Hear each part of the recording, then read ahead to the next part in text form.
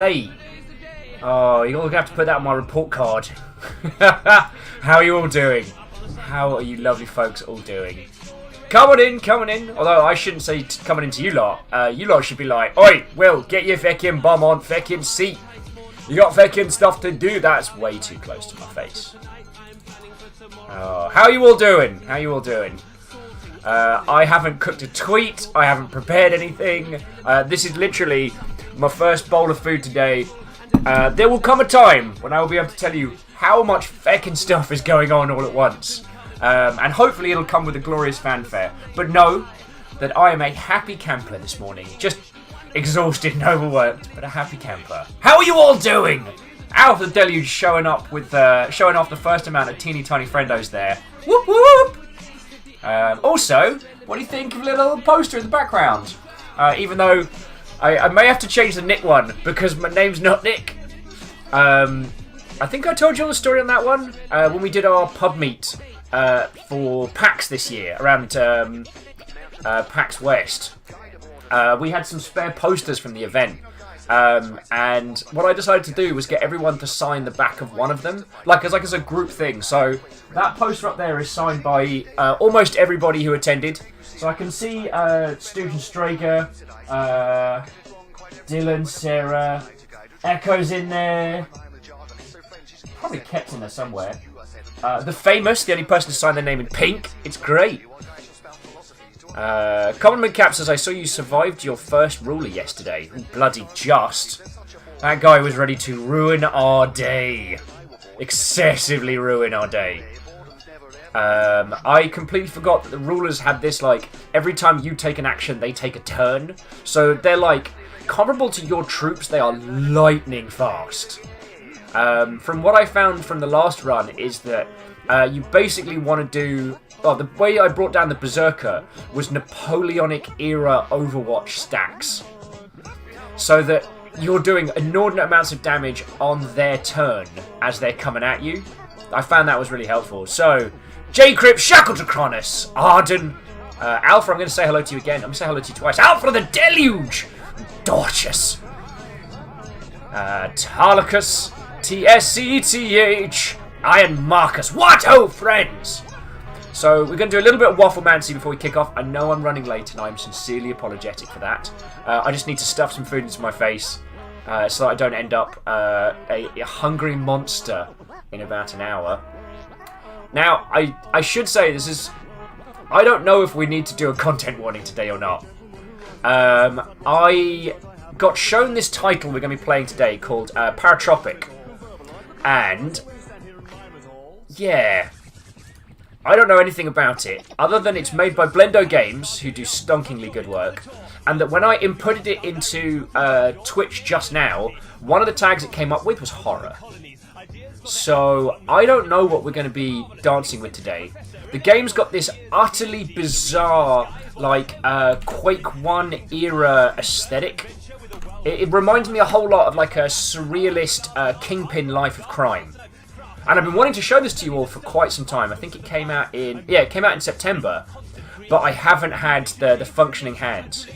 Tar asks if it's a metagame. Knowing... I don't know is the answer. I don't know. So... that's all I can say, yo. Oh, jumping back in, so I'm Marcus says, also, I'm not surprised because I know he worked with Gearbox, but the first time I watched Mikey Newman's Fifth Element video, I hadn't realised he threw in a picture of you two hanging out. Yeah, that was back when Mikey was still games industry side, and I met him when I was working for Improbable, and he, even though essentially I was at that E3 to be one of those middleware salesman types, he was so lovely to me, and... the dude is excellent people. That can't be understated.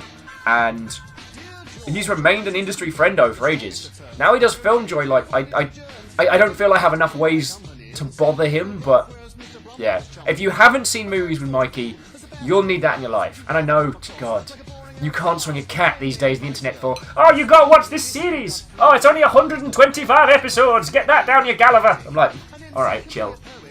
But... you'll notice that Mikey's Mikey's philosophy around the emotional impact of art has framed a lot of how I talk to you lot. Games are important. Conker's Bad Fur Day, if it matters to you, is an excellent game. And there are things that it does right, and there are things that it does wrong. And we can talk about those like grown-ups, yo. But what's important is what it's trying to do. Chrono Haran Watto! And Tyle's saying Filmjoy is great. It bloody is. Also, Mikey used to work with Chris Straub, who is also phenomenally cool people. But that's another story. Beadora says, guess who found Wi-Fi? Is it you, Beadora? Is it you? Dorcha says, so we're scaring you with bits. I mean, okay. Well, group decision. Do we want to do rules for bits? And if so, what should be the minimum bit amount? Because we did it for donations, and donations is kind of like, yeah, donations is as and when. There's no tiering bands in donations, but with bits, it's pre-tiered, so I'd need to go through and configure a little bit. I still haven't tweeted, by the way. I don't need to do that. Beador says, guess also has no roommate. Nice. Got the gaff to yourself. Fill the bath. Turn up the feckin' stream. Make sure that your phone is safe distance away from the bath so you don't electrocute yourself. And go from there. TSCTH is asking, are you going to play Atomic Heart when it comes out? Heckin' yes to the heck yes, I'm playing that when it comes out.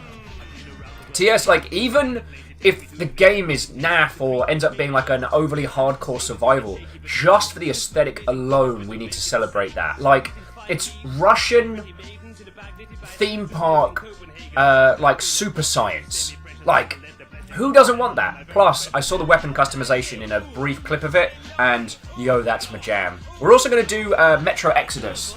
That's probably going to be our next big day of release game. And yeah, now my hand's fixed. Now that we have subs and bits and all the cool stuff, like, we're gonna...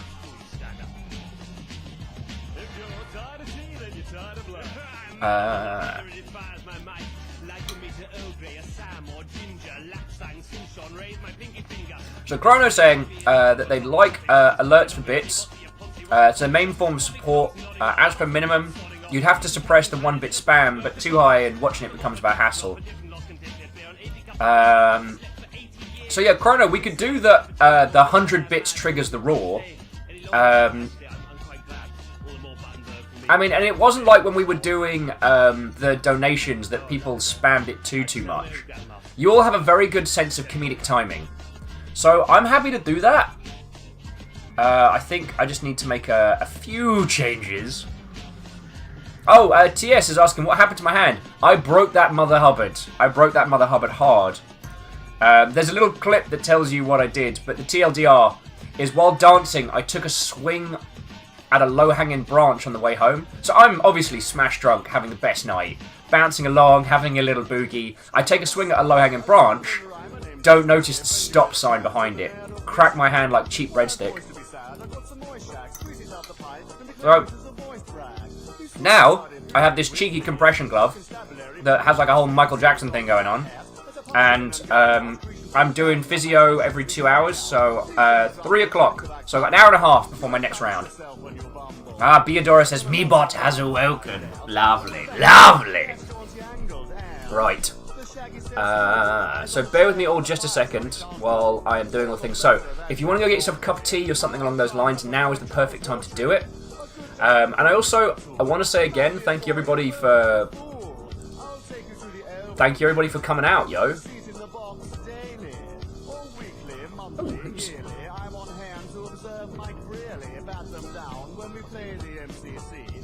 who's this Jess? Sorry, I just need to cook a tweet, so...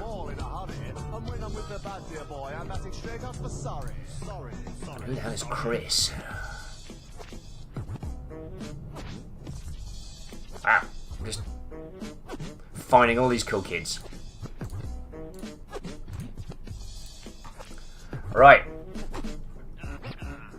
bear with me a second. I'm just going to cook a tweet, stuff some rice into my face, and then we're going to get going. So, Equalbo, Dr. Pepper Pepsi Pungay, Isacrid, Tenwin, Shackle Draconis, who have I not said hello to? But Beadora properly. TS, all of you. What ho, friends, and welcome. Today's game is going to be weird. Really weird, with possible horror tones. So this is your content warning.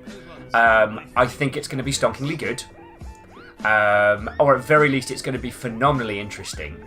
I'm looking at this, one of the lead devs on it. And one of the things that I find on Twitter is the followers I know. The top followers I know that it shows me, that is usually my indicator of the quality of a title. And I'm seeing like people from Fallen London team. I'm seeing some indie peeps that I know do heckin' good stuff. So, yeah, we're going to take this. We're going to take this to the next level. Tenwin saying, Warframe, Warframe, Warframe! Has transformed into a Warframe zombie, tries to greet Will. It's all good, man. It's all good. I'm glad you're having such a good time with it. I'm sorry if I came off as a little stiff in the other ones earlier in the week. This week has been very busy. Very busy. But we should hopefully feel the victory, feel the delicious delights of it later, probably next year, but this is me doing the long-term planning thing, but that's another story. Dorcas says, sounds more like a kestrel spleen. Nice. Oh, I Marcus says also thanks to the clip. Never did find out what happened because I was on a business trip when it happened. Hey, I Marcus, I'm just happy in town we get to hang out with you. You know what I mean? Right, let me just stuff my face. Cook a tweet.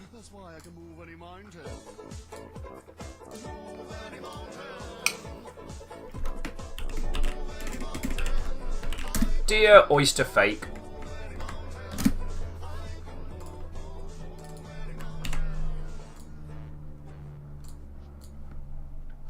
Dear Oyster Fake at Forge Amnesia.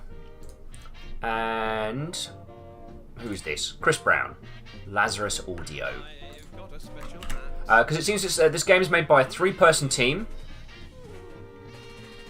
Oh. Right.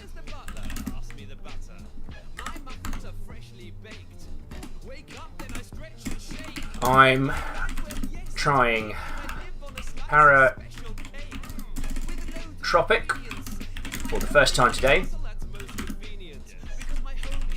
And I've no bloody clue what to expect.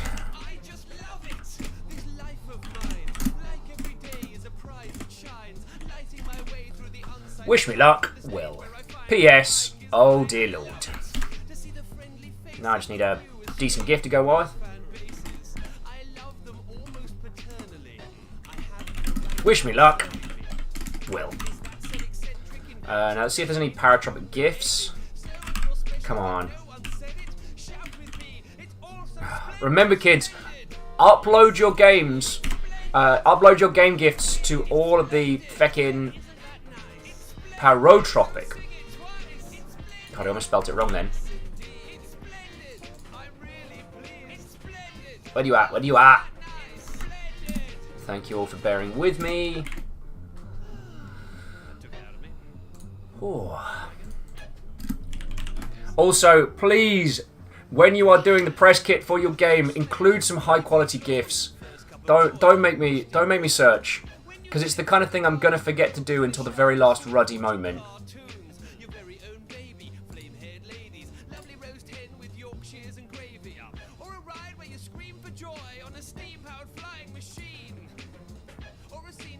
Alright, there's one GIF out there. Come on! Come on, there's got to be something cool. Give me a good one. Give me a good one. Nah, what's he got for me? Alright, so join back into chat. Tenwin says they're amazed how much fun the hoverboard is. They can't stop going around doing tricks and farming rep for vent kids. Hey, Tenwin, like, you're talking to someone who lived and breathed Jet Set Radio for the longest time.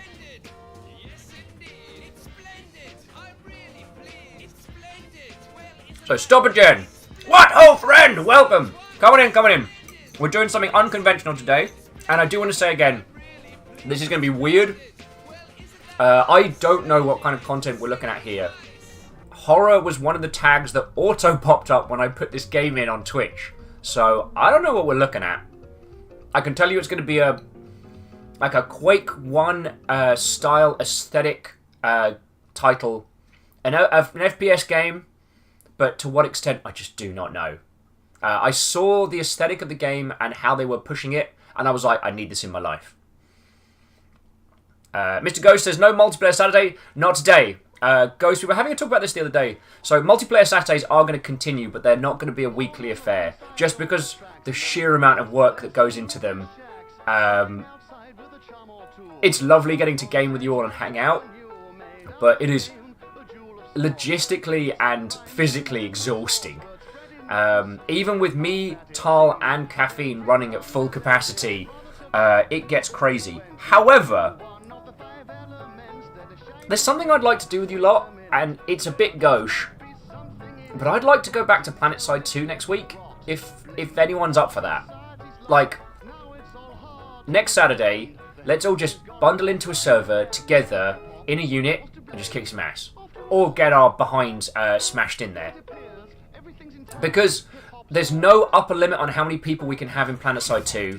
I know the client-side authoritative stuff gets infuriating, and I know it is not the most balanced game, and I know it is utterly ridiculous when you're on the other side of getting stomped. But, yeah, let's do a galaxy drop. Let's fly a sky whale across the skies and careen ever onwards. So, yeah.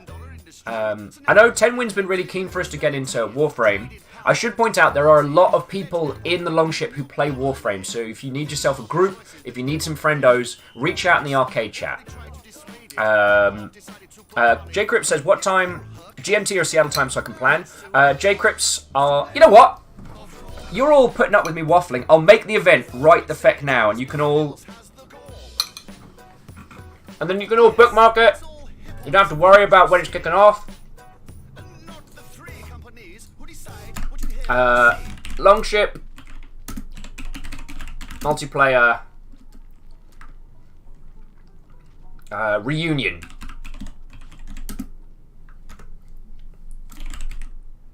Planet Side 2 Mother Hubbards. I still amazes me. Oh! What was that?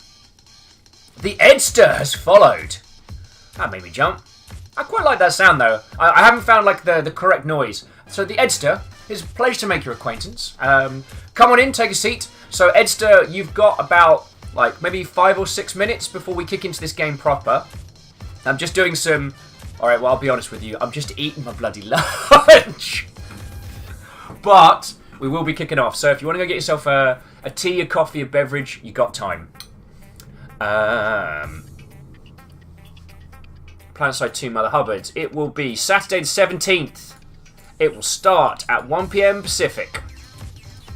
And we'll probably run till... Yeah, we'll run till 6. So we'll do 5 hours, PlanetSide 2. Because the thing that I always dislike with some of the multiplayer games is how we work out how many cool kids we get to have in all at once. And... You know, that's not how we roll. I like hanging out with all of you at once. Oh, come on. How do I not have some, like, PlanetSide 2 memes pre-cooked? How will you ever forgive me all? I do not have pre-cooked PlanetSide memes. I've got some Battletech ones. Jesus, I've got like 8 urban mech jokes. Like, just ready to go, but no PlanetSide ones. How will you all forgive me? PlanetSide 2 meme. There we go.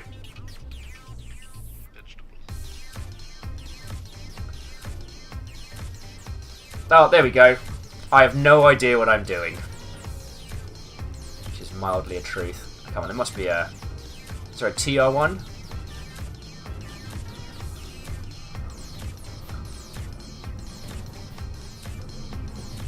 Nah. Right, let me just quickly update that. And then if you want to join us for PlanetSide 2 next week, jobs are good. Okay, PlanetSide 2, November 17th, 1 PM. That's one of the things. This is why I love. Oh, you can't understand. You can't know how much I love the event system in Twitch. Because as someone who used to work in New Zealand, working out the feckin' dateline and where everyone was going to be and what's going down. So I've dropped that in chat. If you would like to join us, just favourite that. Make sure download PlanetSide 2 and then run it, because it not only downloads it from Steam but then does updates past that. So there we go. Oh, iMark says that'll be on their birthday. That is quite neat. Yeah, Beadora, local time for the win. Because I was in... Whenever I do a press release or an announcement or a tweet or anything from New Zealand, it would be all over the feckin' place, like... And it would ruin me. And I kept getting messages from people being like, yo, how come the timings are wrong for this one? I'm like, not only am I trying to translate several different time zones together, but I'm also ruddy trying to get the fecking dateline to work. Because if you were in like US that way, then you might be the next day. But if you were the other way, then you might be the same day, or you might not, depending on when. And I'm just like, why are you trying to? What are you doing to me? What are you doing to me? Oh, I'm also specifically picking some cheerful music now, so that when stuff goes down, I can kind of set it off. All right. Tenwin saying would still adore to see you play Warframe. See, Tenwin, that's what I'm thinking of doing, but I need to catch up so that you all don't have to revisit the old content. Like, the amount of content in Warframe is amazing, and it is by no means a bad thing that there would be so much for me to get through to get to the point. But I would need to get to the point.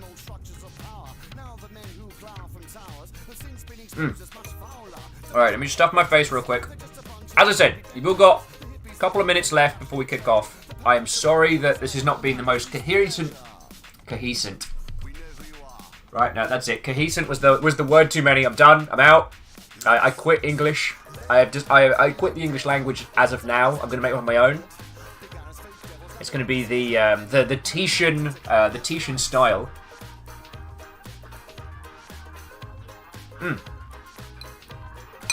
That's a completely weird tangent. Bunch of friends I used to hang out with use the term Titian to refer to gingers all the time. And it made sense in the context of the group that I was hanging out with. But since leaving them and going around the world, not only have I never met anyone else that uses the term Titian, I can't find the correct spelling of it on the internet, so I have no idea what it means. Also, Miyaki Sakura, PC Nixby, Cryo Sticks, if I didn't say it already. What, oh friends! Welcome, come on in.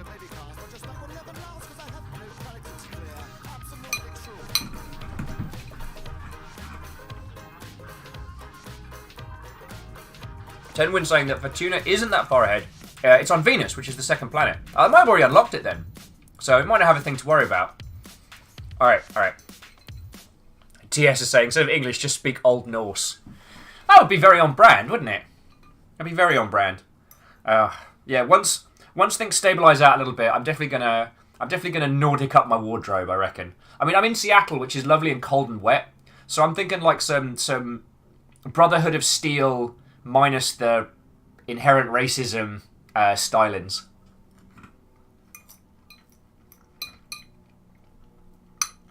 Say what you will about Fallout 3, but those were the good Brotherhood of Steel. Fallout 4 Brotherhood of Steel. Oh boy. Oh heck. So one thing I wanted to talk to you about. Did you all see this fecking, Chicago has implemented an online entertainment tax. This thing's fecking nuts. Check out, if you haven't seen it, check this out. And also, might be the death of, not death. That was very hyperbolic and I apologise. Alright, so I've dropped it in chat. So, basically, the city of Chicago has implemented an amusement tax on all online streaming services. So that's Netflix, Spotify, I don't know if Twitch counts as that. But that also includes services like PlayStation Plus and PlayStation Now. It doesn't cover digital purchases, which is very strange, considering. But yeah. What scares me about this is I hadn't heard anything about it until today. Like, no one has spoken about this. This is like the taxation of digital goods in a really sinister kind of way.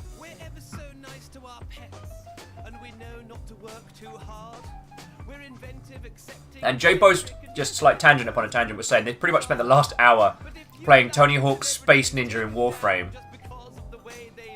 So...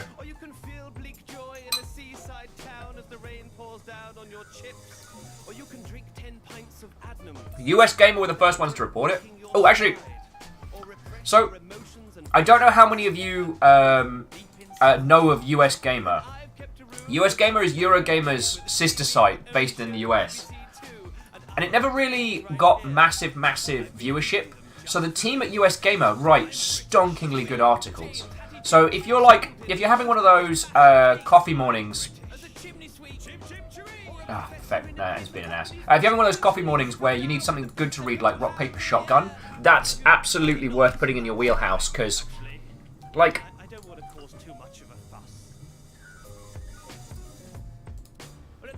When they kick out the jams, they do excellent journalistic work and excellent writing work. I wholeheartedly recommend them. Yeah. TS saying Eurogamer are the best. Yeah, they are. Bertie and crew represent! I've had the absolute privilege of knowing Rupert Lohman, Bertie, and a bunch of the Eurogamer crew for some years, like intermittently, and they've always been lovely to me. I've invited them on the show a couple times. I haven't had much luck, but now that Rupert's less busy, Gamer Network is now part of ReedPop, so I'm hoping to get him on the show, because, yeah, Rupert's story is a really good one. Like, he made an inordinate amount of cash on a video game site, and he used that to make more video game sites and more media, and then he grew his empire by helping and representing video games and then doing events. Like, the Gamer Network empire was brought up by a guy who just fecking loves Quake 2. Like, I don't know many other people who walk in the same circles that Rupert does, who can match me beat for beat on a Quake 2 Insta-game. You know what I'm saying? Oh, GC's saying that they were in the same WoW guild as Bertie at the beginning of that game. That's fucking great. Bertie, or Robert Purchase, is often referred to as one of the few good investigative journalists in video games. He consistently does deep dives into very serious topics and full studios, but with a proper journalistic approach. Aside from the Riot deep dive and a couple of standout articles on Polygon, like, I don't know another journo that consistently does that. So yeah, Termwin saying, by the way, well, the fact that Destiny goes free to play and the sale of the expansion the same week as Warframe and Fortuna comes out, coincidence? I think not. I don't know if it's directly in competition with Warframe, but everyone's been eating Destiny's lunch, and I think that they're giving away the base game free and then charging for expansions is a smart business move considering Destiny 2's thing. But I feel like we chatted about Destiny 2 a lot yesterday. And as Tal said, they are also great people. Beefadora says, any true journo surviving today is worth kudos. Any true journalist, absolutely. There are a lot of individuals that work in the gaming press and gaming media space who...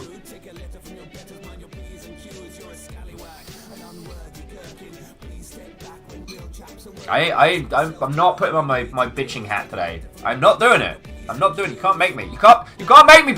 You can't make me, Beadora. You can't make me.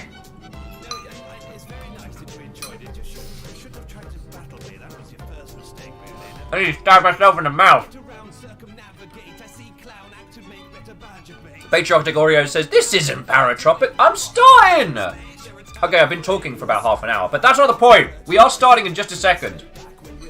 But Patriotic makes a very good point. We should kick this off. And consider this a blanket content warning. There is probably going to be some horror elements. There is probably going to be something unsettling about this, maybe at a metagame level. But if you need to tap out during this, I bear you no ill will.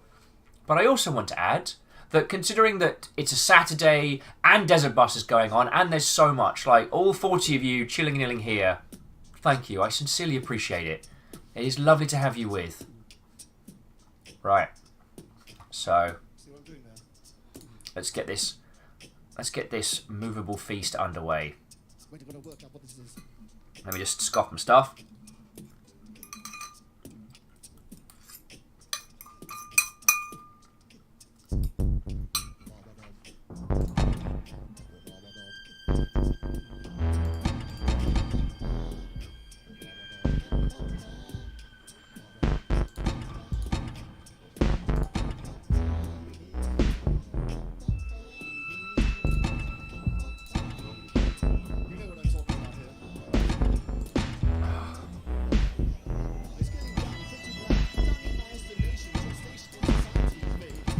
Sorry, this is going to take a little while.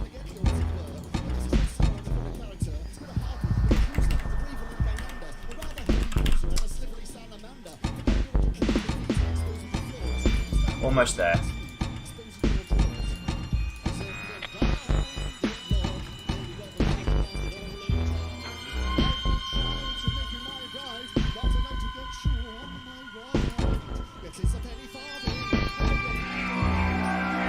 What is 1920 by 1440, you mother hubbard?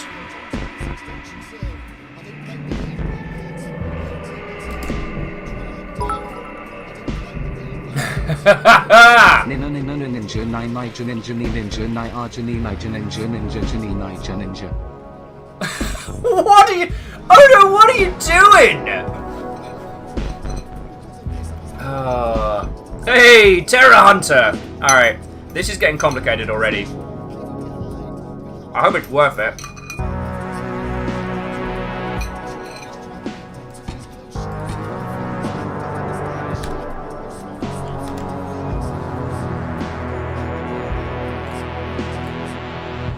Sorry, there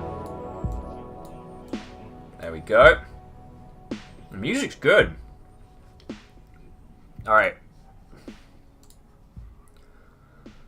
Right, let me make sure there's nothing heinous going on in the background.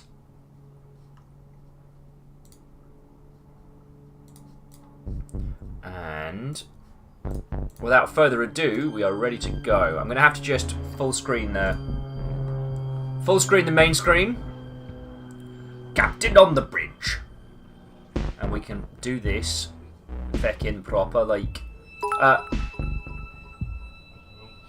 I'm here. It's a miracle. Terror! I'm really enjoying Welsh Guy. Terror Hunter, thank you most kindly. And Terror Hunter and Great Odo, thank you both. Here we go. There we go. So this is what we're looking at right now. No, this is not the graphics gone wonky. This is what we're doing. So, oh, hey, 10 win. Thank you kindly. So, speaking of nice people, the Warframe developers. Just saying, they're some of the best developers for a big game that I've experienced. Just saying. I think that's a fair thing to say, dude. And they've been absolutely... I really want to continue supporting them as a group of cool kids. You know what I'm saying? Again, if you haven't seen the no-clip documentary on Digital Extremes about how Warframe came to be, like the story behind Dark Sector and how they nearly... Stop that incessant clicking. J-Crips, you fucking legend! J-Crips, thank you kindly. And Terror Hunter, enjoy your subscription and your tiny friendos! What-o. What-o.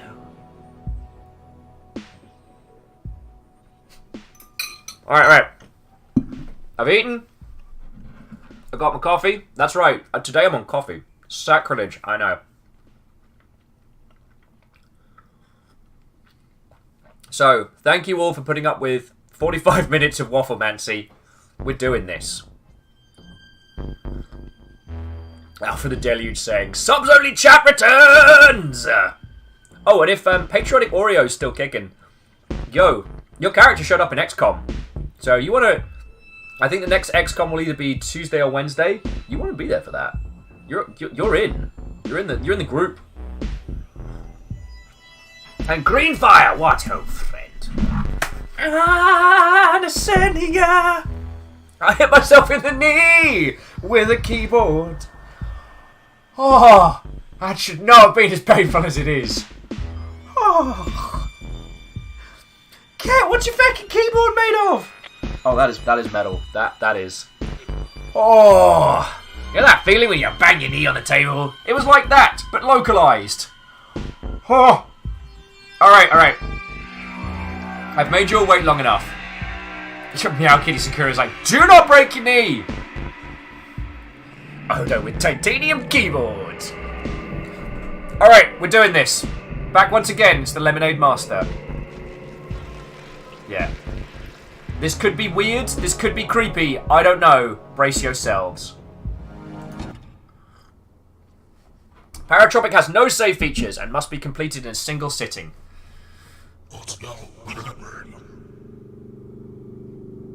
Wait. You have an enemy, friendo. Jesus Christ! Alright, I guess we're doing this. What? We got a call about you. Uncleared goods, they said. Oh, I can move around. I don't know what you're talking about. Who said? Right, I'm sure we can work something out. ... I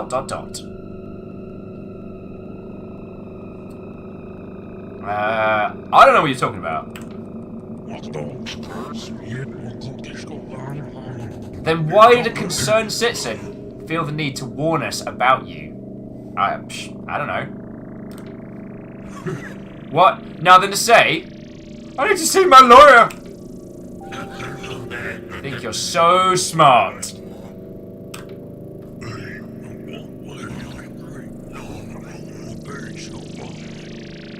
We're pretty full up. Busy all night. No cameras out here. You think your lawyer's gonna stop me from checking these tapes? I don't watch the tapes. I don't see what on them. I'm the bag man. I'm the bag man.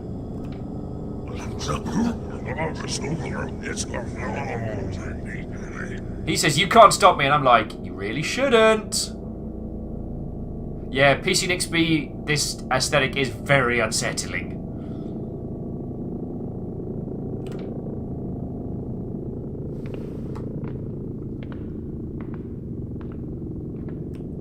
Can't move around yet.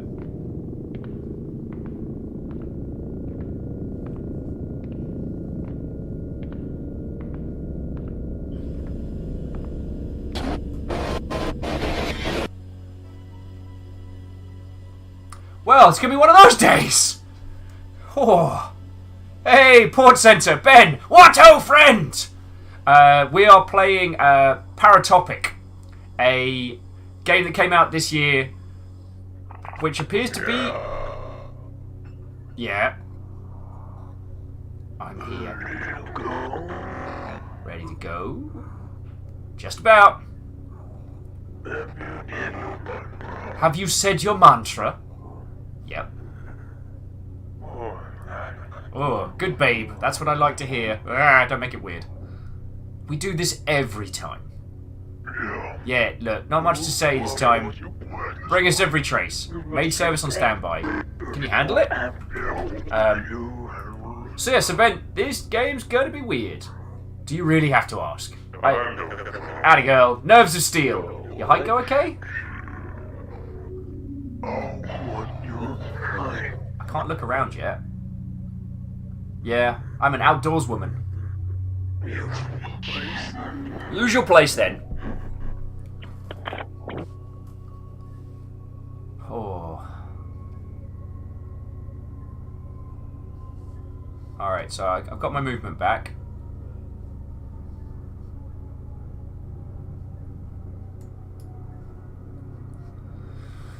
Okay. Yeah, Greenfire says, alright, this is going to be interesting. And I guess it wants me to pick up the gun because it's being very specific about this.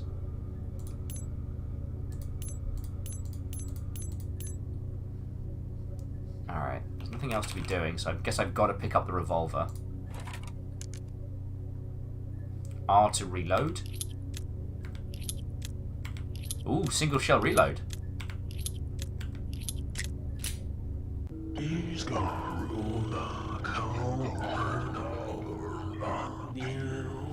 Feckin' hell. Alpha Diddy says, define interesting. I don't know. Terror Hunter says, what in the ever-loving hell have we gotten ourselves into? I don't know, but I guess if this turns out to be the video game version of The Ring, you know, we'll go from there. Also, his face keeps freaking out. Oh, this is going to be a mess. Alright, you will follow these instructions. You will not deviate. You saw what happened last time. You will be professional. Alright, I'm just going to stay quiet. Let him do his quirky, broken face talking.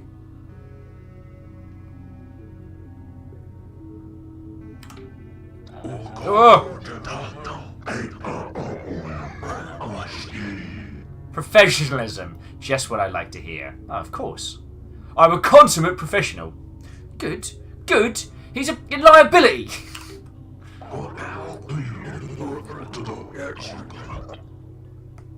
Alright.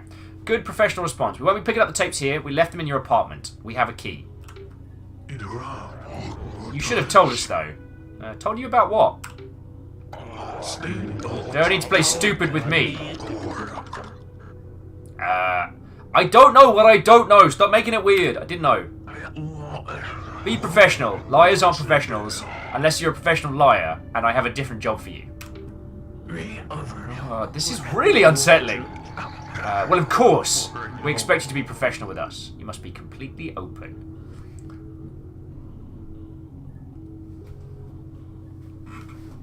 Gil's saying content of graphical errors or intentional creepiness, and as people have been pointing out, like, this definitely, if you look at the way the texture doesn't follow the model, it kind of like bounces and wobbles with it. That's intentional. So yeah. Gil was saying it reminds him of the voices of the NPCs in KOTOR. That's pretty good. J Crip says, how much acid do we drop? I don't know. I guess it depends on how much Terror Hunter and Odo put in those bits. Because, yo, I gobble those bits. Those weren't bits. Those were tabs! Oh, God. I'm sorry, but you knew already. We demand your loyalty and discretion in all matters. Acquiesced. Oh, Jesus Christ! They're like dogs, so sometimes you have to throw them scraps. We've given them scraps to share. Bloody heck.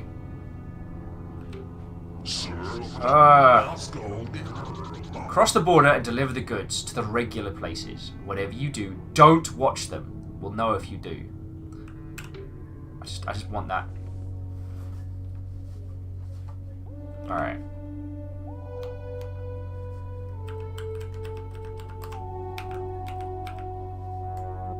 Alright, so I've got iron sights and a pistol, and that is it. I got a slow walk and a slow run. So let's explore.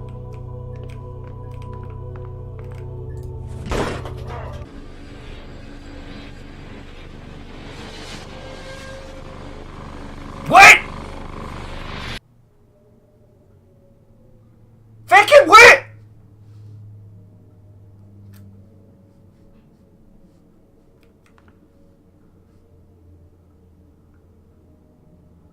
Isaac, breaking into the diner is not professional. Lucian says I deviated. Oh, stubbed out the cigarette.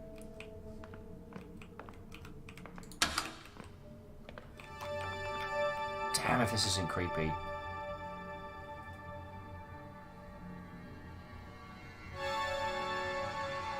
Theodora says I was a lady, no going into the men's room.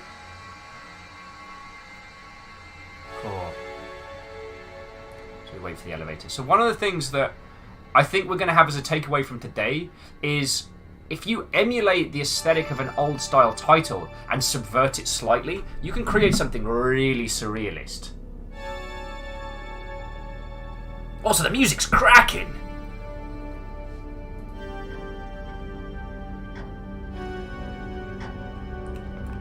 World's slowest elevator? Oh, that's cool.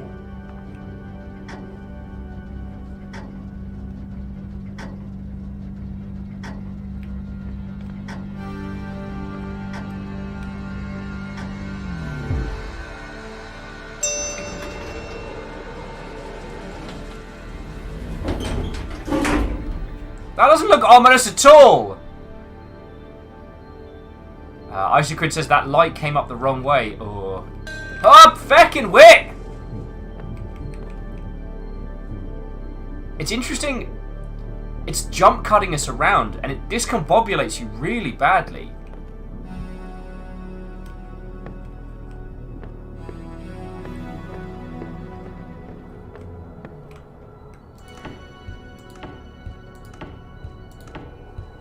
Isaac says they're getting a real Blade Runner feel right now. And I know what you mean. Not in the traditional kind of sense, but...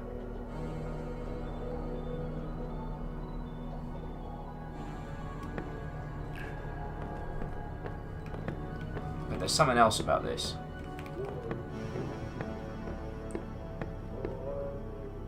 Yeah, Shackled O'Connor says, I wonder, are these jump cuts something we're experiencing in-world?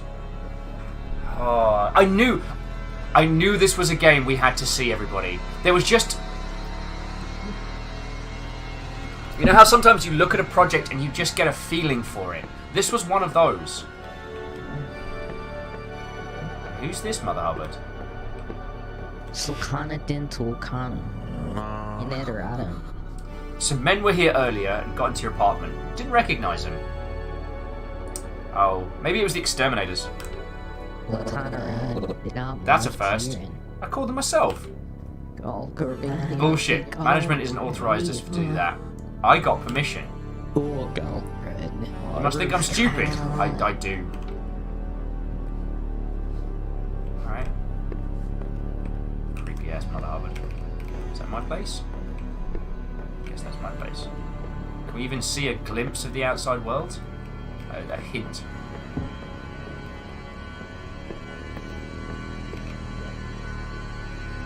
Oh, Tenwin saying, at some point, let's talk about this, the differences between this and the Quiet Man. Yeah, let's. Lamp on.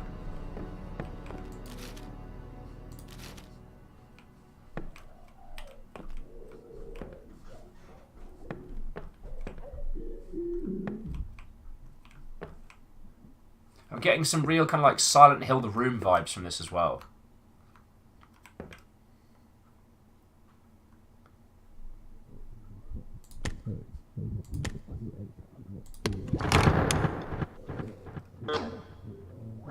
It's tape, isn't it? It's taped, isn't it? Oh, you need something? This person's probably going to have to get, you know... Knock first! Oh, current calendar. Give us a tape. No. Beck you, what's stopping you this time? I didn't know. You don't know heck! And I'm not supposed to. You've always been good to me before. Come on, I'm starving. I really shouldn't. Reckon you don't want anybody hearing about your friends? Can't you watch the one I copied last time? I used it up. It's all static now. We've got a whole lot there. Just one. I won't say anything. So jumping back into chat, Beadora says, let's not play The Quiet Man. I'm in two minds about whether or not we should do a stream of The Quiet Man, because on the one hand, it's not very good.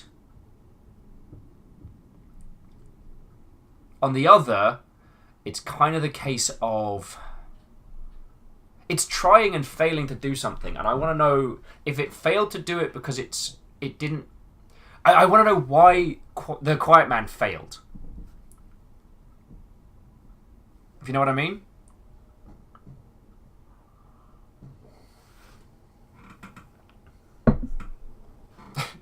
Stu jumps in with, what ho! Caddy hype! And then be like, I need to remember what's on my clipboard.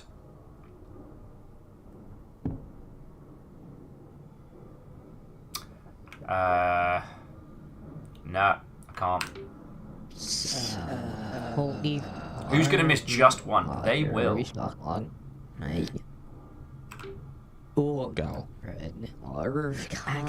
Bram's saying it seems like because they rushed it and possibly were not given the budget needed. See, Bram, that could be the case, but they also said they had this whole like FMV live action thing in, and live action video is expensive.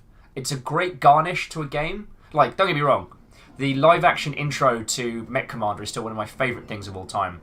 And pretty much everything Tim Curry did on Red Alert 3 is gold.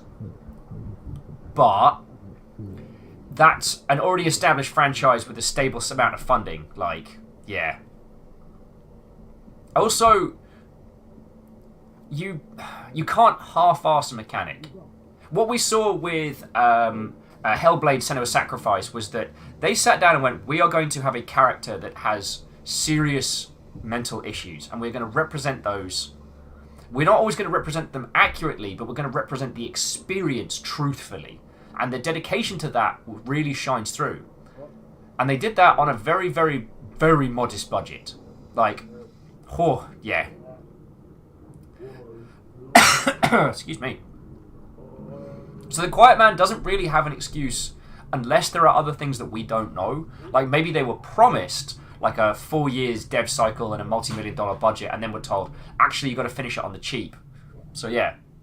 Alright, Shago Draconis says all the FMVs for Alert 2 and 3 are pure gold. Cosmonaut General.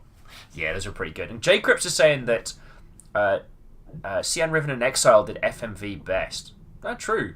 Hell, at some point, I want to go back to CD-ROM games because I don't know how many people here have just avoided... anyway, sorry, they found out last time. You still owe me. You can't change my mind. Oh, current calendar. I will. Oh, feck it! Oh, crud, I'm actually driving. You work. So, we'll call him and see if you're from. Yeah. Good to have back. I promise I'm not getting on Desert Bus's turf here. But if we catch the bus and overtake it, I want you all to wave out the window at him, alright?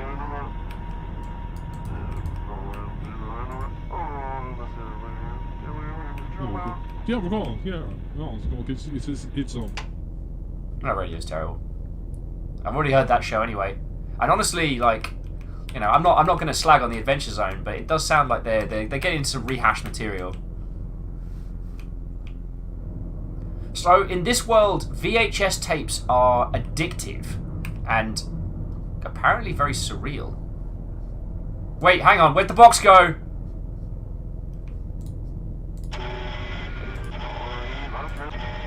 Oh, cool, I found the music channel. Where'd the box go? Oh, I'm in so much trouble.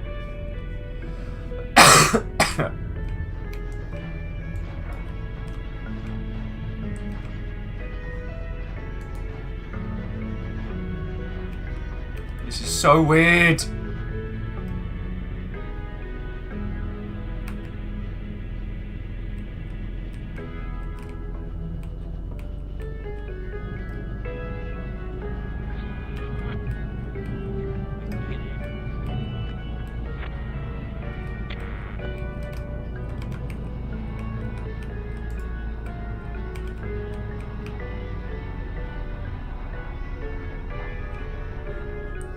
Where'd the box of tapes go? We are so...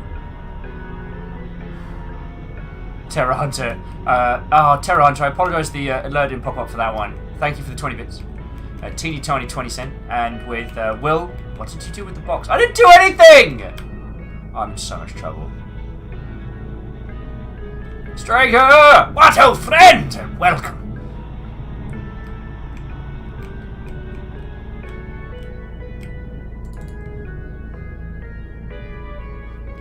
That wasn't there before, right? I'm just going to keep an eye on it in case it tries to do it again. Yeah. Yeah, I got you. I got you, Box!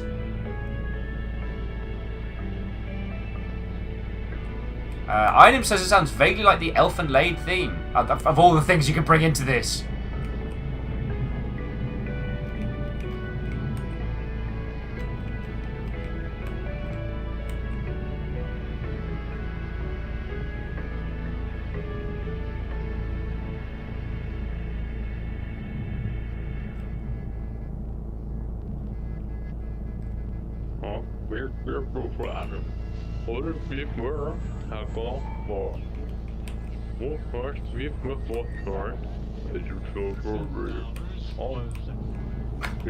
Ice cream with like everything is Soma. I mean, okay.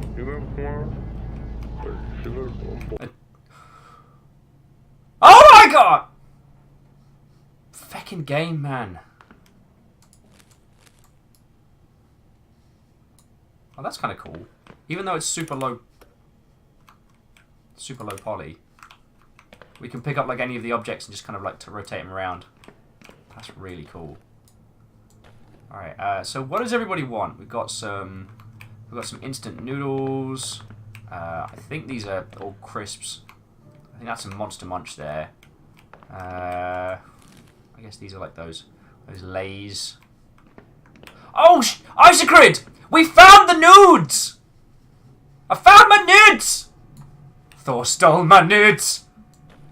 And I found them back. I only had to jump into this surrealist nightmare to get them. They have our nudes. Item says, just watch the videotape for proof. How about... No! Whoa!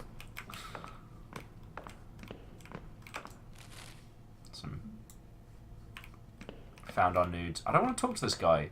I'm good.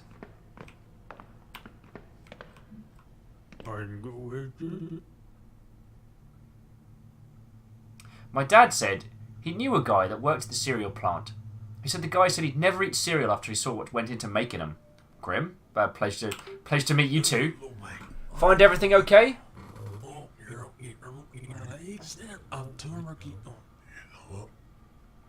I need somebody to keep me awake. Yeah, we got 12-hour Spitefire, Beelzebub, and Auntie M's Old Remedy.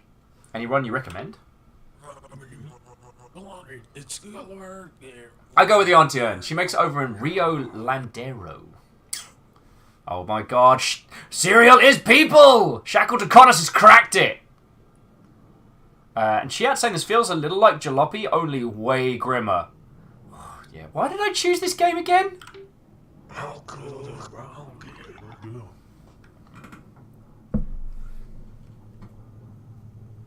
And where's the nearest place to eat before the border?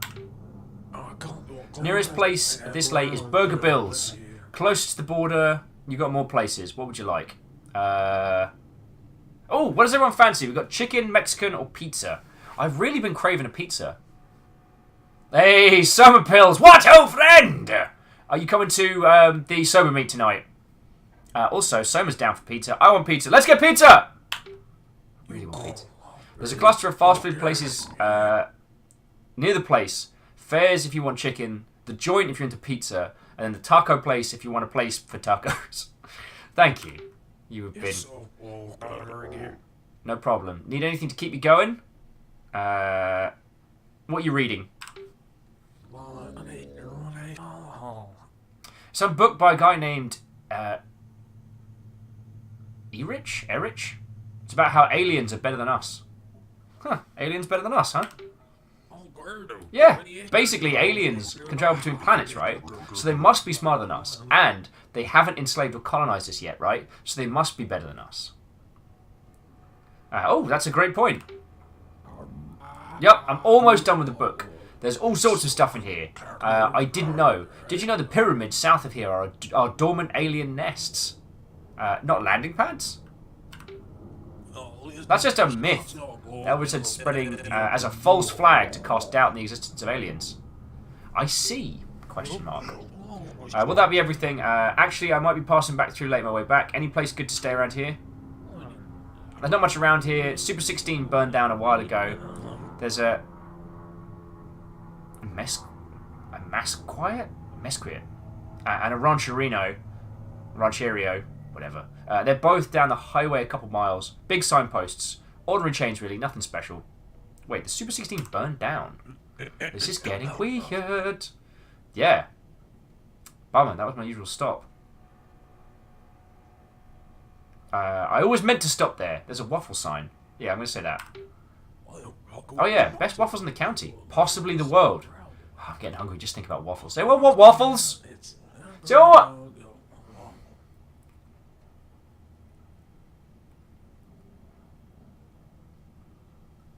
Well, it ain't waffles, but you can buy 4 ounces of jerky for $10. Local deer, that's a steal. Terror Hunter with the waffles! Terror Hunter wants waffles.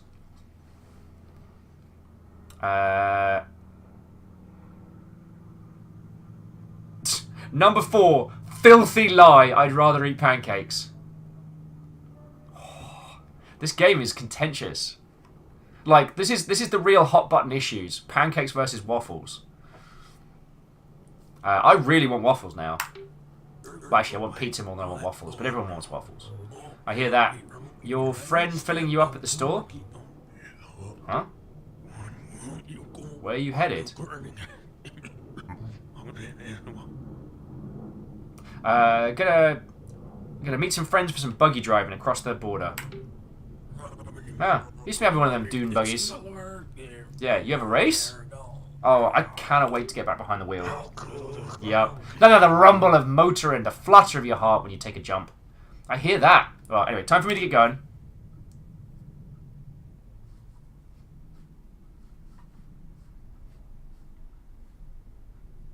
God darn it, game.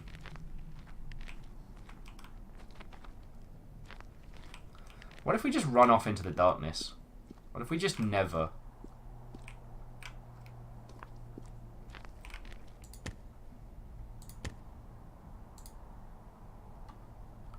Alright.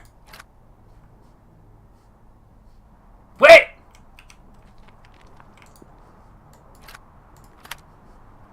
Well, that's cool. Let's get a shot of that. And a shot of that.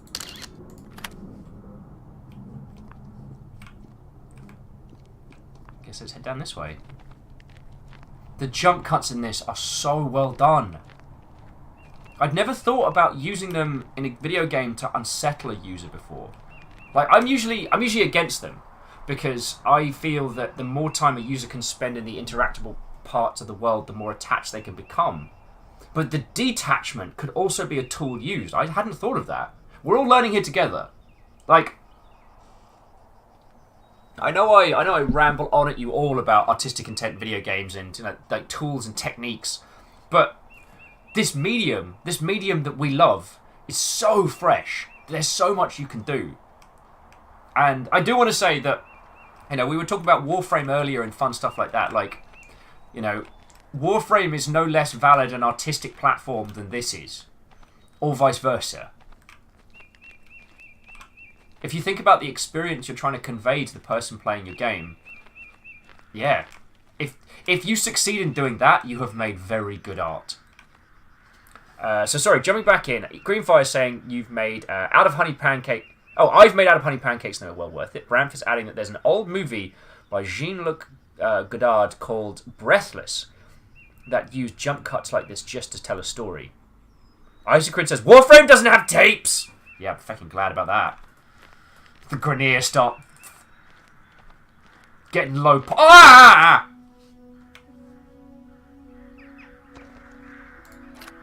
Oh, I missed the burb. Alright, there it is.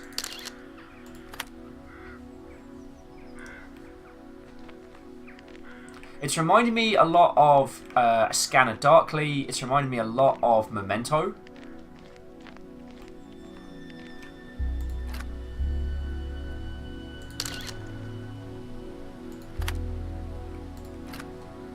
Oh, that's cool. So the targeting reticle lets us know when we're getting the thing with Mena.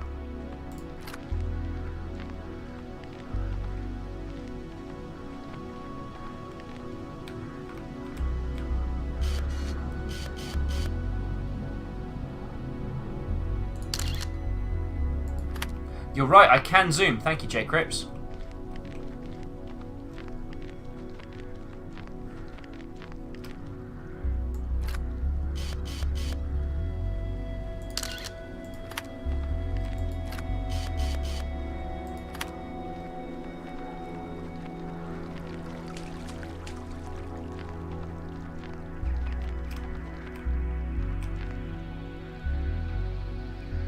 Greenfire is saying, wait, why is the Nation Sea Monster not for jump spooks?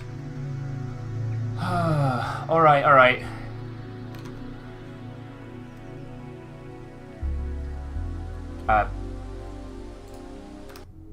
Bear with me all just a second.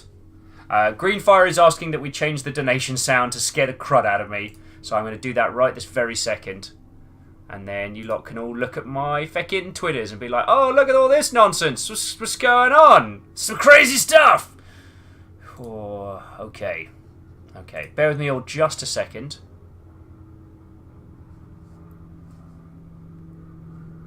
This will be just a moment. Okay, so we'll change the dramatic duck to something vaguely terrifying. Or maybe not something terrifying, maybe something ridiculous.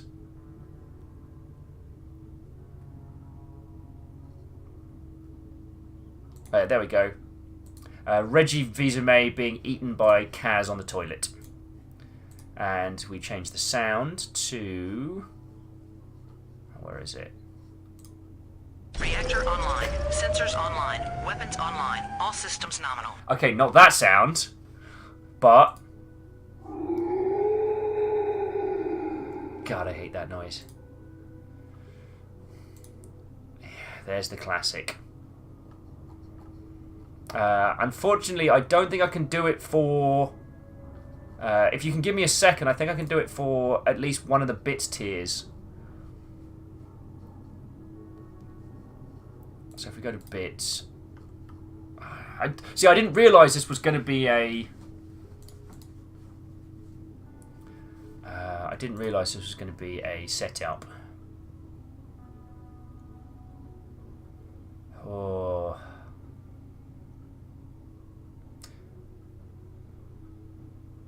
George just says, oh, we're playing that new Twitter game now. Yeah, it's off the chain. It's off the chain.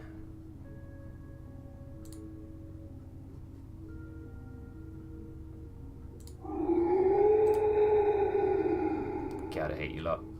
I love you in equal measure. Alright, so if you donate between 100 bits and 1,000 bits, it'll do it. And for everything else, there's MasterCard.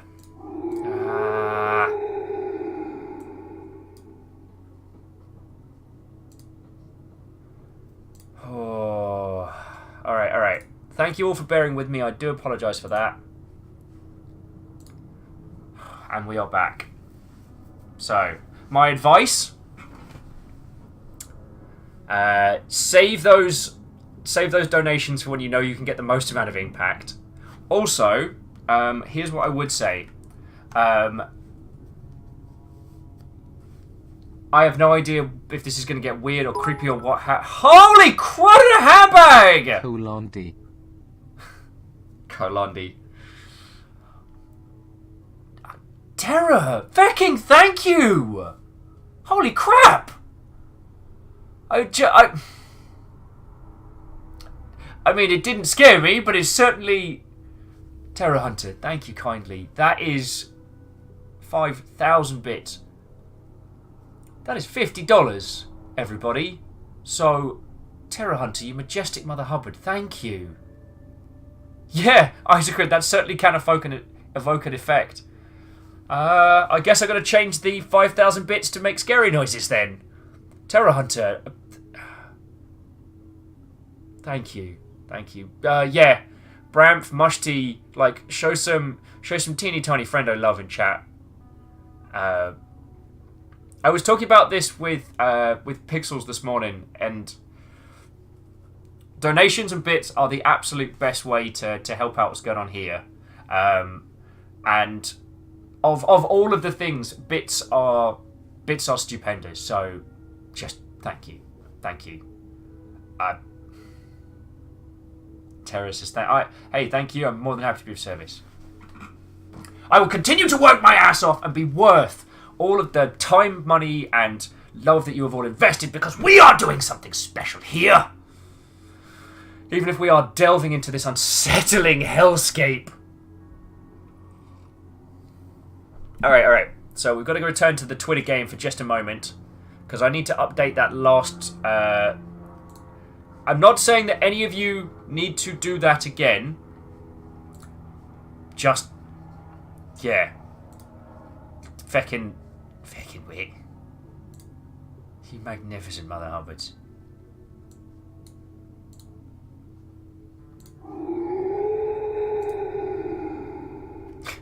Beadora says, let's watch the actual sunset a while. That would be nice. That would be nice. Okay. Monster noises have all been set up.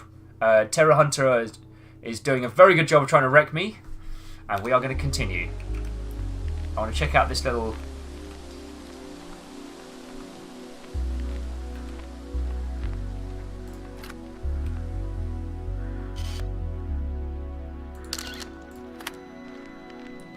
By the looks of it, we need to get 6 photos of birds.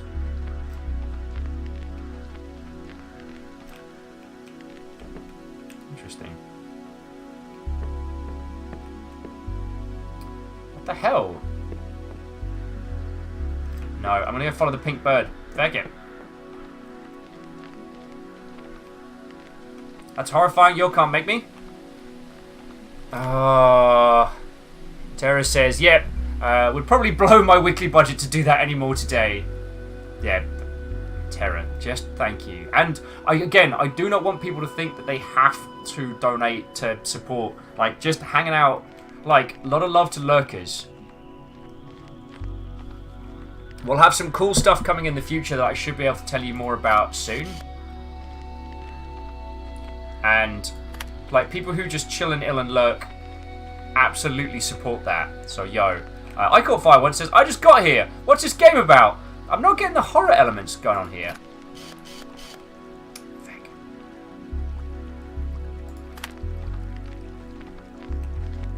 That's the shot. Terrorheads, do I see an activate Windows prompt? Yeah, we got the same bug that a bunch of people got this week, which is where Windows starts telling you that it's not been activated. I haven't looked into saving it, but yeah. Bram says lurkers, he says, to an almost subscribed chat. Well, you know what I mean. You know what I mean. You know, there are almost 50 people chilling and illing and watching us here. As soon as that turns green, your shot is feck!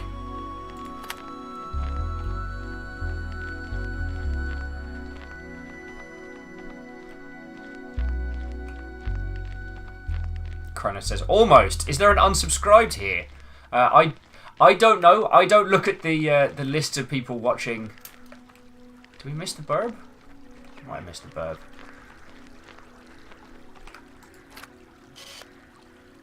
Oh, feck!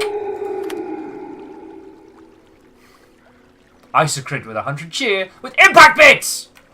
Asshole. Love you, Isocrid.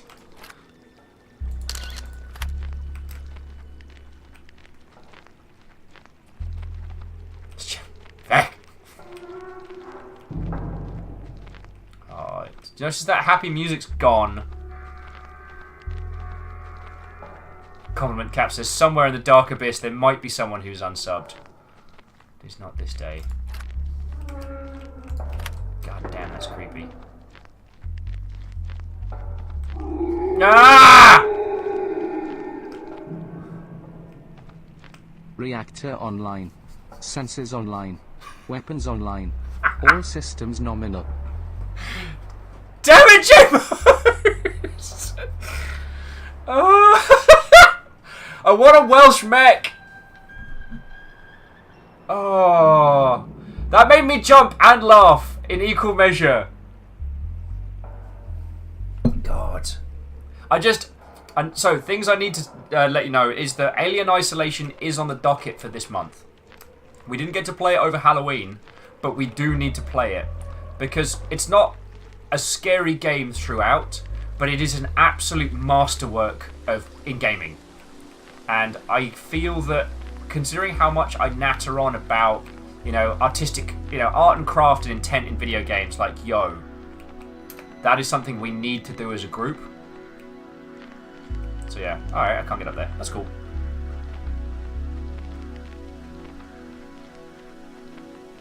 Beater says, I find it so weird with a game so well made. Yeah! Feck! PC Nixby with 200 bits saying, what's occurring? Oh, so, I guess to those of you who just joined us, we are playing Paratropic. We appear to be a VHS smuggler, and we're smuggling tapes across the border.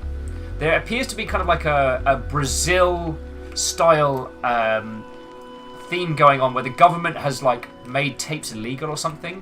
We are being checked up on by some seriously heinous individuals. And it is our job.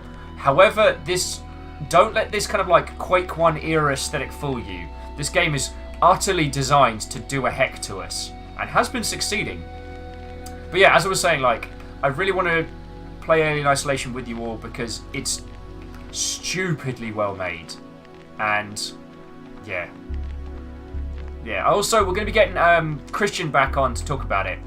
I don't know what projects Christian's on, but he has done... he also did a little bit of a stint on Overkill's The Walking Dead. He's now at Sumo Digital, I think. Like a lot of us kind of coming out of the AAA space, you know, sometimes it's hard to find that right fit, you know, that developer you've always been looking for. Right, so 2 cans of beans in the bed. Let's do this. J Crypt says, sadly I won't be watching that game. Isolation does it for me. I know, I understand. And J Crypt, that's one of the reasons why, for the schedule, we've been stacking things. So, we don't play the same game for a week and then move on to the next one, because sometimes people can't watch, sometimes people don't want to watch. Because my good buddy Fred has vertigo. Like, Tenwin with 100 bits saying, Warframe, cool the air, the water flowing. Hard, the land we call our home. Push to keep the dark from coming. Feel the weight of what we owe. And I still think that when we finally form a decent games industry union, that is actually going to be our chant. Someone told me the other day that chant is about a bunch of people who are like all in prisoners in indentured servitude. And I was like, have you seen Rockstar? Zing! I can't click with this handle, so that was painful.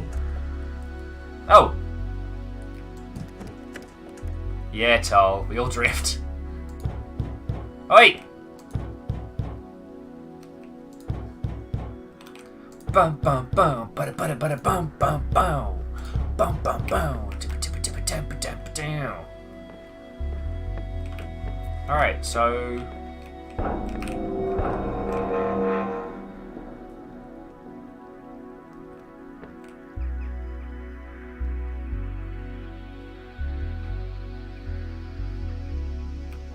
Feck.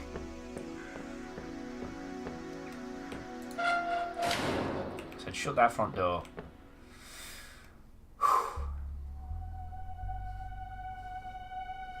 Ah! Feck! Feck! I knew I was going to regret this.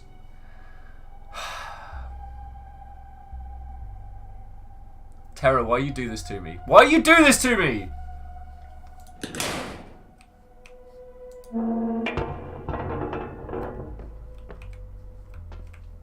And we all lived.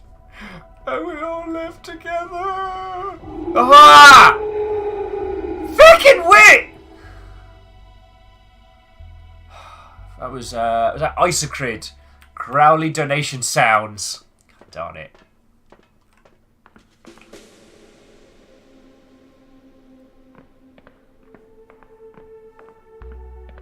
Back in this game. Ah! Fuck! Welcome aboard, Captain. All systems online. I apologise, I still haven't tweaked the text-to-speech yet. At the moment, I think it triggers at 500 bits, but I will change that. But honestly, like, you'd have to really try to beat the Reactors Online, Sensors Online one. Oh, I don't want to go in there. Ah! Isocrid with crap! I meant to type Growly Bits, cheer 100. Oh, Mush T says, do we need a feck counter? Or... This is going to get worse before it gets better. Like What even is this? This kind of reminds me a little bit of, I think it's called Eldritch. It's like a roguelike.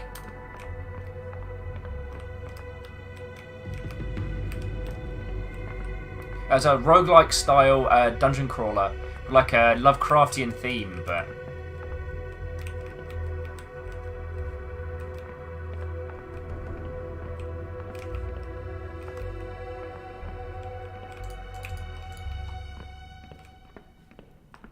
Okay.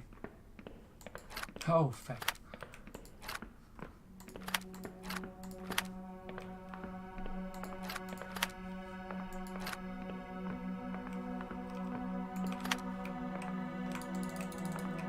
Interesting.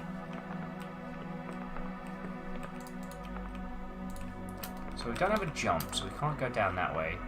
Is that a barren sheep I see before me? Barren sheep, what old friend! And Bramp said, oh. Shit, why? Barren sheep, we've turned on the spooky noises again. We're playing Paratropic, and I don't know how spooky or how messed up this game's going to get, but it's just like this Quake era surrealist. I don't even know what the fuck we're dealing with.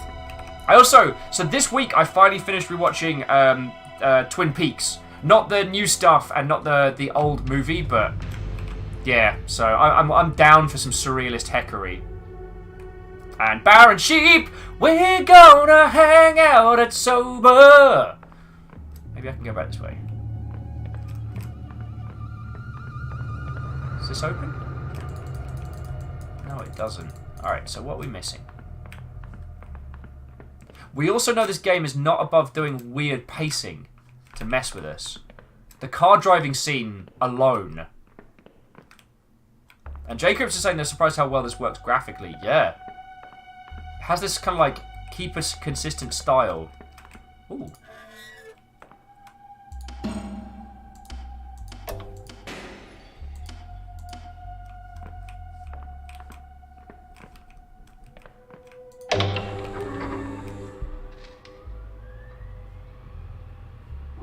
Ah!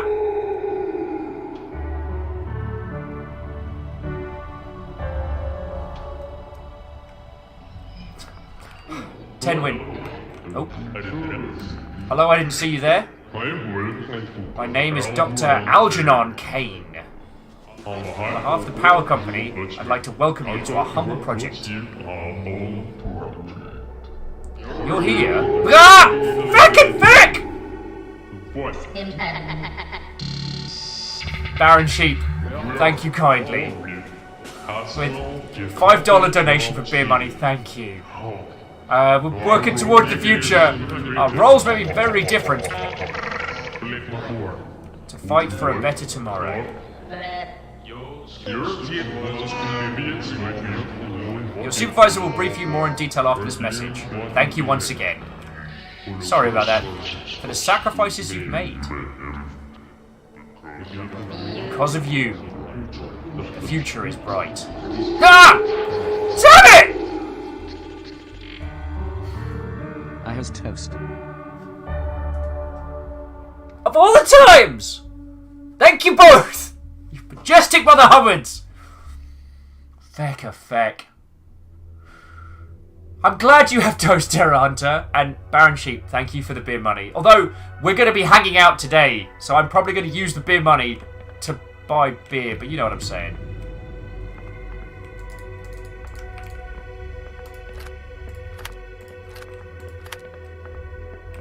Did I do it?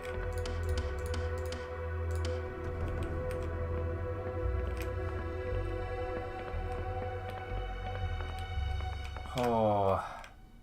Tenwin says, nothing to say about my awesome screen cap. I can't look at it at the moment, Tenwin. This game isn't the most...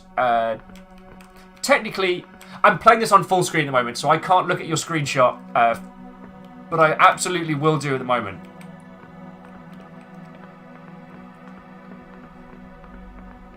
I guess we're heading back. Tenwin said it's on Discord in Arcade 2. Nice. Well, to be continued then. And I am very glad that you're enjoying Warframe. I guess.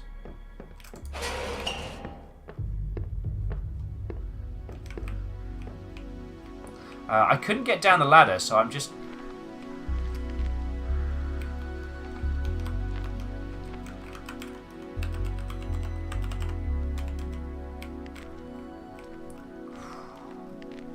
Sorry, we'll just hang out up here for a bit. It'll be great. It'll be great. Take some crow photos, or as I call them, crotos. Yeah. It's a great croto. We didn't manage to get the pink croto, but, you know, I can only do so much. Yeah. Firewatch, eat your heart out.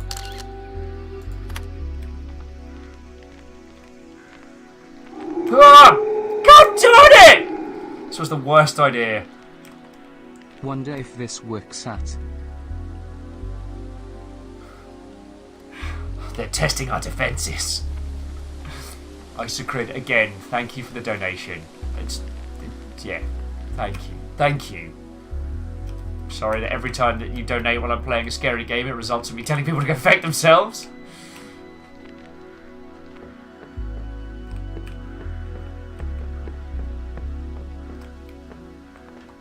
Alright, maybe it is down here more.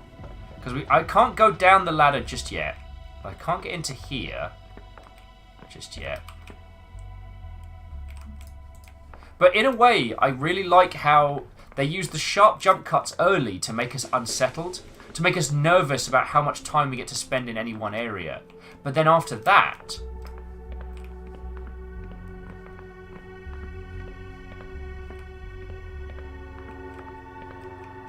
And then after that... We can't go down the hole. We can't go down the ladder. At least not yet. No! Back and back! At. At. You bastards. Oh. Don't ever change. Don't ever change. It worked. Oh, so I'm just going to take a moment to breathe. Beadora says, I sincerely believe you are smuggling, delivering those Mission Impossible tapes that self-destruct 3 seconds after watching. Well, so one of the things we know is that our neighbour is hooked on VHS. And that they had a video that they were watching, but now it's all static. As if to imply that by watching these tapes, they somehow degrade. And I am saying, so, does everyone have the down low on what this particular lo-fi visual style is going on? We'll reference FMV CD games, but shooting roughly like 12, 16.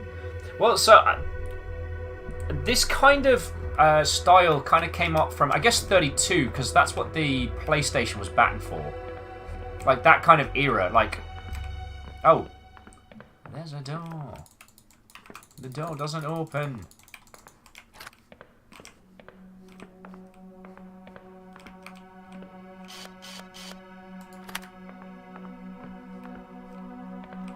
I guess we've done everything we need to do in this area.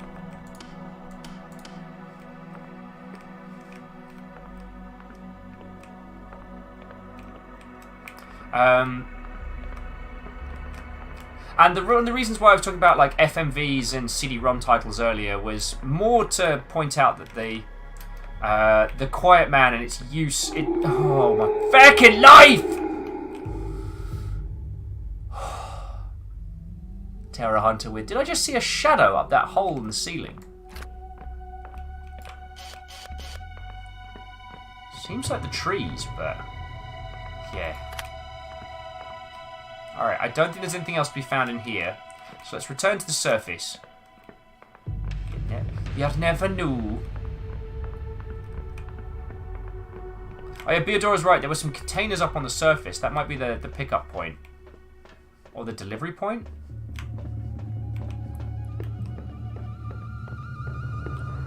It's games... like, one of the things I have to hand to this game is it's... earlier on, it did those jump cuts whenever we explored, so it's made us really... well, it's made me very nervous about free-form exploring. So in this area, I've actually been very tentative about where I run to, lest I somehow get jump cutted to the next bit. The music is peaceful but unsettling in equal measure.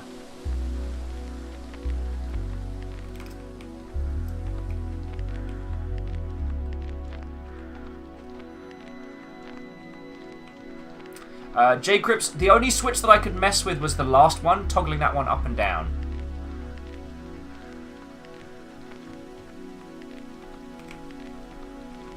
I'm gonna head downstream. At least at this moment in time, I might be on tenterhooks waiting for the next jump cut to mess up my day, but there we go. Hey, Unsung, what ho, friend? How goes it?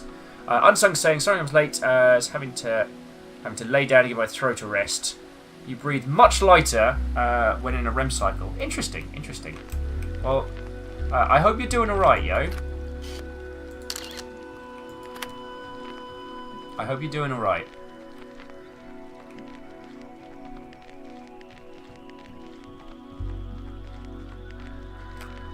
Yeah, Strager's saying that the way the tree branches sway is very unsettling.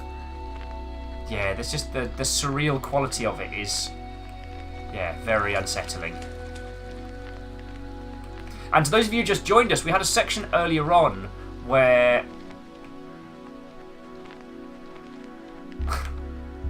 Baron Sheep saying, if we sing Unsung Warlord's name, will they have to change it? Wait, so the Unsung, is that the Unsung About, or the Does Not Sing? Like, strictly does not karaoke under any circumstance? Because I feel it would be very important to know the distinction between these two.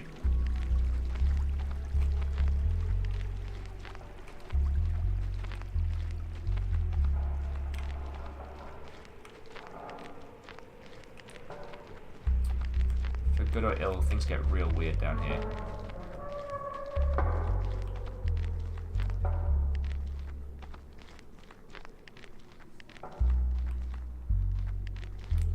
Where in the feck are we?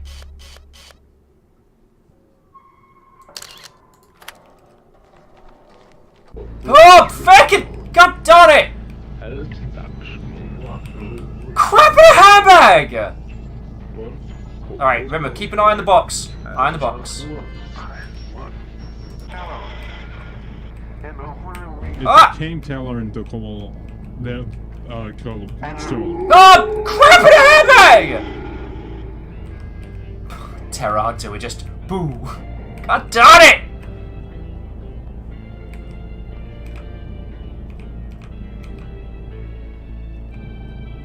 I'm playing my jam.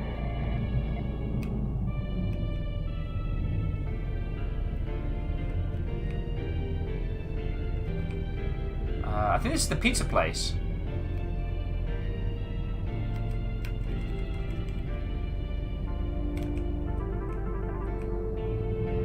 Just keep an eye out to see if there's a turn off. And I'm not taking my eyes off that feckin' box. If that disappears again.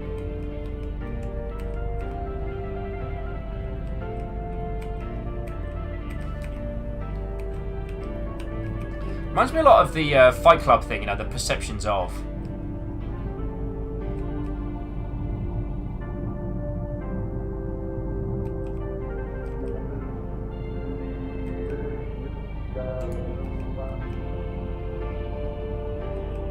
Box is still there. Box is still there. God. I'm just glad we don't have echo in chat, just reminding me. Where's the doll, Will? Where's the doll? Feck. No. Eye on the box. Eye on the box.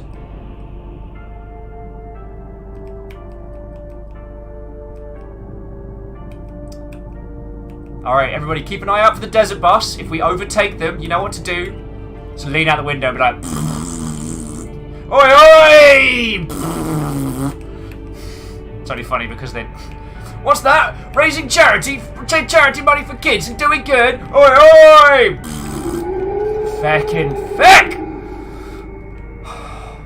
Nearly crashed the car. J-Crips with box. 1,000 cheer, J-Crips, you feckin' legends! Legends of scaring the bloody hell out of me, but legends nonetheless.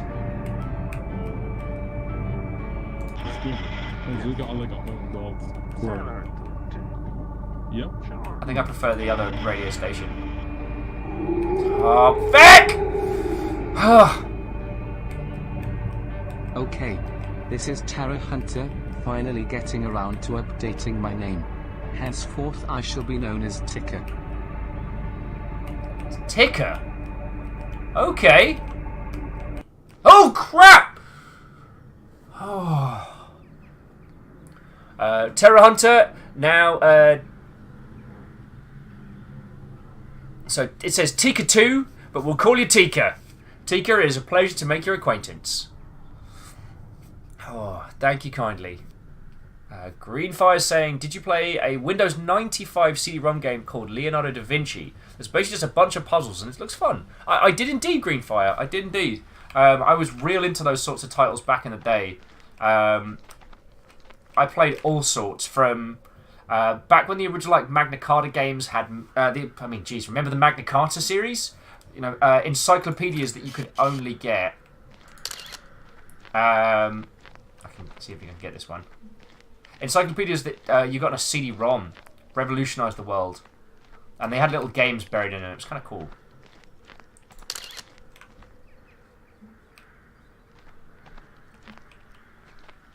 Alright, so I guess I'm not getting that thing. Oh, I also played a lot of point and clicks in that vein. And,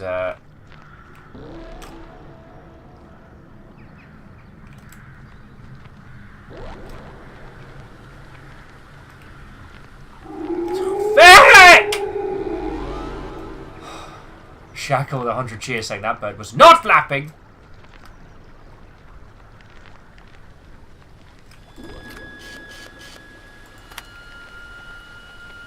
Guess we're going this way.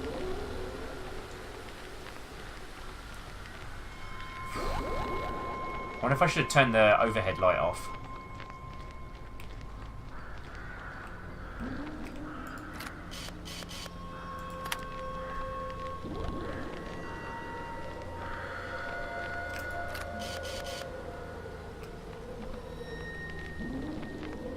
Huh. I can't seem to get a photo of that pink bird. You're going to do me damage.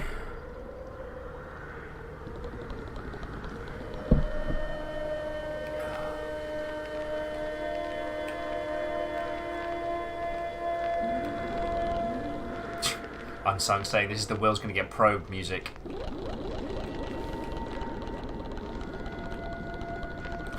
Will, follow the pink bird, says Greenfire. Yeah, sure, nothing bad's going to happen if I do that. The fact that the game gives you a gun at the very beginning and then takes it away immediately. There's... oh, so good.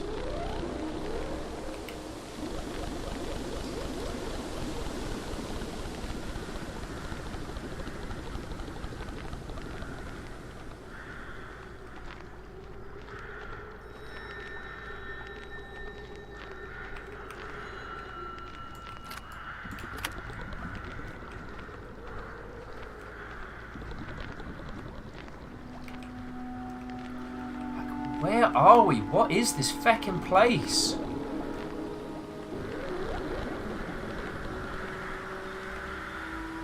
Shackle says, are you sure you don't have a gun and just can't use it? I'm actually not sure, but nothing on my controls give me access to a firearm, so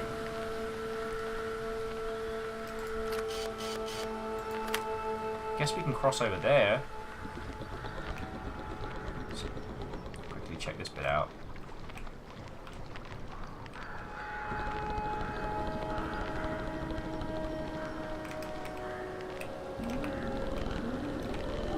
Oh, Vic!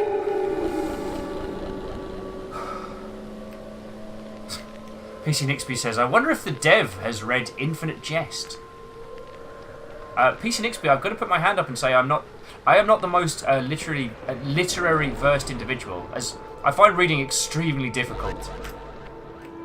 Vic. So I haven't done much of it.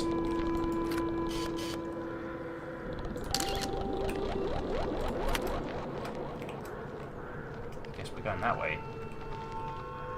Right, feck it, let's follow this pink bird. So I don't even know what it is that you're referring to, but I'd be curious.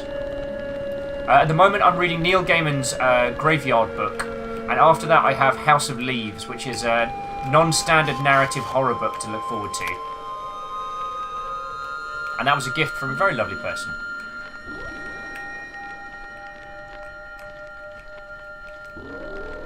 And I gave them a copy of Leviathan in exchange.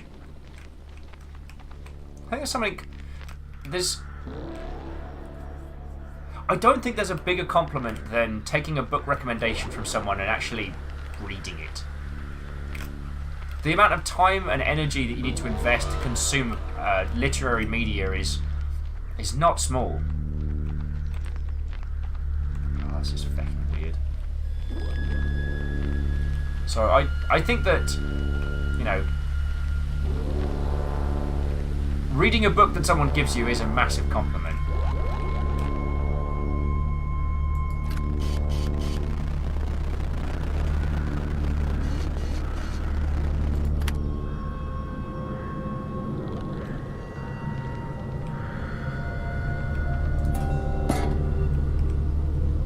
Unauthorized personnel, keep it out.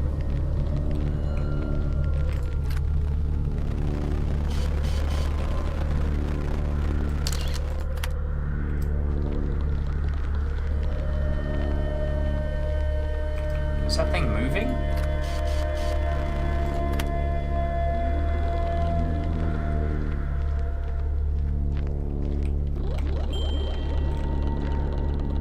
Fucking. Why do I... Oh, jeez! Fucking what the shitting hell!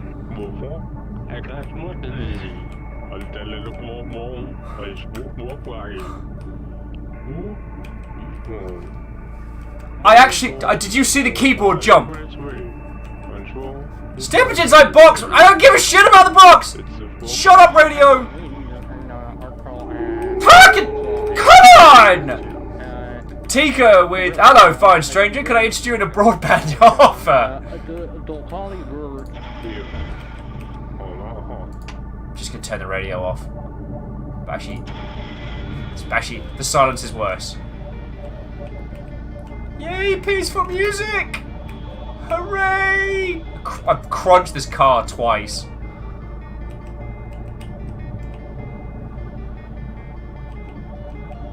I don't know if you saw it, but the keyboard literally jumped out of my lap.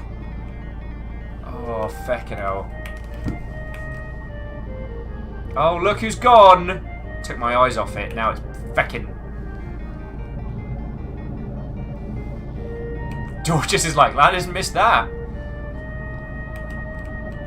Oh, excuse my itchy nose. Fear makes me become very self-conscious about my nose, apparently.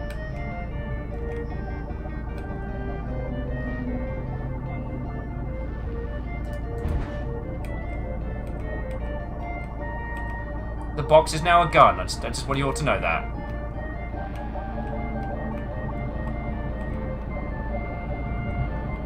This road's pretty surreal, so...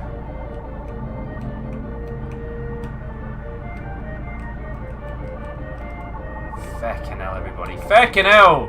This is not what I thought this game was going to be like. I'm glad we're doing this together. Feckin' hell.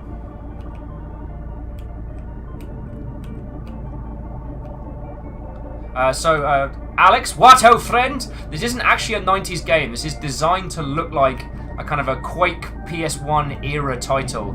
And is so far like some kind of mad surrealist horror where we smuggle VHS tapes across the border because of reasons. You'll see how those things are like, oh, feck, I can't. So you've noticed now that things are getting weird, the road is more, the road's more inconsistent, so I can't look away as much. And if I don't look straight at the road, it's really hard to judge where I'm at. So I can't look at the box and look back. But during this drive, that box transmogrified into nothing, then into a gun. Or maybe it wasn't there. Maybe the gun is now in the box. I don't know! I don't fucking know! Oh. I thought this was going to be a weird-ass metagame. Although, possibly as a next week title, I have a great game for us all to play. It's a murder mystery whodunit where I think it's every genre of gaming is checked into a hotel and someone has been murdered, and it's up to us to solve the crime. It's called Hex, and I'm very much looking forward to showing you all that. Unlike all the Hex that I'm going to be dropping today, playing this feckin' game.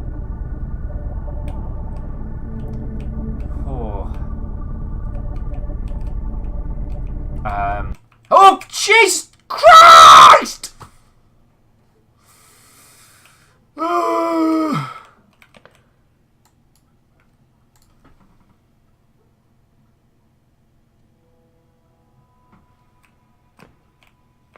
You remember when we checked in here? Remember we came here first and the guy was like, yo, who's that person out there by your car? You see him? You feckin' see him?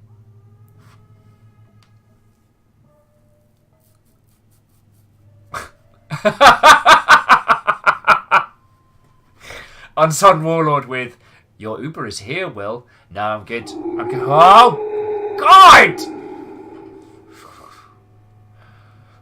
Thank you for the 100 cheer, PC Nixby.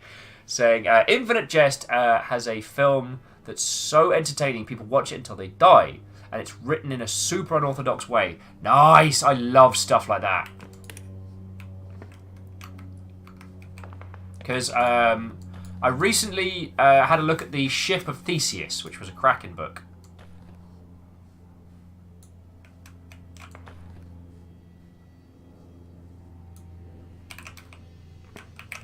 And since the Ship of Theseus, like, I'm really obsessed with non-standard literature. So, like, Ship of Theseus, ironically, the Shark Diaries, that kind of thing. I'm just going to hang out by the nudes. This is the rest of our stream. Hi, I'm Will. Welcome to my Pro Nudes streams, where we look at noodles, specifically in instant cup format, in video games. Today we're looking at Paratropic, and we're going to be discussing this pot of noodles for 8 hours. Oh my God. I think I've spoken to you about this before, but one of the interesting things about streaming full-time is that you become more emotionally invested in the game. Or at least I do. And so, well, I don't know if this game would heck me up as much if I was playing it quietly by myself. Oh boy. Oh boy.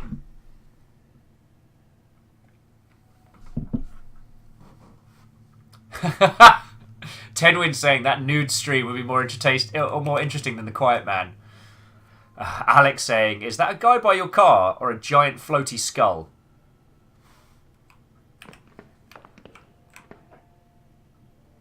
We're so screwed. I'm going to talk to this guy. Beodora is saying, also probably hand practice time.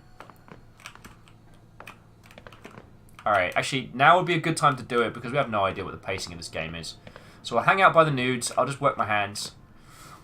Oh, okay. So just in case you've only just joined us, a few weeks ago I broke my hand. So every couple of hours I need to do physio exercises just to get it back into shape. It's at the point now where I can play video games and whatnot. I'm still working on getting my wrists back to 100% and my little pinky finger doesn't quite do everything that I need it to. Not quite, but we're working on it. So I have to do 15 reps of this thing and then we'll go from there. So if any of you want to go get a cup of tea or anything, like, now is the time to do it. Now is the time to do it. Oh.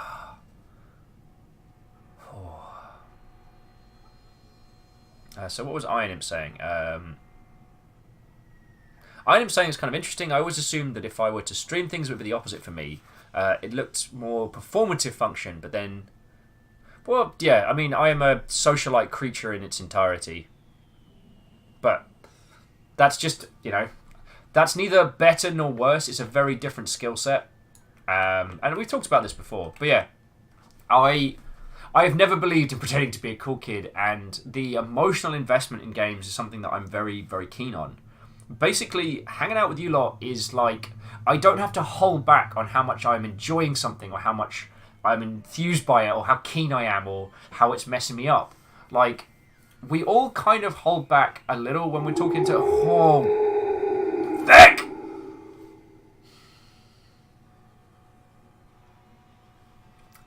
Thank you, Tika. Tika saying, I have plans and have to head off. It's awesome to see your Twitch sorted and your hand getting better. Take care, one and all. Tika, thank you inordinately for all of the bits. And you are a incredibly generous Mother Hubbard. So thank you. Also, thank you for making me jump a whole bunch. Oh, you lovely, lovely Mother Hubbard. Greenfire saying you try to stress ball for your pinky finger, it might help. It will do. Basically, I've got about gonna do a couple of weeks of this before I start working on strength training. That's what I've been told. The bone's not fully healed, so I need to get the tendons and the mobility to where we need it before I start working on conditioning and strength training. Anyway, so I'm going to do 15 of these, so bear with me. There may be some additional cursing. Hold your scare bits for the moment, because they probably won't have the same impact. Alex with hand out for the nudes. Put your hands up for some nudes. I love this city. Sorry. Right, okay. So I have to go straight. And then what I have to do is hook the fingers in like that on these. So I'll keep them straight, hooking them in. And then curl that into a fist. That's the hard part. Then into a little tabletop. And then back out to straight. And that is one. Oh, so tell me your tales, everybody. How is your Saturday going? Tell me stories. Or make stories up. That's always welcome. That's 2. Alex said that was just too good not to clip. That's entirely on point, yo. 3. Greenfire said, you did turn it on for the spooks. All I did was say the game was perfect for it. Oh, Greenfire, you knew exactly what you were doing. Or you knew you were gonna... You have a power you do not yet understand.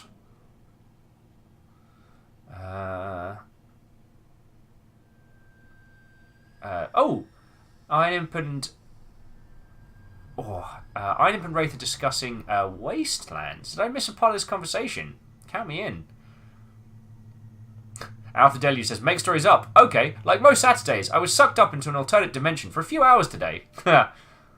Fire straying, I'm chilling till sober meet, and after that, it's going to do going to a wine tasting. You can go a wine tasting after sober. Oh. I'll level with you, Strays, and Stooge. The sober meets are lengthy, and there is a lot of drinking that goes on. I am just lucky that for this one I've got Baron Sheep and people sponsoring my beer. Sent saying, moved on my personal effects 16 miles. I am totally unpacking right now. Totally. Yeah. You tell yourself, Sent, that when you've moved a lot, you get used to it. So that's either 7 or 8. Crips has been keeping track. You honestly don't. So Ket's family had a lovely little dinner here last night, which I was invited to. And so we moved all of my stuff out of the way, so there was seating and things like that. And it's both awesome and slightly tragic how quickly my life just packs up and can be moved at the moment. So. See, it's that little... you can see that pinky. That's 9. 10. Almost done. 11. 12. 13. 14.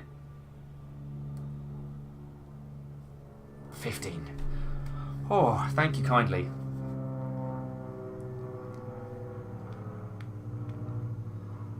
Oh.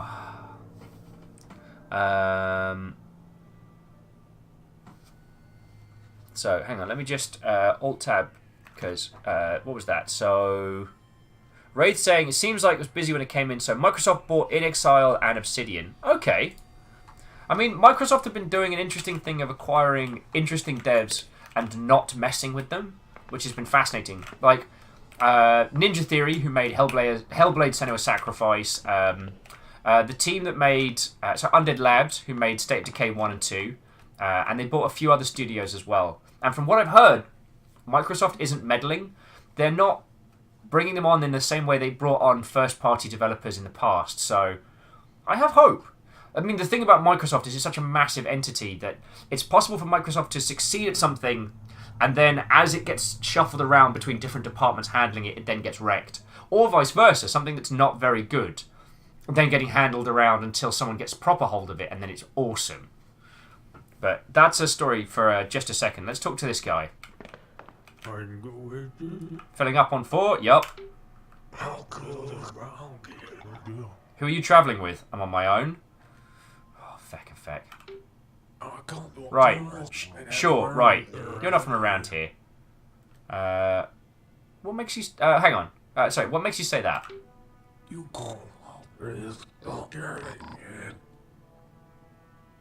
Folks around here wouldn't need to ask about burgers. I haven't lived here in a long time. No kidding. Why'd you leave? I needed work. That's most likely. So jumping back into chat, Alpha says, I hope Microsoft treats them better than they did Rare.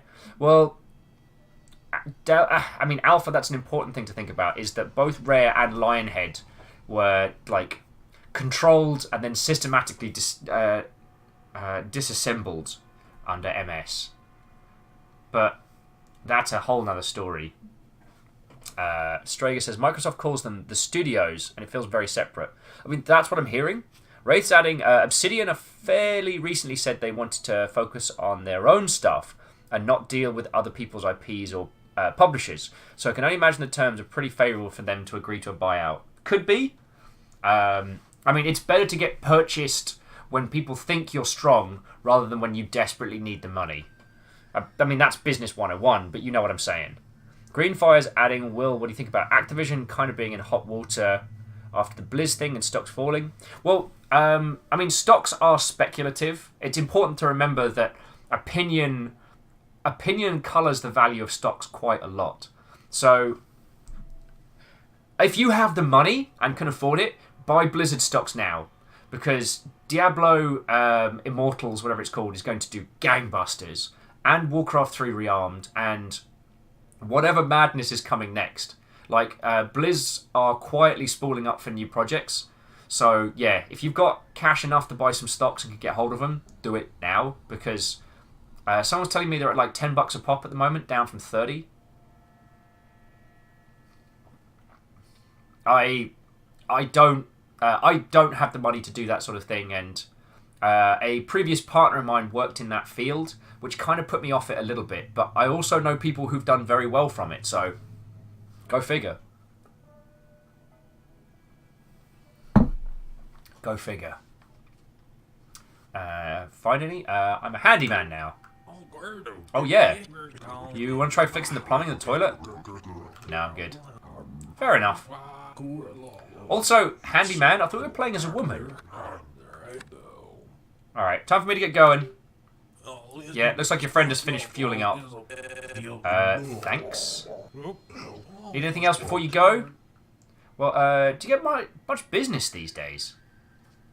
Oh, so jumping back in. Reflected said, I'd wait until Tuesday or late Monday. It should drop below 10. Wait until it hits bottom and then wait for the market to catch up. Okay.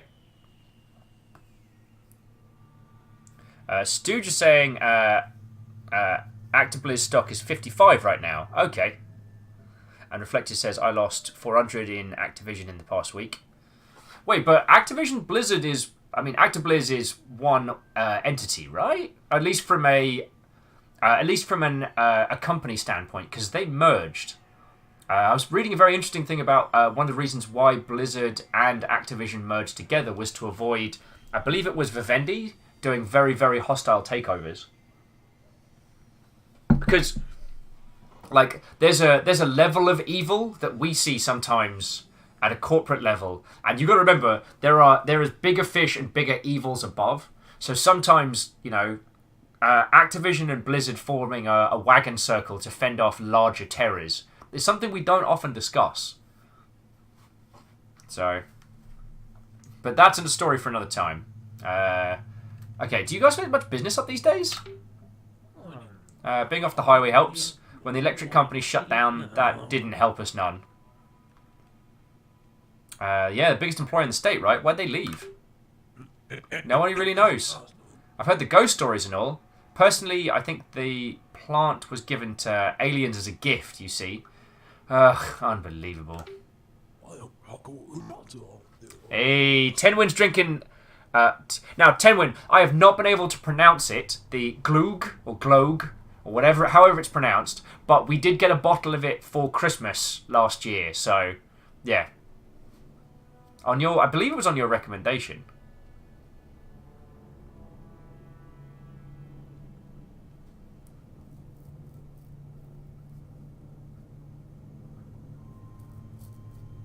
So Shackle's saying, Shackle and Reflective are saying that Actibliz is at 55, down from 83.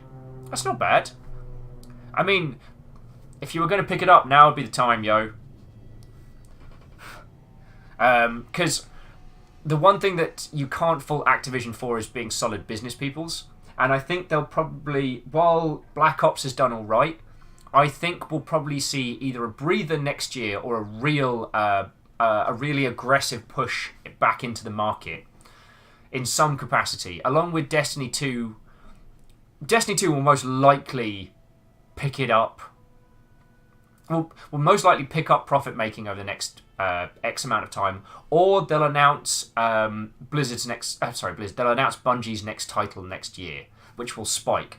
See, announcements and public opinion have a drastic effect on stock prices. So, yeah. You definitely do not want to purchase it before they have the chance to announce huge, new, massive, stonkingly good projects. But that's another story. Okay, let's continue. Can't stay for here, better go. You two drive safe now. Ew, that spooky guy.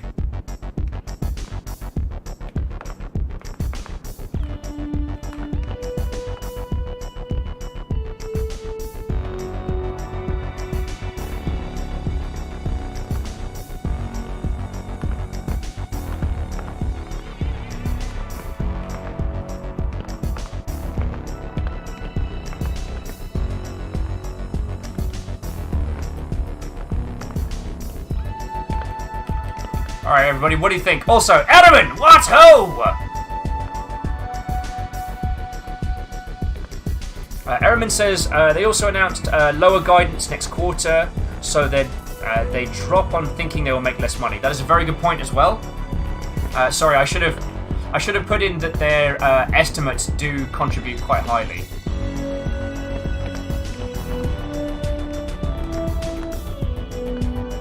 But that's because, like, next quarter they won't have any big titles coming out, so that's actually not. Can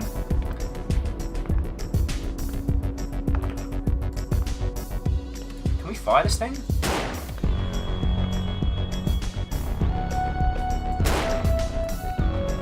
All right, we got 4 bullets left.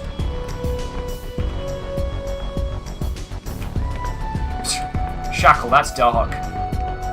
But I don't know if any of you have played Call of Cthulhu Dark Corners of the Earth, because that can happen.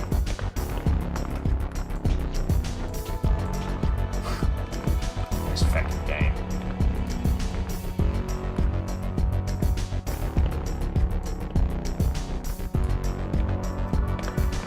On the Sam Hill? I think we gotta ice this guy. Used gun on man. Sorry. Not today. Ho! Monster kill. One of the other things I've been doing for rehab, for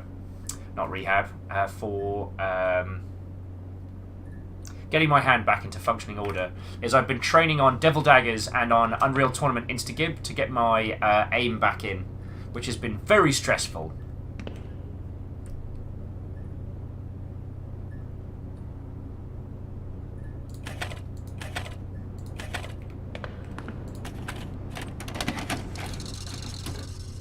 I probably should have done that, should I?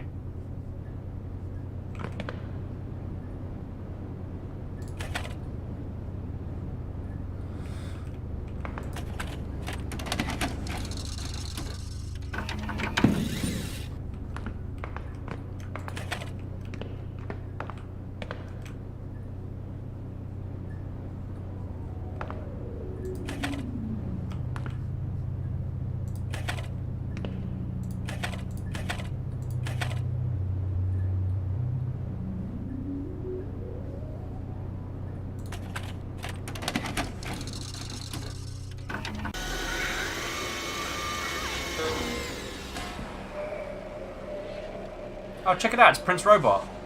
No, no, no, no, no. No, no, no. No, no, no. Oh, God.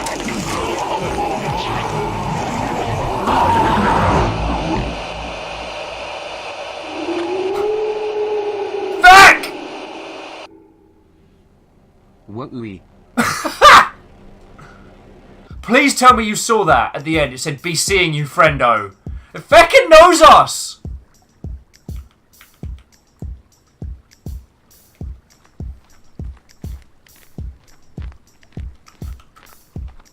It fucking knows us!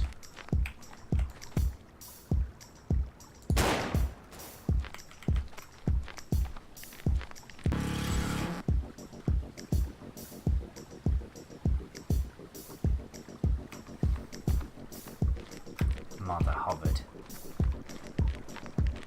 Also, Chronoheron, thank you inordinately for the bits. Because, yo, 1,000 bits, that is $10. That is $10 to this mischievous operation that we got going on here. So, thank you kindly. Thank you. Also, you could not have timed that better. Did anyone get the chance to clip "Be seeing you"? Fuck! Stop doing that! I'm calm. I'm calm. I'm calm. I'm calm. Did anyone get the chance to clip "Be seeing you, friendo"? Or was that obscured? Greenfire says try shooting the camera. I gave it a shot. Oh. Heck! Nevada, you magical Hubbard, saying this game's a tad weird, isn't it? You think? Alright. This time I got a gun.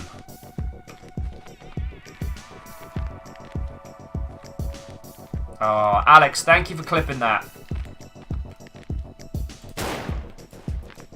Alright, I got 6 bullets. I got 4 bullets left.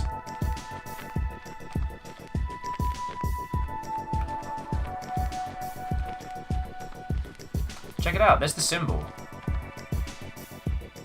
Oh. And there's the remains. Oh, yo!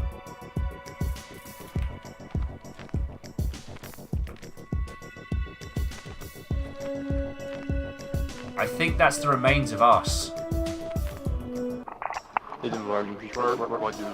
This is emergency services. What's the address? I don't know. In the woods past the old concrete meatworks by some kind of, I don't know, construction. Would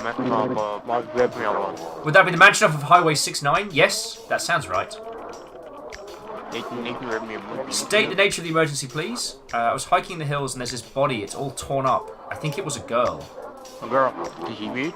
Is she still breathing? No, she's dead. She's a mess. Ma'am? You calm. You sound calm. That's good. Can I get your name? You need to get someone out here. Someone out there in a jiffy now. Just give me your name, ma'am. Ma'am? Ma'am? Ma'am? Ma'am?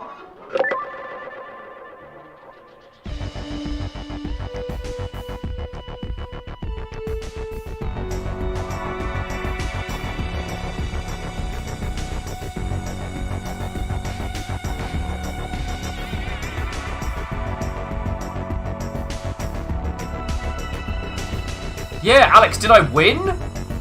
Was that?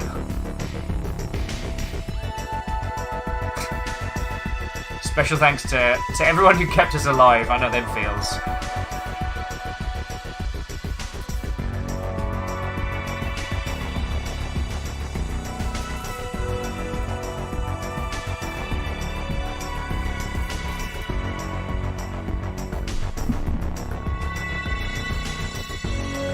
Isocrit's like, new game plus, time attack, it's Bosch Run! Yeah, this music is off the chain good.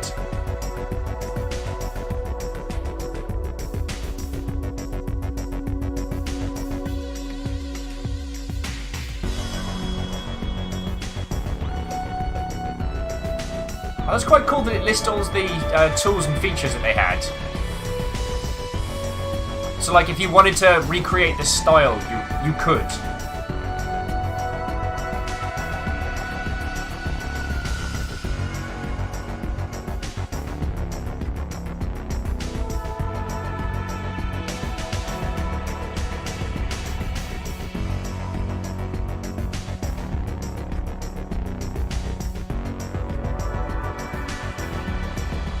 Interesting. Interesting. Doom Ninja says, wow, did I miss the whole stream? And Greenfire's pointing out that the music is kind of...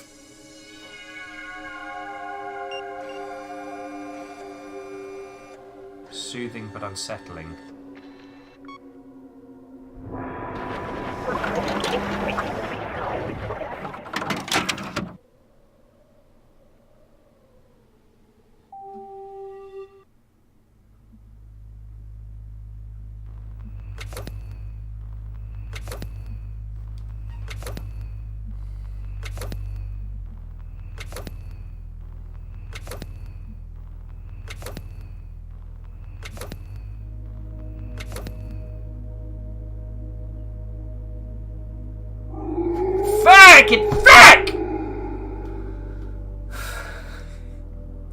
Isocrit with oh god!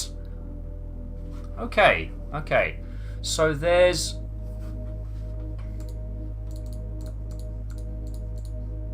still a lot we didn't do.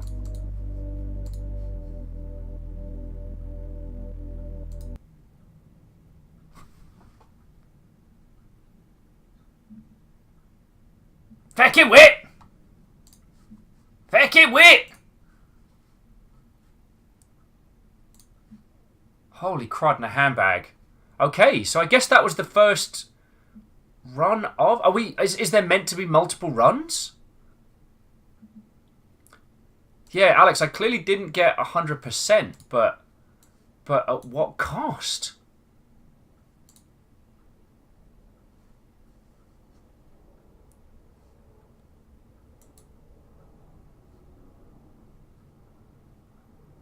At what cost? Oh! Damn it!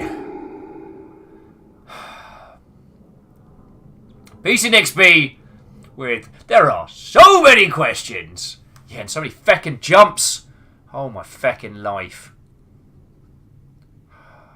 Yeah. There's so much that I want to feckin' break down. Like, fuck! J-Crits with so little time. I mean, I've got, even if I go early, I've still got an hour and a half before I need to clock off, so. Oh. Okay. So what did you all think? Like, we played the tape, we put out the cigarette, another one of those, another auto-closing game, yeah. It's like, I don't know. Hey!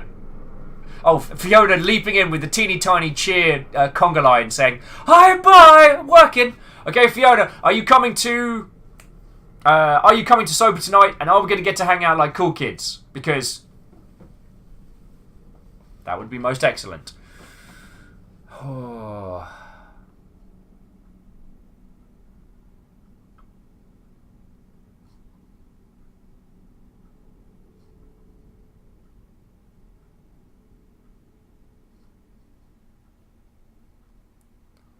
So it seems that there's like it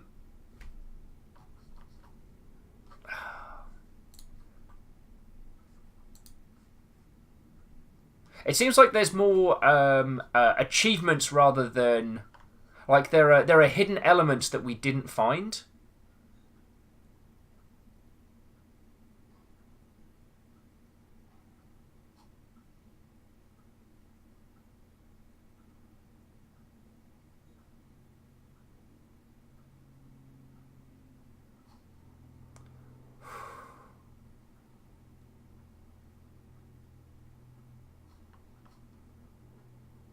I'm just sorry. I guess I'm just absorbed.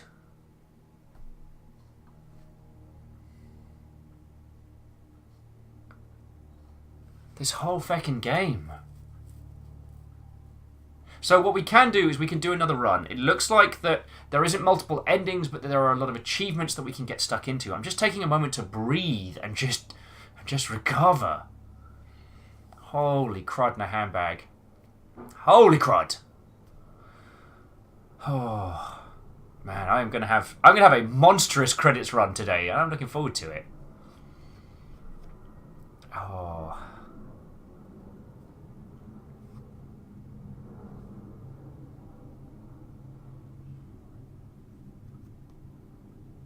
Sorry, I guess I'm just processing it. And it was wholeheartedly to be a surrealist horror. We were jumping between two different characters. So I guess, I don't know. So there were two female characters. One who made it up towards the base was like flayed and nailed to the cross, but messed up. But the other, I don't know, the other was sent to investigate? Don't watch the tapes, my friend. Don't watch them. Oh, PC Nixby saying there was 3 characters. You think so? I'm just trying to, yeah. Oh.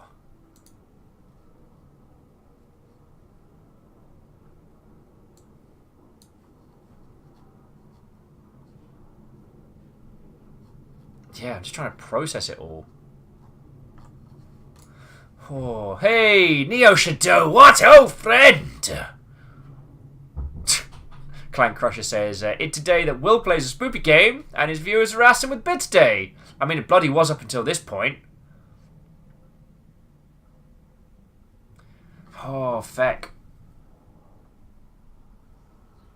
God, there are so many things I want to unpack from that. So things like, the first interactable piece of equipment we're given is a revolver. We must pick up each bullet individually and then load them all in. There's a real kind of...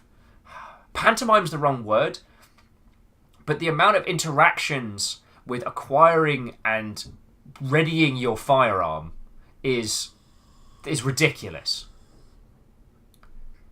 The beginning, the timelines must have been completely separate, but the two characters were at some point in the same diner, but at very different times with very different jobs. Then you take the revolver and you kick in the door and you point it and then blam, title scene. You don't get to actually fire that gun until way later. So it's almost as if the importance of this has been established. It empowers you and then removes that power so quickly, which is a technique we've discussed a lot. The surreal, unsettling moments, and oh, holy heck, the jump cuts of it. Like, we'd have to go through it with a fine-tooth comb to work out, like, when we were which person and what was going on. Oh.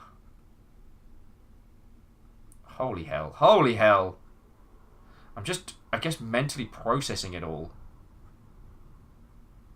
So what were your thoughts and feels, those of you that have been watching through on this one? And also, to those of you that didn't, let me... have I still got the site up?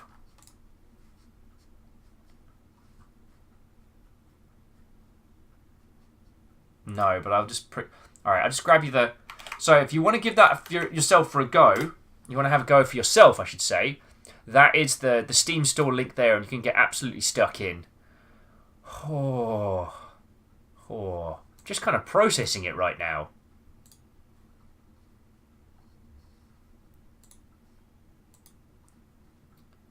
Just, yeah.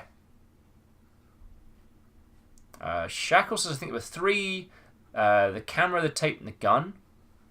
Shackle says, it's... Shackle saying, is that a memento that seems to be playing out of order? They're definitely... As Shackle saying, with the friendo bit we saw, it almost looks as if the character's stuck in a loop.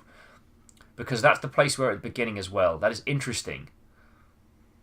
It's... Oh, yeah.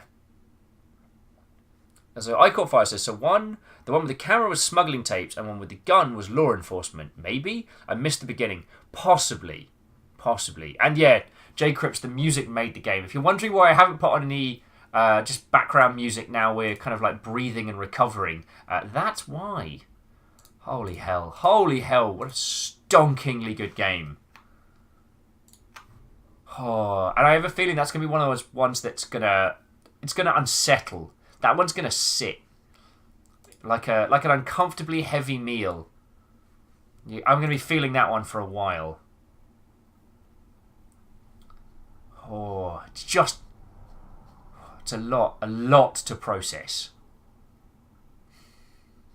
A hell of a lot to process. And my mind is yeah.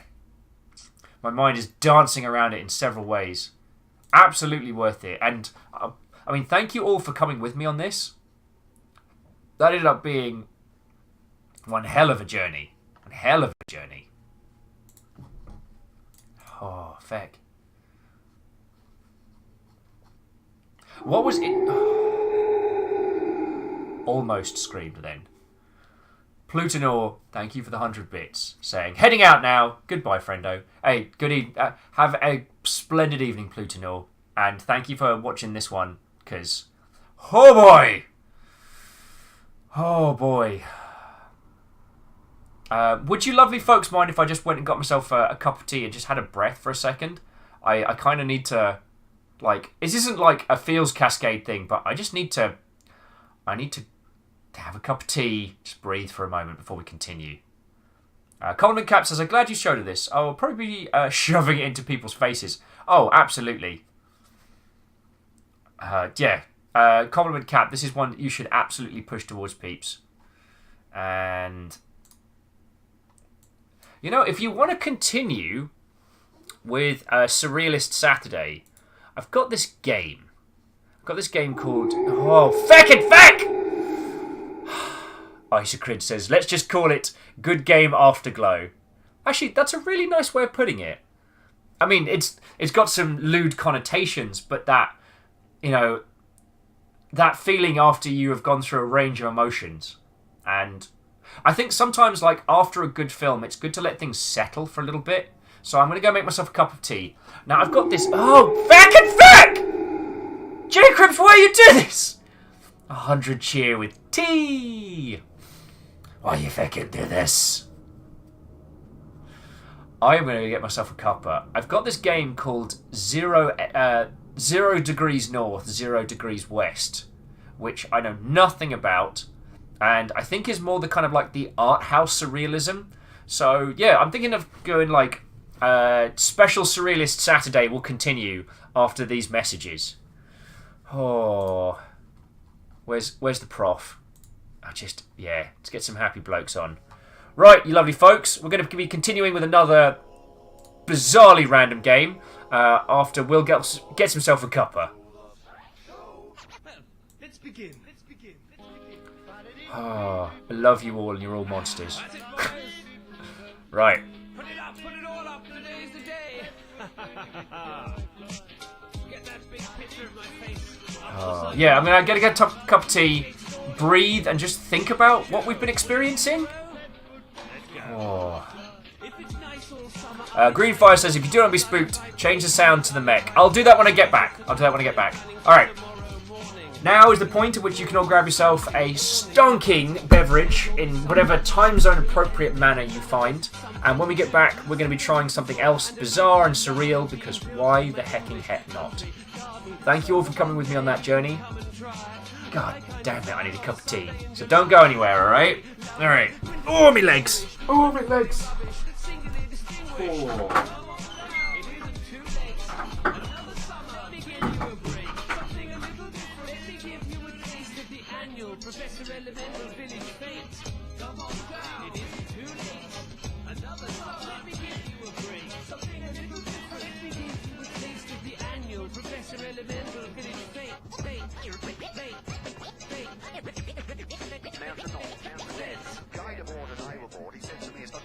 It's key not guy, said I. That's right, said he who was not guy but he. I see, said I, to key not guy. I see not why you mystify. To keep your numbers low, not high, is no way to revolutionize. And change everyday life, I asked my friend called key not guy. To make you see I have no time. Talk for my friend Raoul Van I. Name, said I, said he Van I. You get it wrong quite every time. Well, never mind, said I to guy. Do try to tell me why you find my mind with jargon. It's so French, his key said, all rather tense. On you, I said, and thence we're not to find a serving wench. A G and T would knock to me, while guys shall spout philosophies to other guys. Or is it keys, or maybe G's. Oh, help me please, escape these dull adversaries. Their theories are absurdities. They're such a bore, they're drunk. I'm amazed they invented punk. When Guy Devord and I were bored, he said to me, it's not Guy, but Key. And anyway, boredom's never ever revolutionary.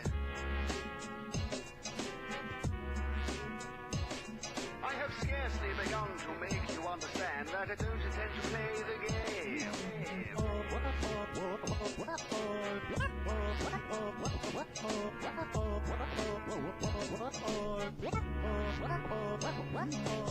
We have a world of pleasure to win, nothing to lose but boredom.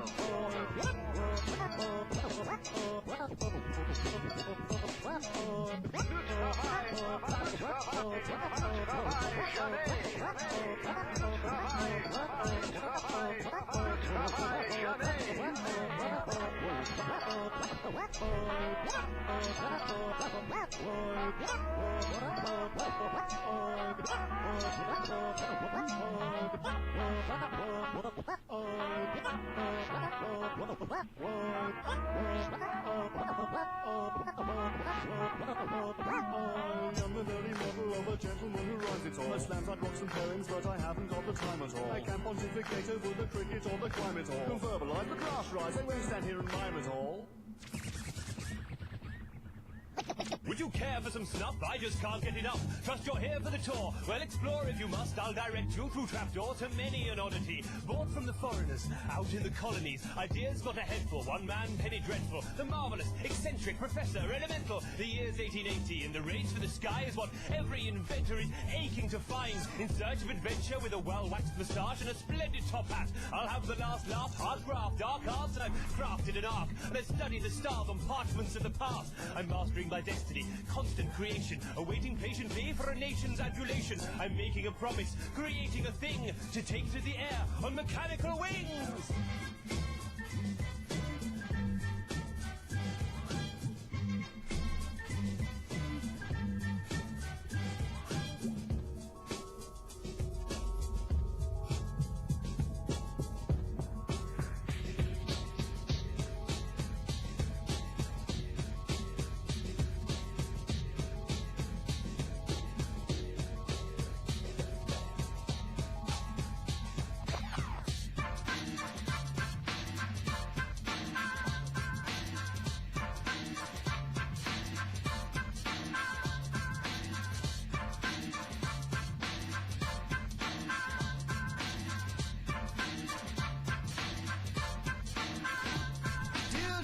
I'm writing to complain in the strongest of terms. I found your name, yet avoided your germs, for you didn't appear to want my company, and seemed a little gruff, whereas Mr. Brummel was chummy enough. I've always thought of you as a bastion of the arts, but you'd rather come across like a boring out farce. The pen may be mightier than the sword, and a disc can cut through the finest of the chord, but I'd rather think you're being quite pedantic. An MC can be a poet, and romantic to boot, so suit yourself if that's the way you feel, if you wish to keep it real or some such rot. Well, dear boy, I'd rather not. We've been through this, or rather a lot. We've been out on the sherry, 3 nights on the trot, but when I knocked at your door, this is what I got. Lord Byron doesn't accept requests from bands. I can't believe the ruddy cheek of the man. Lord Byron doesn't accept requests from bands. I can't believe the ruddy cheek of the man. It's a bloody outrage.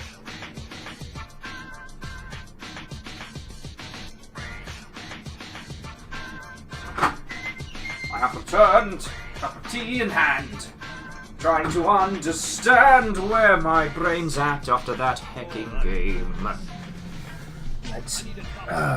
Let's do the feck-it thing. Let's do the thing. Me.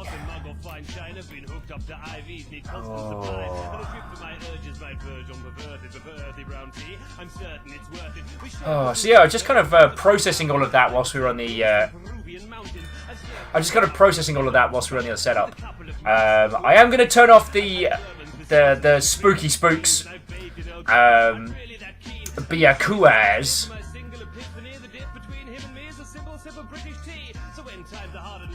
I don't know what this next title is going to be like.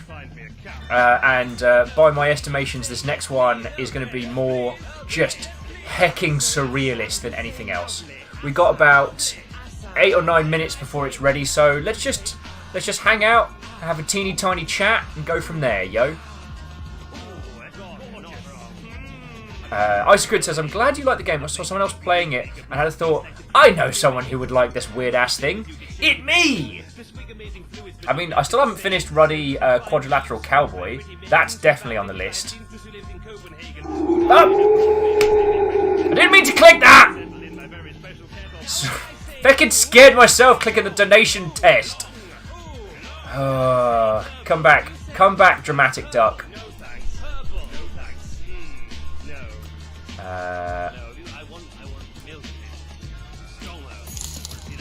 There we go. There we go. Fucking scared myself with it, didn't I?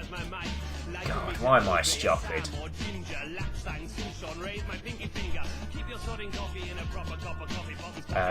Right.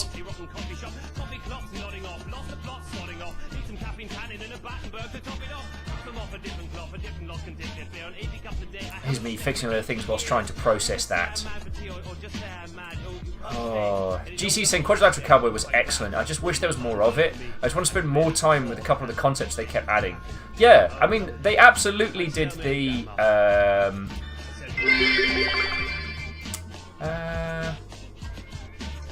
yeah, I'm going to get that for the small one. They absolutely did a brilliant job of stacking mechanics and concepts each level. I mean, what isn't a tutorial in that game I think is fascinating, and it never felt boring. Oh, 10 wins heading to bed. Good night, dude. Take it easy. I mean, you and I both know that there is a distinct chance you might stay up and just keep playing Warframe, but that's another matter.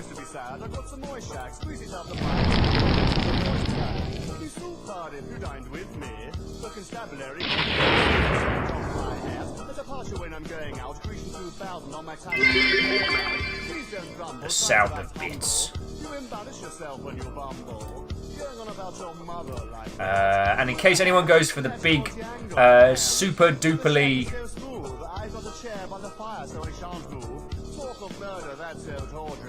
You know what? I'm not going to faff around with sound effects just now. So that's the bits noise I'm using at the moment. Oh, it's really tempting to have them all. There we go. There we go. See? Piece of cake. Piece of cake. It's a kaleidoscope in it! Stooge and Shackle both leaping to the Will Overguard self-spoop. Oh. Hindle! There's a name I haven't seen in a while. How you doing, friendo? What-o! What-o! How goes it? Oh, I guess I'm still processing all of that. That was stonkingly good. I mean, I guess jump cuts is not something we really explored too much in video games, but oh my god, are they unsettling.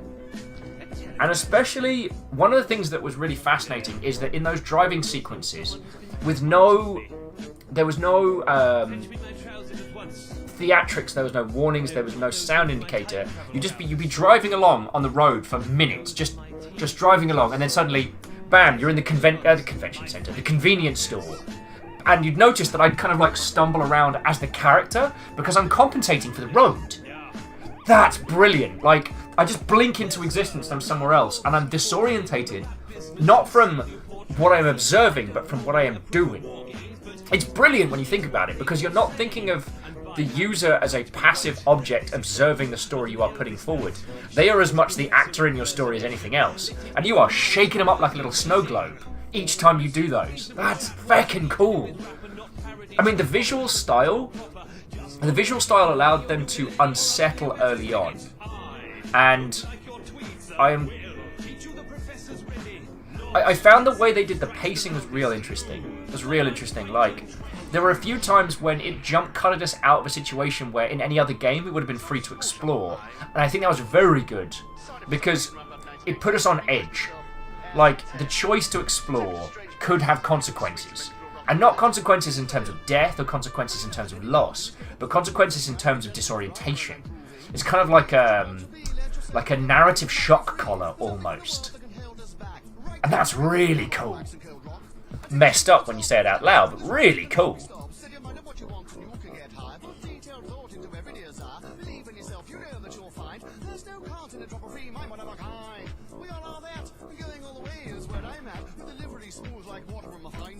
That's why I can move any mountain.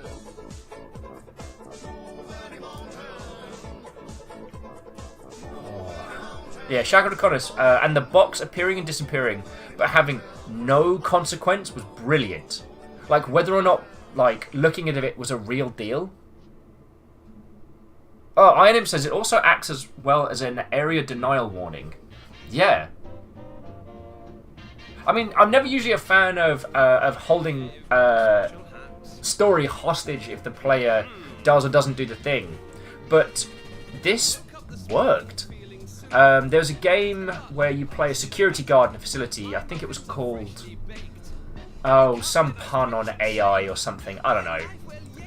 But that one held the story stuff behind a time lock. Much like Sunset, where you only had X amount of time to do everything.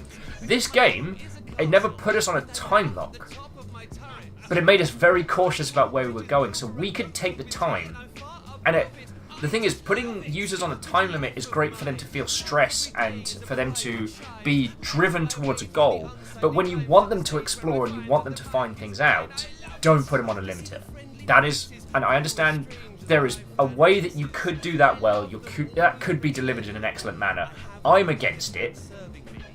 That's my feels on it. Iron Imp says also it kind of has like a step on hot lava where you're not there anymore, kind of trigger flag wise. Oh yeah, like... I mean, Iron Imp... The great thing about video games, as opposed to regular software, is it's the user's experience trumps everything else. So long as the user is able to experience the thing that you're trying to do in a manner that you want them to, and it's not taking a million gajillion, processing ticks, you're winning. How to put it another way? You can brute force a problem from a creation and design and implementation point, so long as the user experience carries through.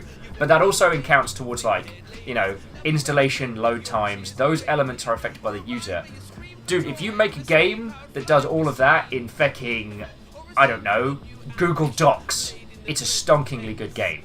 Because it's the user's experience of it that matters. Sorry, and Iron Imp, that wasn't a dig or a direct at you. I thought you hit upon something really good there, which is the techniques used to deliver that experience are quite simple.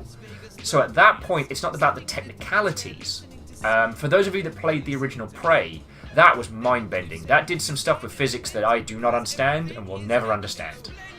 Especially the size differentiation and the way it's feckin' cool.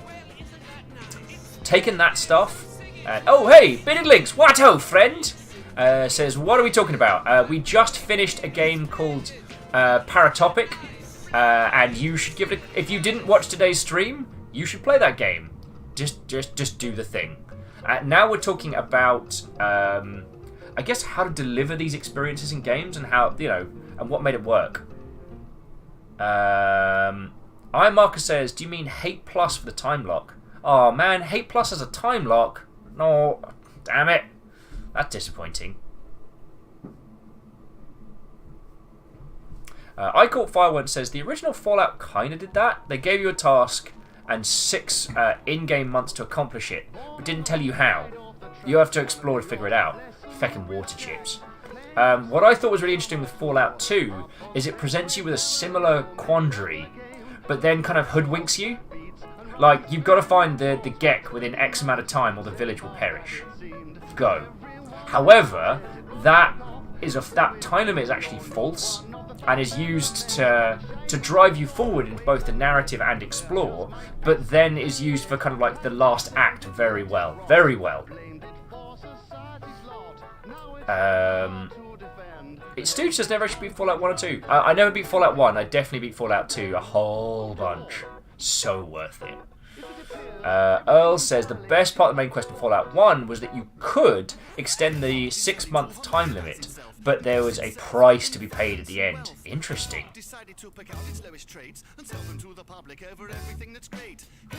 Oh, Iron Marcus. Iron Marcus is saying, so it's a good time lock, in their opinion.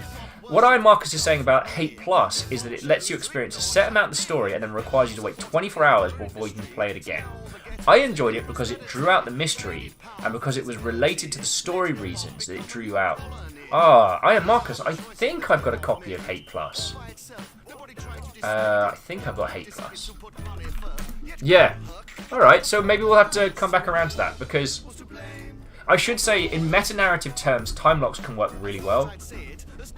What I'm talking about is, like when we played Sunset, there's a limit to how much you can do. There's a time limit. There's both an in-game time limit and a contextual time limit in each day and how much you can explore. And, yes, Alex Swavery, thank you for reminding me. Uncanny Valley was the AI security guard one. Uncanny Valley had all the trappings of being a brilliant game. And, yeah, the dude keeps falling asleep, which is infuriating. You have to do battle with the clock, essentially, to find out what in the bloody hell's going on. So, yeah. Anyway, we got a couple hours. I've got another random game to play with you all. This one's another surreal art house.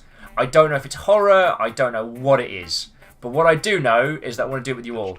Also, at the behest of the group, next Saturday, we're all going to do PlanetSide 2 together. I've made an event. Oh, Greenfire says, fancy playing a good game with mystery and a bit of depth. Try playing Deathmark. It's fun, and will you escape your Deathmark? Interesting. I haven't heard of that one. What Marcus is saying is that Hate Plus doesn't limit what you can. Doesn't put you on a time limit for experiencing the content. There's a limit to how much you can play each day. And Marcus, that sounds really cool.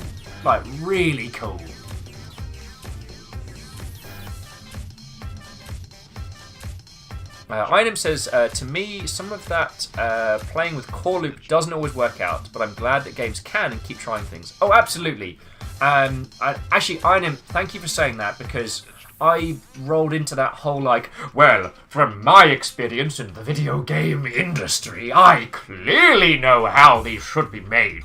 And if you listen to me, I will tell you the only correct path to making a video game. Like, I've had to listen to so many of those GDC talks, long-form videos, and I just want to be like, get on your bike, mate. Because someone will create an environment where that kind of time limit setup in a narrative experience works. We are so far from the top of the mountain in terms of how we tell stories in video games, how we deliver experiences, that, like, there's a way to do it.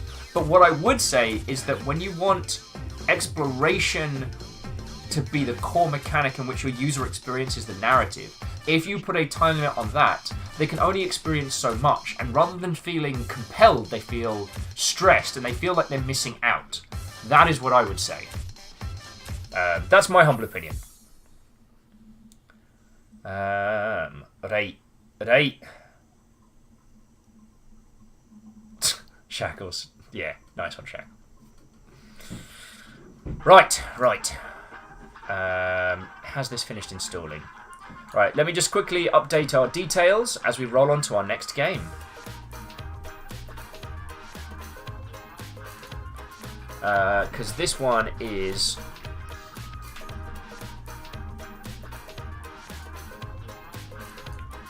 Yes, and I am going to inflict you all. Oi, feck it, game. Don't make me feck it, come over there. So this is what we are doing. This is 0 North, 0 West.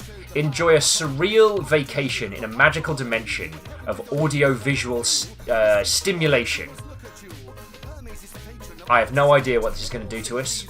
It doesn't appear to have any horror tags or anything like that, so I don't feckin' know.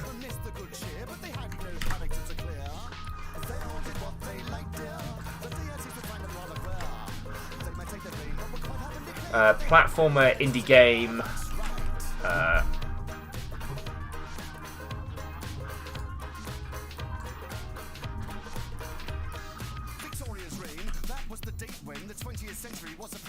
There we go.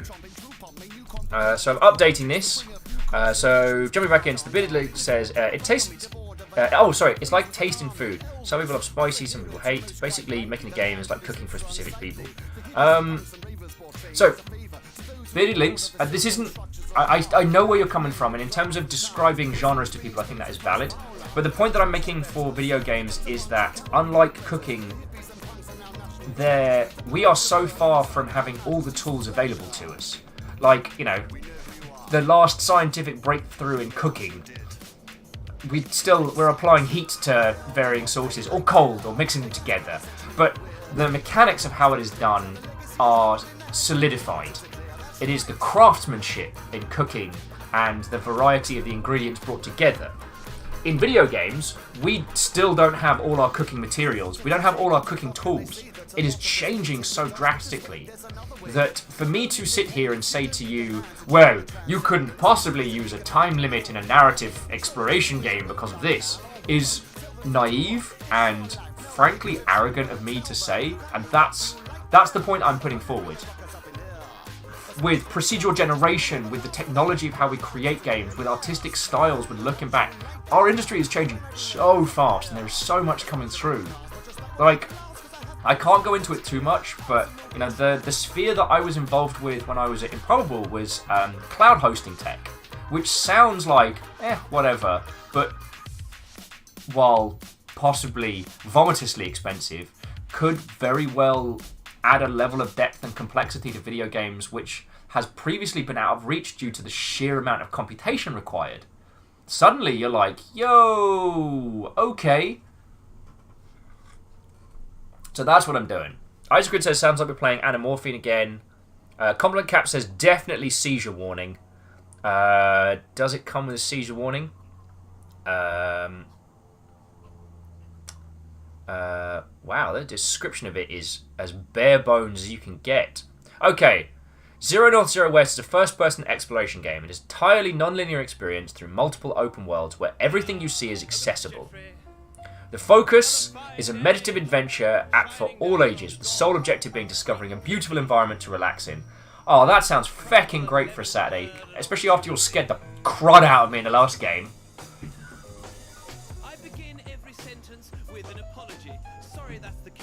Bearded Link says, okay, we are cooks from the Middle Ages, saying, if you put this dried grass into hot water, you get what?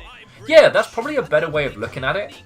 You know, we don't understand all the sciences of video games, we don't understand all the mechanics, and sometimes some people in our industry are really guilty of talking as if video games will never get any better and video games will never change, and that we know every possible outcome and exploration of. So, yeah.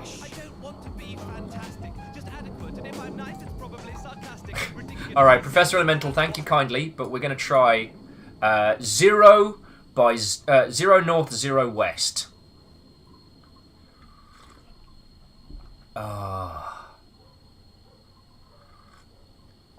Let's see what this gives us.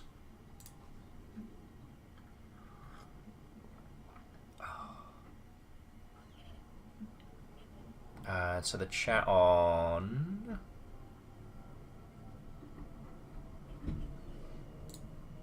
1925.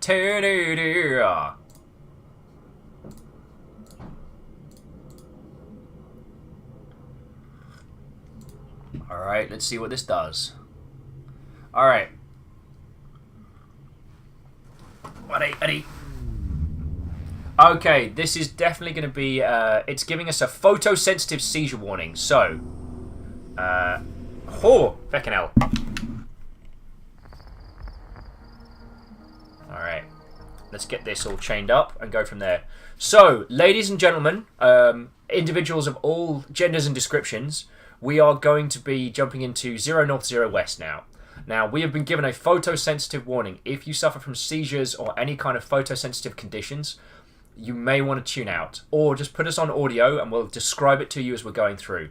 Please, feel free to continue nattering on in chat, but I don't want to give anybody a migraine or a seizure today. All right. I'm just faffing around with, but it already sounds lovely. Primary screen off. I said primary screen off. Then let's add. Then let's add game capture. Add source. 0, add new source, capture specific, 0 north, 0 north. Okay, there we go.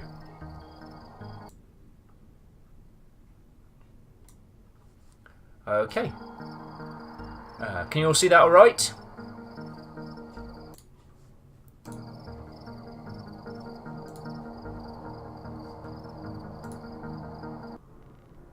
Oh, that's quite cool. I have no idea what these are.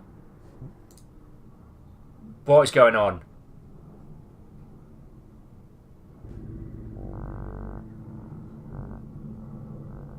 I just clicked the thing that looked like bits.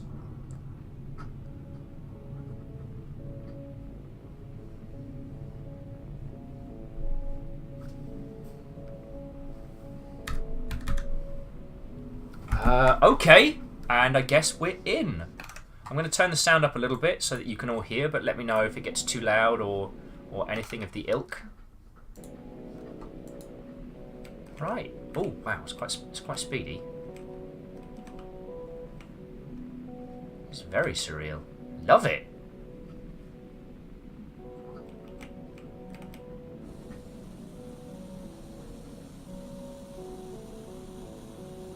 Okay.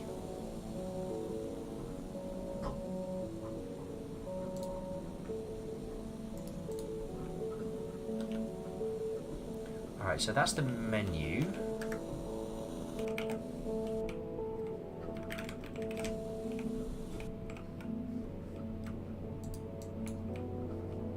This is weird. I guess this is my office. Come on in, take a seat, have a drink. Well, this is my bathroom leading into my house. And okay, so this is how we're going to be doing it. Earl says, like, I guess this is how this game is supposed to look. A feckin' green fire with, did someone say, cyber? Like, oh, lordy, lordy. I don't know if we're even supposed to be here. I clicked the thing that looked like one of the gigantic bits alerts in the menu, and now we're here. Now we are here. But I can jump in this game. And Surrealist Saturday is becoming a furious kind of.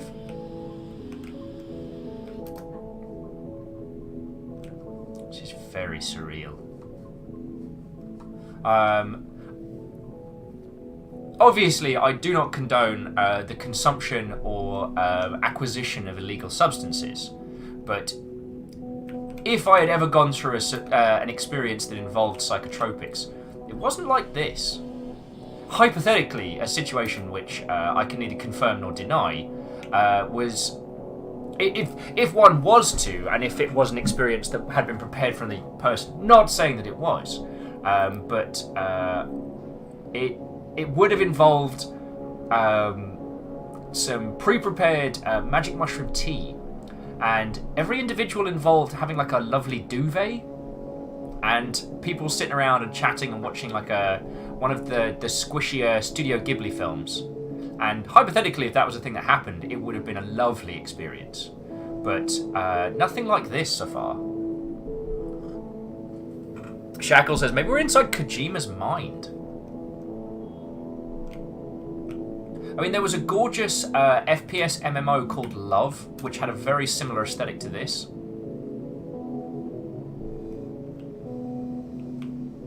And the audio is reminding me of something, but I can't put my finger on what. Chrono says, alright, I'm off. Should have taken the photosensitivity warning serious to begin with. I'm sorry, Chrono. I'm sorry. Have a splendid evening, and if it's too bad for too many people, then we can switch to something else if it's really bad. But this is some proper surreal. This is properly surreal. Let's check out these like spirit dudes.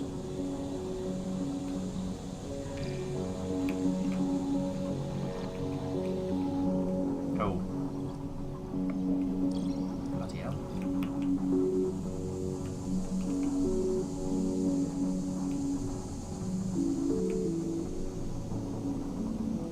Stooge says, they may be baddies.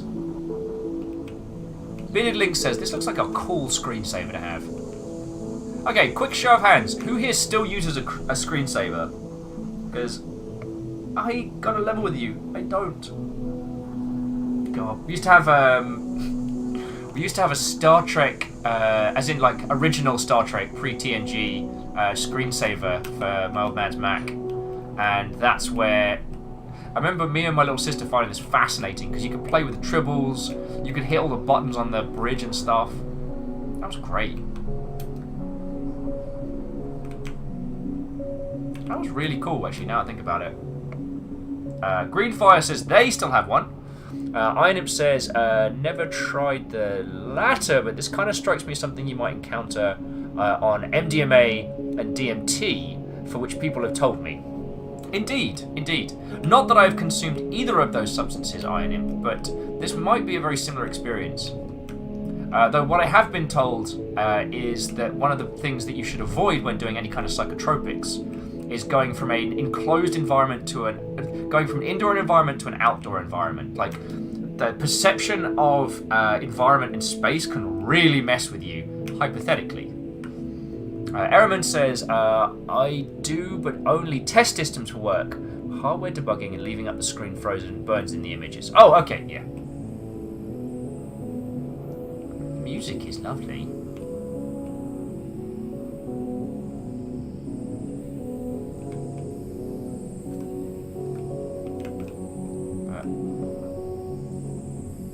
I do wonder what this is.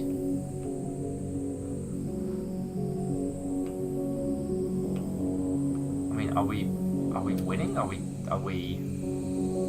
I'm not saying that every game needs to have a victory condition, but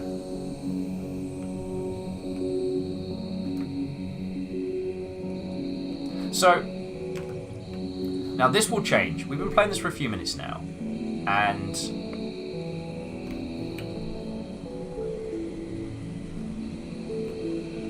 this could be one of those instances where the visual aesthetic and the experience aesthetic are at odds with each other. Because what I'm getting this feeling for at the moment is this is a lot of like very, very pretty procedural generation tech, but already I'm feeling lost. I'm feeling lost and confused, and that's not meditative. That's not calming. That's stressful.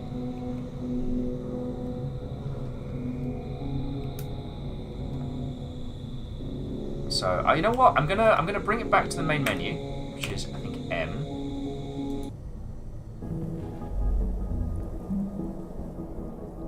Wait. Beckett, wait!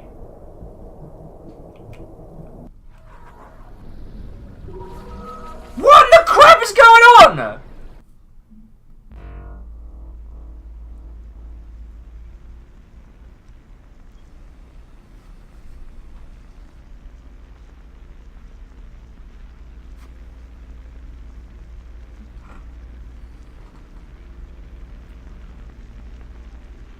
Iron Imp saying this game reminds me of an amped up Proteus. That's a very good example. Though, one of the things I will say about Proteus is Proteus did an absolutely marvellous job of giving you things to interact with and do. I mean, this is creeping me out a whole bunch, but there we go.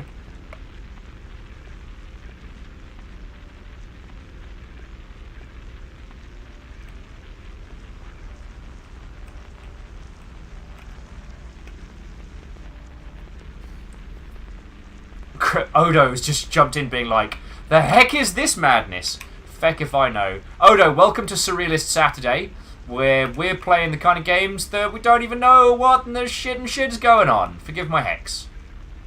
Forgive my hex. You know what? I'm just going to jump into the orb. Let's get amped. Let's get orbed. Cool.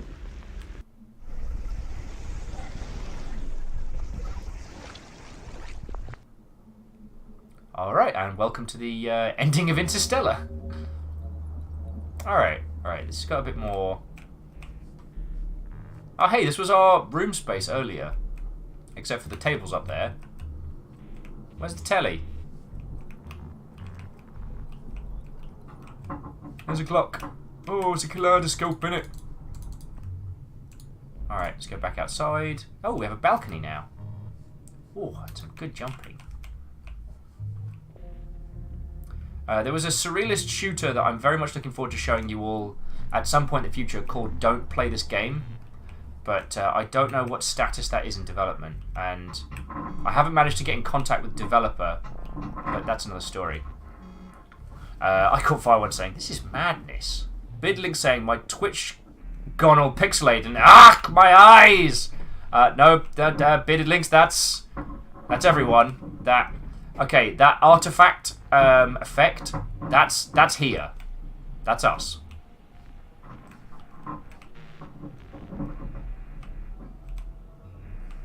Alright, I guess we're gonna do some...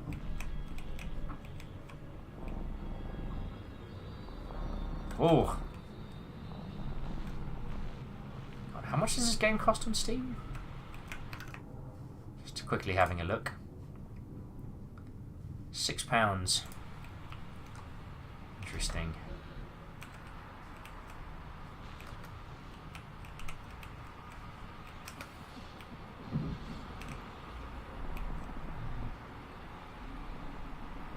Oh, crud, in a handbag.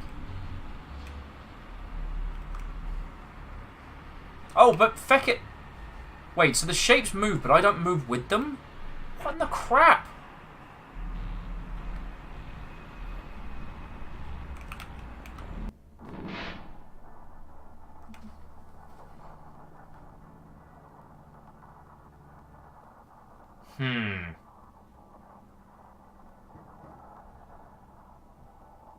Yeah, I caught fire once. This is definitely not meditative.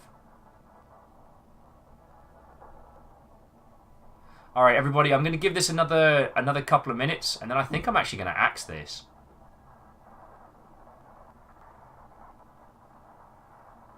And if you're wondering why I'm not being like, whoop, whoop, is that this game sets forward to be meditative, and it is not.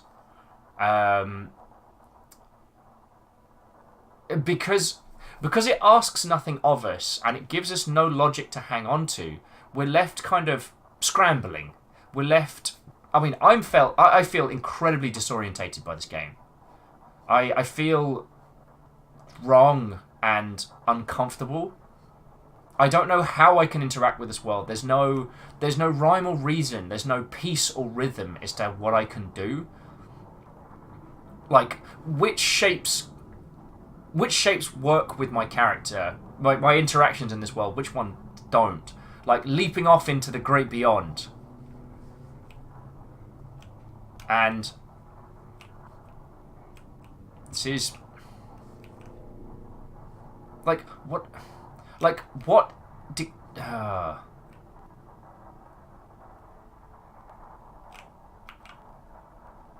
I'm finding this game very, very stressful right now, everybody.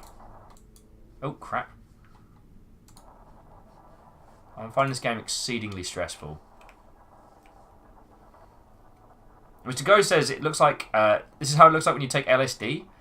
Mr. Ghost, I couldn't possibly comment, as I neither have consumed illegal substances nor condone their use. But if I had, it's very different from this. Like... This is just stressing me out!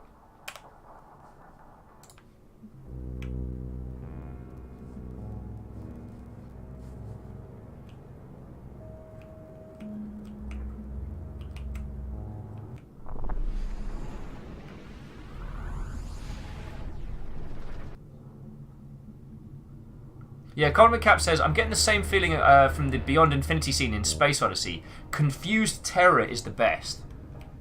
Like, we keep coming back around to this apartment that we're in. Okay, so this is a good start. We've got a little log fire. This is really pretty. Okay. Let's suspend some of the madness that we just had to deal with. Yeah, 2001 Stanley Parable. Bidded Link says, my personal problem with such a game is the lack of game mechanics to keep my mind occupied. For me, City Skylines is meditative because it has my own thing to crunch on. I believe it was another Mark Brown video that put forward the concept that bullet hell shooters were... No, it was PBS Idea Channel put forward the concept that bullet hell games are a form of meditation. Because there is only action, reaction, observation, your mind can only fall into a meditative state because of the reaction, because of what's going on.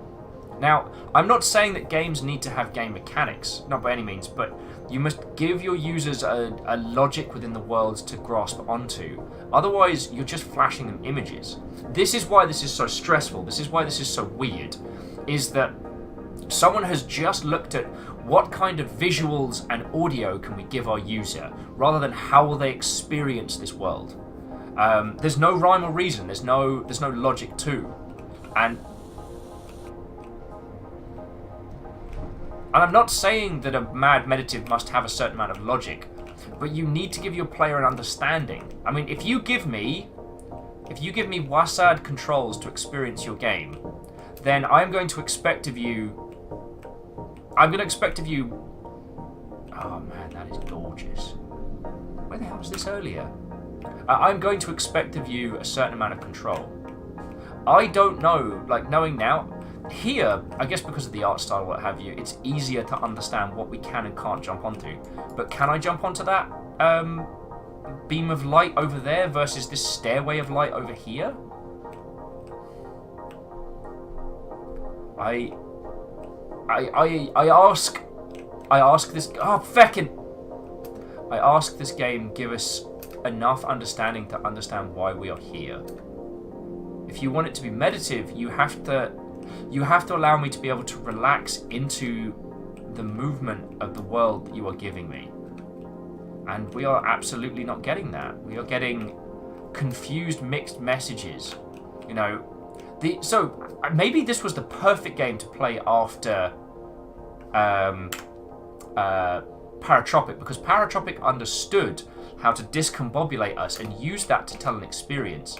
This game does not understand us, and nor is it trying to, and that annoys me. It annoys me greatly, everyone, because it is not looking at itself as a game. And now I find myself climbing the stairway for my own amusement, but it's stressful. It's not relaxing. I'm on edge. Like the last game. Fucking goddamn it! Yeah.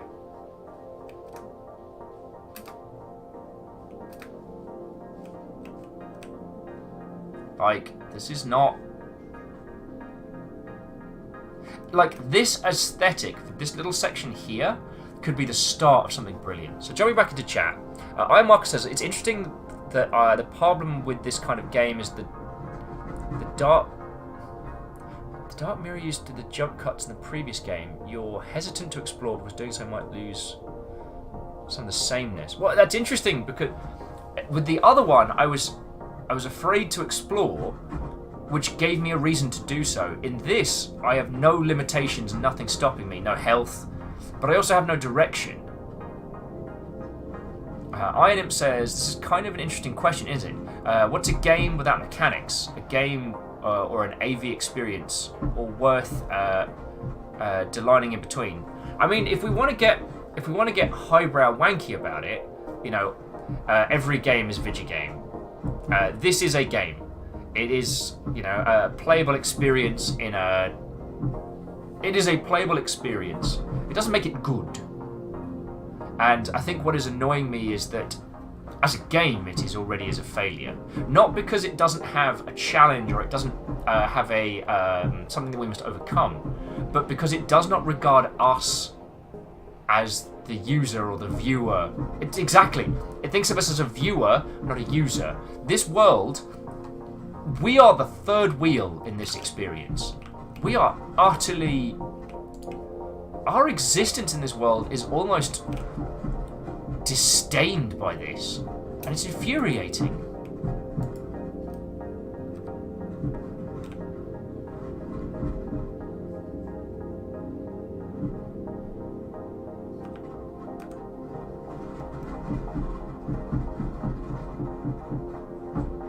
I do not know what that sound is. I do apologise when I know. Mildly terrifying. Hey Shiv says, Dear everyone, I am now here with good news! Bohemian Rhapsody is a bloody great movie. That is lovely. Mr. Go says, is it the Minecraft problem, where you have the freedom to build anything you want? Some people are going to end up doing nothing. I honestly don't think that, because Minecraft at its core thinks about you and how you interact with the world. Minecraft Traditional, now known as Minecraft Survival, says, survive this. You know, there are creatures of the night, there are monsters. Oh man, this with a feckin' swing mechanic would be amazing. And again, it's not thinking of us. Cool, I really want to go over there and explore that. Can I? No. Why did I double jump there? I didn't tell it to double jump.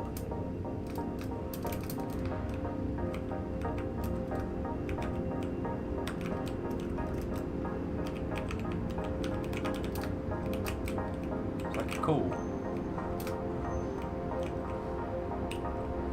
What the hell is that? It's alright. I don't want to be in this. I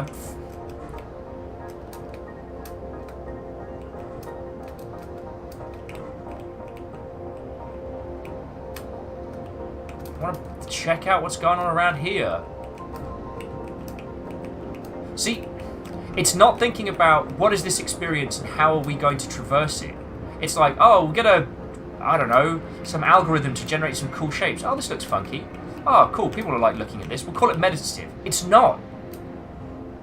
It's not, and it feels like I am intruding on someone else's world. But not intentionally, as with some of the elements in the beginner's guide. This feels like, yeah. It's stressing me out. This game stresses me out. I don't like it. I don't like it, and I feel... I'm not saying that it is invalid as a form of art, and I'm not saying that we should, you know, it shouldn't exist, but I'm saying that I would end up having actually very serious words with the creators of this, because it resents my presence. It resents that I am here.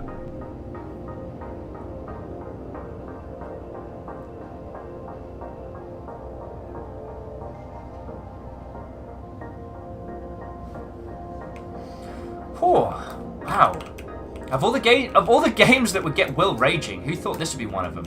Also, it handles like garbage. I've just found the high speed button, but the...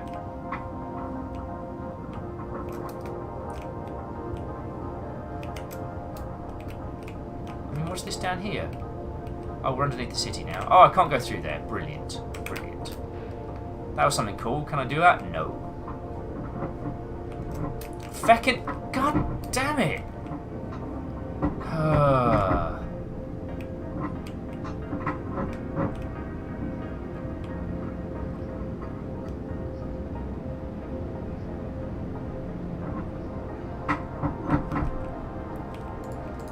Mr. Ghost, I know you're saying about the wool writing stuff.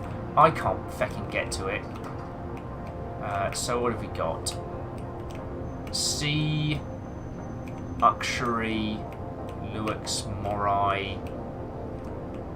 I see I can't get round to it because it doesn't fucking let me!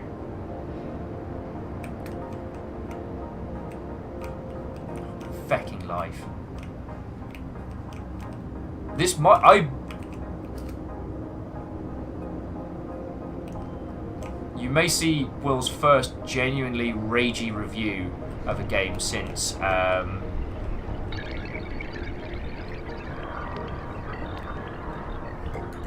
supposed to be here? You might see Will's first genuinely ragey review of a thing since, what was it? Airmech Wastelands. I got ragey with that one. Shop by nondescript. Ugh! Ugh! Getting out of this room. And now I guess we just roll the dice on someone else. So yeah. Like I said, the reason why I'm inordinately grumpy about this one is it really does feel like it... Yeah.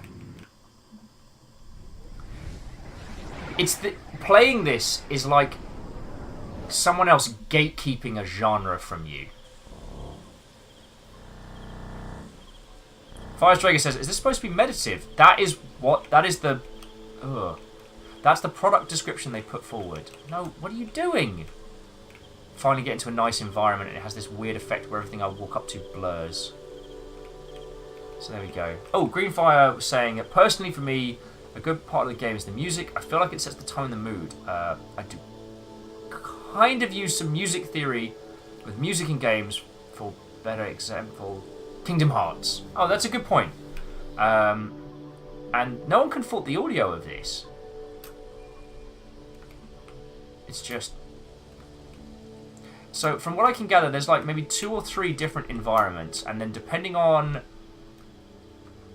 the random generation of like effects and things like that, I think this is pretty nice. It's got a little bit of calm going on. Ah, found something alive.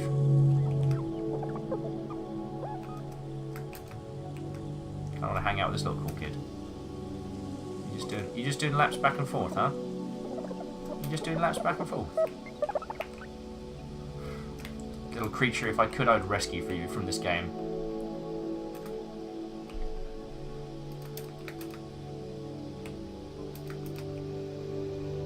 Oh, Greenfire did music GCSE. Okay. I mean, I don't know heckety heck about music theory or the rest. And this area is kind of reminding me of...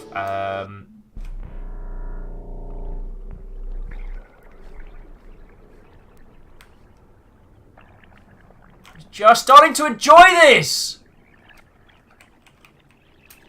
Oh, God, what the feck was that? Oh, we're back here. I feel bad for snarking about this area now. Alright, so yeah, so there's only X amount of areas on loop, and it randomly throws us from one to the other. Alright. Oh, although we've lost our nice floaty jump.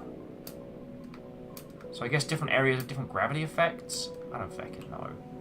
But this is basically the same map as the one we got before.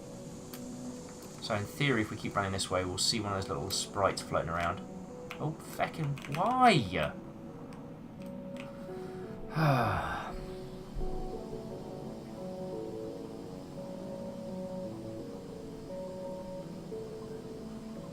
This feels cynical to me. It doesn't regard us as the user of this experience, and it asks our time and our money, but does not regard us. It feels like going to an art exhibit where no one wants you there. Oh, and Stooge is heading out. So, see you later for a pint, mate. So jumping back in, so Dreamer saying pet peeve of mine, their mother's a professional artist, they hung out at art shows. People in the art world I've met are all about making art accessible to everyone. Okay, and what's the...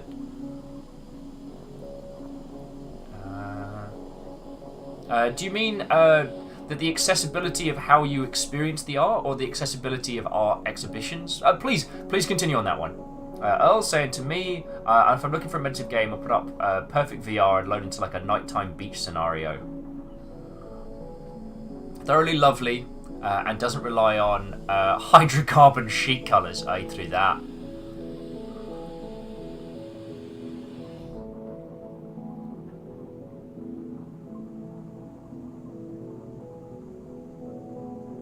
Jedi is saying that I read up on the description of the page, and yes, it says what it wants to accomplish, and it fails terribly in my opinion. It also feels like it accidentally did other stuff, but for its purpose it failed.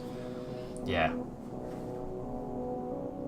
All right, and Strega, see it sober. Be right good. Greenfire says, I think this is like different levels of consciousness and dimensions. True. But I guess Greenfire, the things that are grumping at me is that it is just... It feels like a random generation of filters and maps. Like, there's no cohesion to it. None of it is crafted. And that it is on the user to keep rolling the dice until they find a thing. Again, this game... And I don't know if it's coming through as playing it, but I honestly feel like this game resents me playing it. And it comes through so strong when you're playing. The Dreamer says, there's an interesting story about the birth of abstract art. People tend to interpret abstract art as cold and hostile only for the intellectuals, when the guy who started the genre was Russian, who'd been through World War I and created abstract art as a means of making art available to the people regardless of training. Well, that's true. Now, The Dreamer, I have no formal art training, and I would not pretend to talk in those circles, but from a philosophical standpoint, the idea that art is about conveying an emotion or a feeling, abstract art is brilliant for that. If you look at something and it evokes a feeling or evokes a discussion or a thought or something, then it is art. Whereas with this, it feels cynical. It feels, yeah.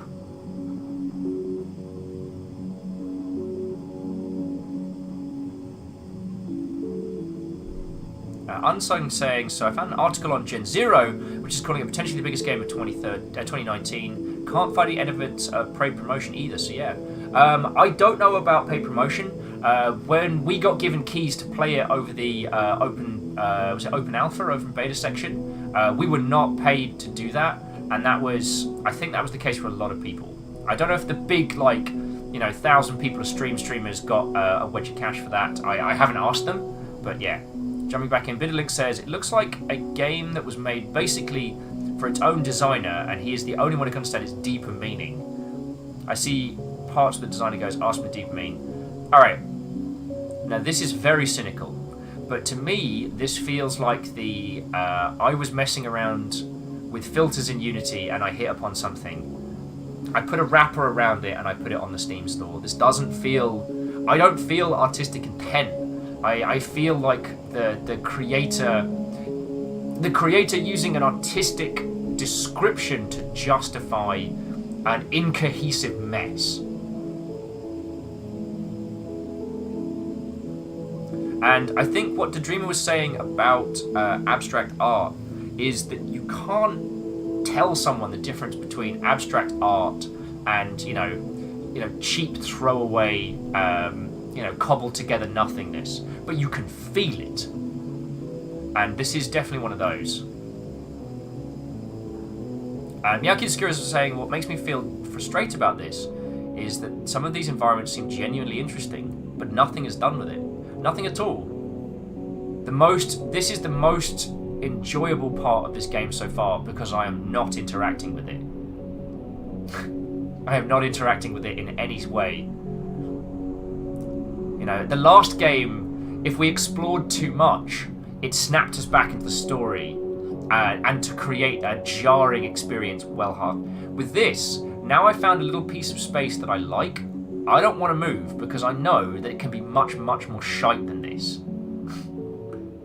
Miyaki Sakura says that Cityscape would have been great for a Cyberpunk game. Oh god, yeah. If I'd been able to fly and leap around the building tops and explore that properly, oh, that would have been gorgeous. But whoever created this didn't think about us.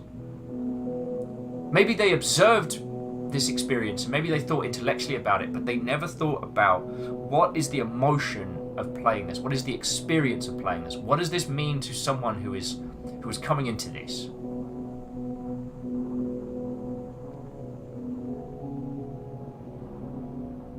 Yeah, Shackle, I mean, I might be being more cynical in the way... Every time something, a noise in the house happens, I'm like, is that the game? Is that this? But Shackle's saying, it feels like the designer is putting this out there and asking, is this art? But unlike a lot of artists asking that question, they're doing it to justify a purchase. Yeah, this is not a £6 game. We finished Paratropic in, I guess, an hour and a half, 2 hours, and that was worth every penny. This is not worth the price of admission, and it's very rare that I say that.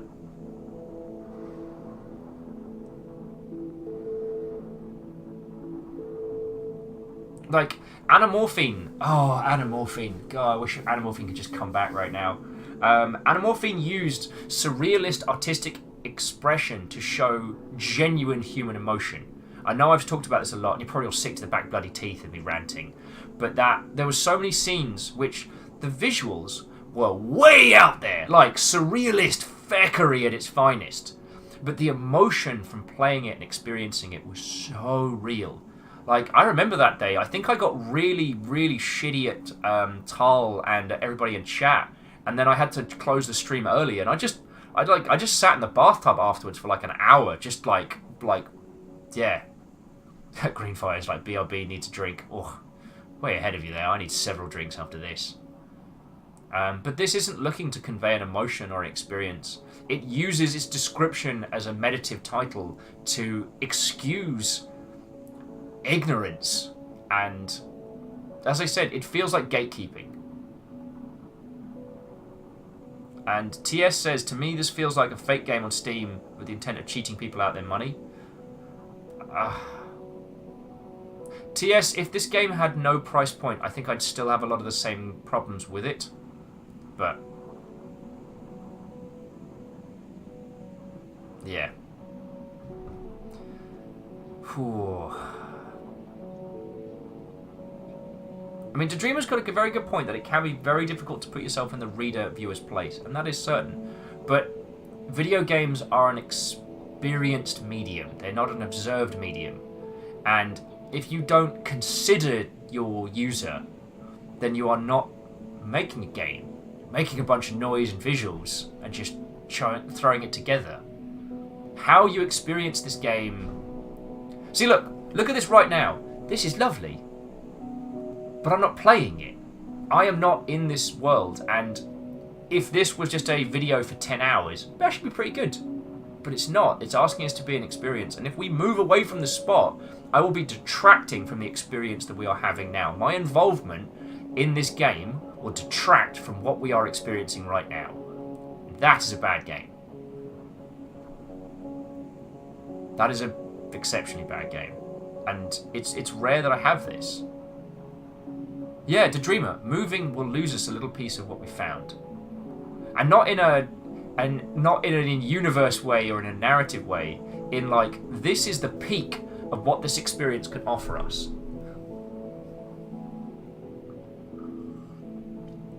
Greenfire's like, why is this game making me feel sleepy? It's just the soundscape and the visuals are quite nice and soft here. But we had to go through a lot of horrible feckery to get here. And again, that wasn't even part of the experience. That wasn't intended.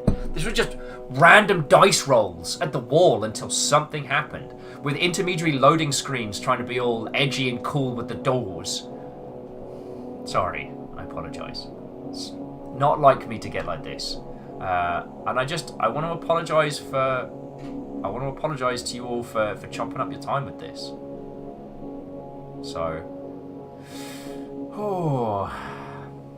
here's the thing, we've only got, like, I really need to bring the stream to a close at 6. It is 20 to 5, so I've got about like an hour and a half. Unsung says I'm going to go strap on my oxy tank, make a cuppa with some honey, and then go to bed. That sounds like a lovely idea. Miyaki Sakura says, for a different emotional reaction from a surreal space, that swinging Nightcore game. Oh, hells yes! Hells yes, that was gorgeous. Let's just play Varlet Swing for the rest of the afternoon. How about that? But I should really tell people... actually, that's one thing, if we have time next week, we're going to do Baguette. It's a French game about being an artist. Yeah, see, now it's added these weird, creepy sounds. It's making it worse. Ugh. Race to the planet. I don't like it.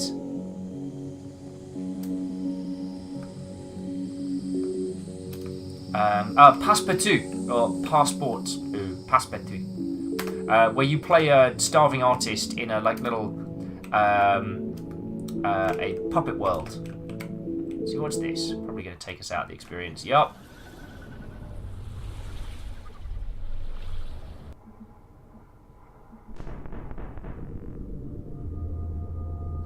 Cool. This is neither meditative nor relaxing. I mean, visually, best screensaver I've seen in fecking ages, but... Is it weird that I don't want you all to have to play this? Oh, that's crazy.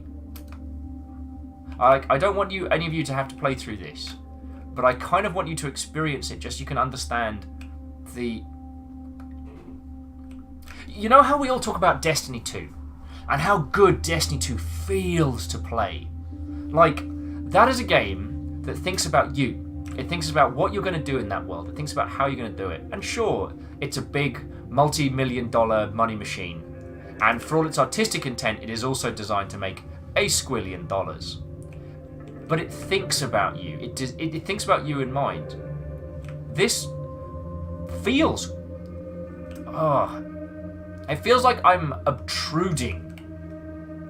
It feels like I was not invited to this party, and everyone is awkwardly wondering why I didn't get dressed up. It feels ugly and uncomfortable to experience.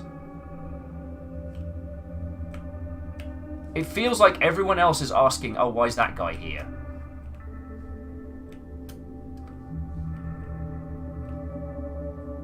Oh. Yeah.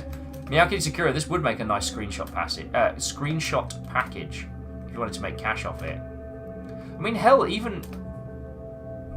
At least this particular section here seems to have a nice clear path, like, run through it all. Like, that's real cool. That's real cool.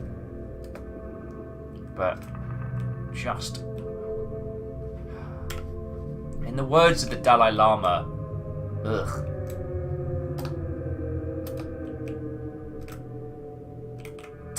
Iron Imp. I'm not going to read that out, but that is on point. And Lord Lost being like that uncle you didn't invite to the party, but shows up anyway. Ghost is trying to go off the side. Yeah, let's feckin' break this. Party! Man, see if that environment was part of something. Ugh. Great, now we're in... I don't feckin' know. Ugh. God, this is... Ugh. Yeah, Mr. Ghost, now we're being punished.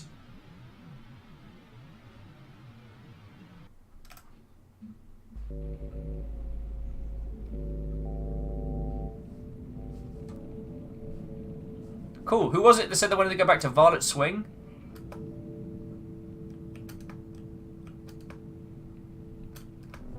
Oh, come on!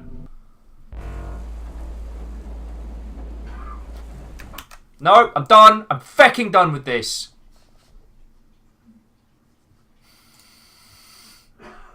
I'm genuinely angry.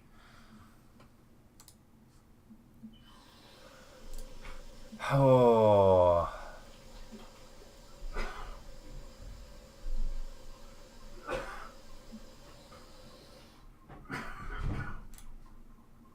Genuinely angry.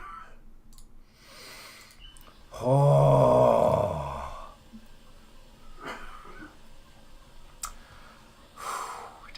Take a moment, breathe. Miyaki Sakura said, another game that reminded me of Bound. Greenfire says, Angry Will has arrived at the party. Jedi with do not smash your hand in anger. Okay, how long have you all been watching me stream? How long have we been doing this all together? When was the last time I Alt F4'd out of a game in rage?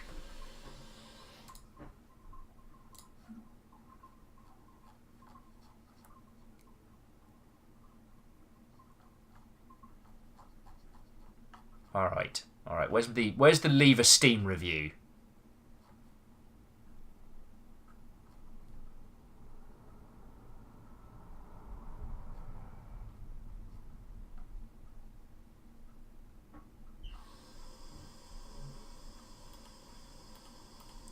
Where's the Leave a Steam review? Where is it? Where's that button?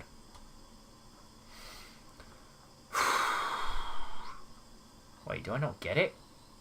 Bastards! They knew it! They feckin' knew it!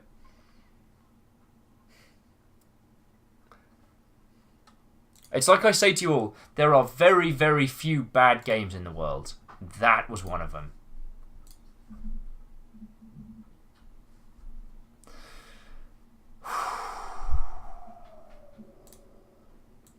I'm going to put on some Professor Elemental. Filthy urchins. Biddling says, good night to you, and have a better next game. That is not hard to find, but still. Alright, just going to put it back onto Talk Show for a second. Feck that game. Feck that game! So mad! I was... Oh, feck, nearly tripped over myself there. That's how mad I am!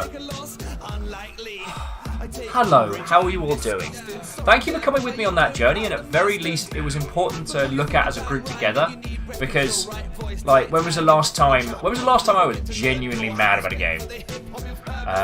Mr. Go says, have you done your hand exercises? When did we do them? Did we do them at 2 or at 3? Because I think I'll have to do them at 5. You're a scallywag, a dirty urchin. Please step back when real chaps are working. Sit down, listen up. I don't mean to be rude. Take a left. Lord Law says, what it was is so I know how to avoid it. Greenfire saying, take a break and get some tea. I'll chat to you lot for a little bit more. I might take you up on that offer in just a moment. But yeah. Mr. Ghost says, you want to play something less stressful like XCOM 2? Well, it's weird. Like, XCOM 2 has stressful elements to it, but the way in which I am able to enact in that world makes sense.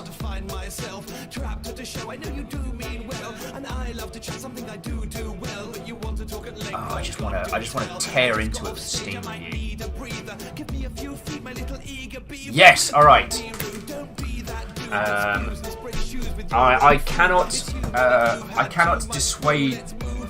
I cannot. Oh, it's right along with Will. Right, I cannot dissuade you. Oh, I have no spell check on this. Alright, so I'm going to have to come back to that later. I'm just... Oh, I'm a grumpy grumpson.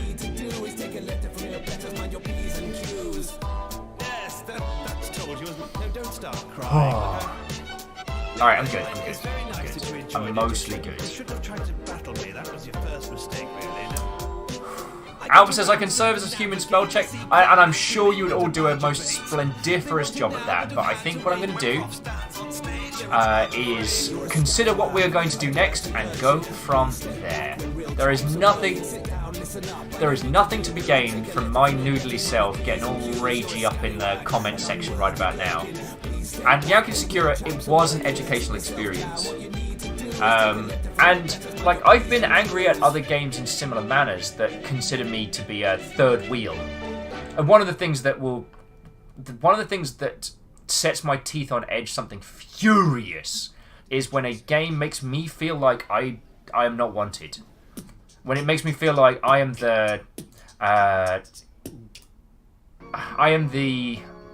little brother of the title, and I've been allowed to come on for some reasons. So, Greenfire saying Pillars of Eternity. Probably not. Next time we go to Pillars of Eternity, it'll be a proper day.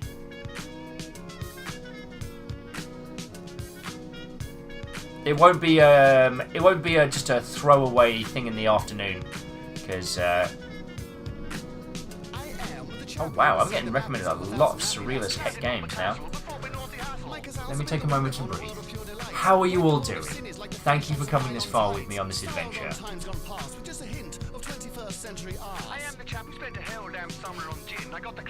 I mean, I'll be honest with you, I'm tempted to just, like, at this point, crank some feckin' tunes and just play Devil Daggers for an hour.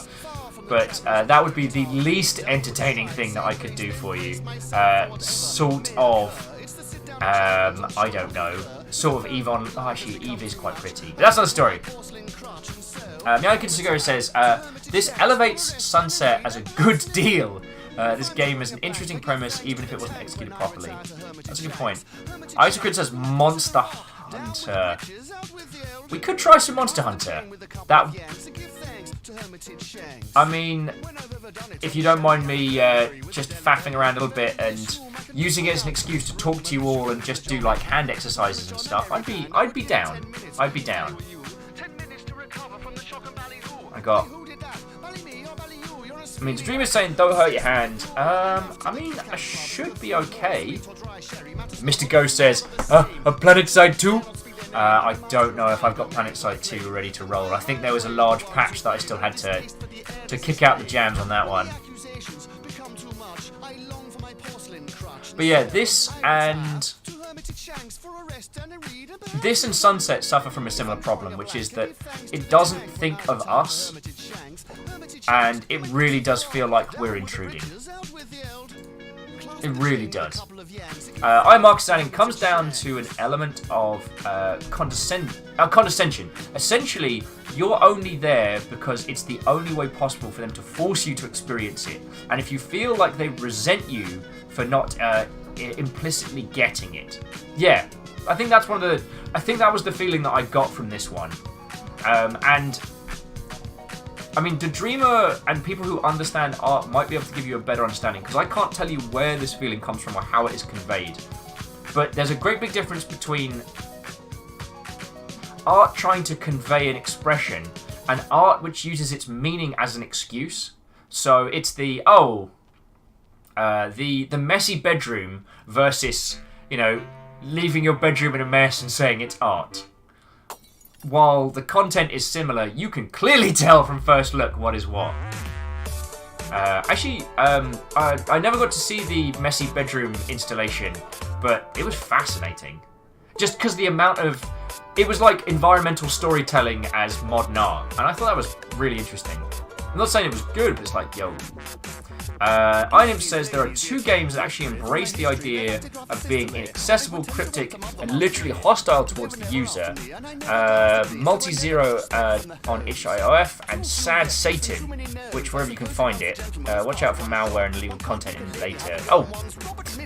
It's one of the unfortunate reasons why I don't do a lot of... Yeah.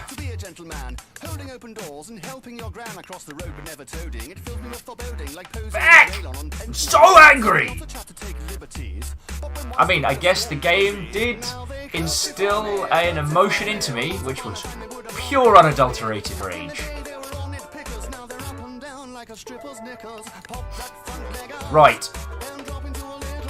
Before I spit flames no more. So, what else we've got kicking about?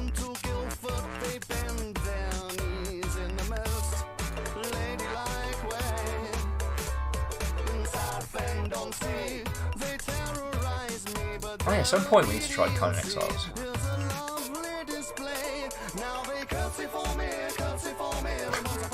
I don't know if I've got it in me to do a lot of reading.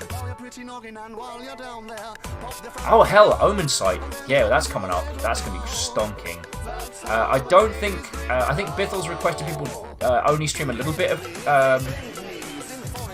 that title. Try not to give you all away too much. At some point, we are going to do Return of the Obra Dinn. That's going to be stonking! Shackle Dracona saying a swift kick in the genital region would generate an emotional response from you. Doesn't mean it's art. Mr. Ghost says you can play some of the magical cards.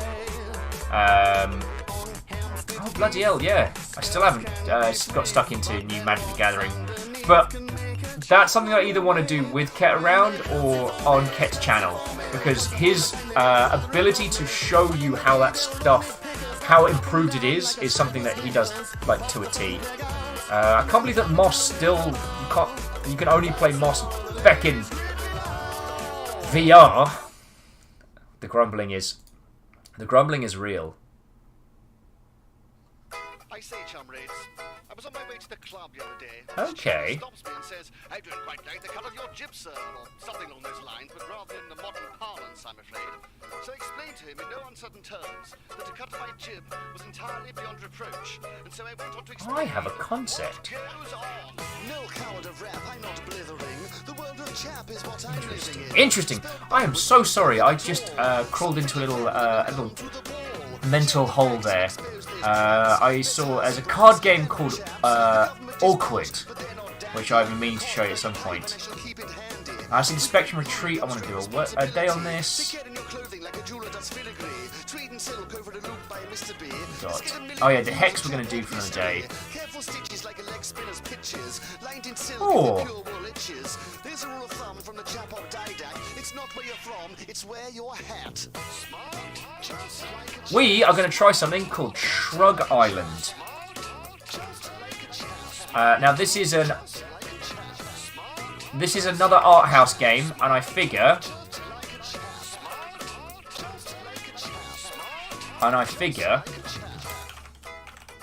like, considering. Wait, tell me this is on. Wow, it's not even on the Twitch listing. Cool. We're going into. It's jolly fun, so how could you hate it? Write some rhymes while my tailor waited. 20th century, but how do you date it? Why is there no? I thought they added an indie tag. Alright, alright. Keep living life like it's the 1880s. How long is that going to take? That's going to take a couple of minutes to install. There we go, there we go. The Tweed Revolution, cultural exchange. Pay attention, don't look all strange. Hail the chap, give 3 pieces. So we're going to try a title called Shrug Island next, which has been described. This is a warm and wistful adventure, an open door into a playful celebration of music, mystery, and nature's dances. Sounds great. Iron says, have we done Pony Island or Lisa? Lisa, I'm saving. Pony Island has been done. We have not. We haven't done it on this channel. Here's the thing: Ket doesn't know anything about Pony Island and hasn't experienced it. So, I mean, Pony Island is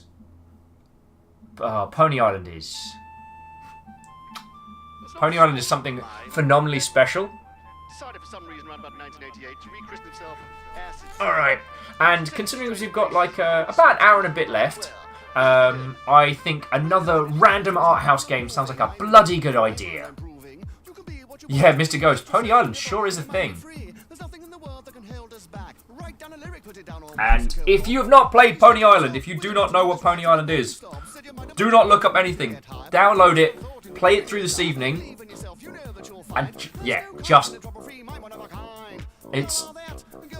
Because I don't want to talk about the things that it does, because all of them are spoilers. God, that was a... okay. Just, sorry. I'm still ragey. Feckin' terrible piece of bad word game.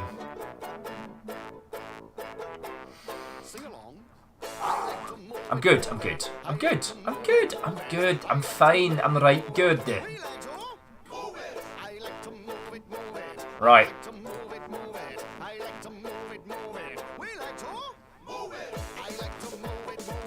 Anyway, sorry, Mr. B. Don't mean to interrupt you there, but we have a game to try. So let's give this lovely Mother Hubbard a whirl. And there we go.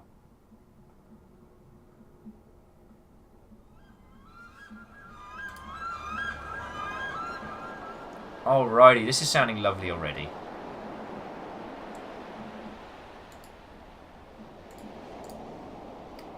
Alright, just bear with me a second.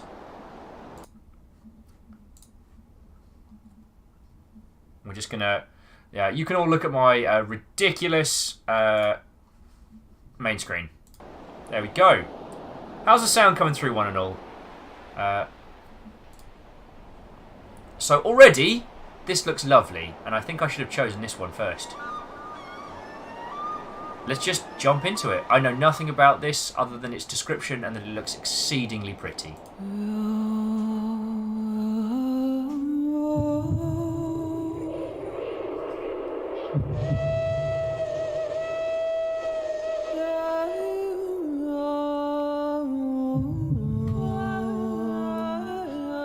From the islands we come, to the islands we go.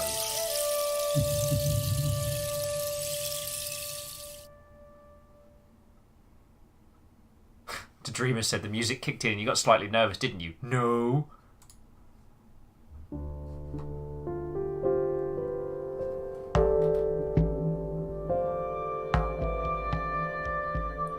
this is very pretty. Oh, look at all the happy people on the island, and they're all just hanging out, having a good time, being like, yo! Oh wait, no, that looks like someone getting torn in half. I guess that's good or bad.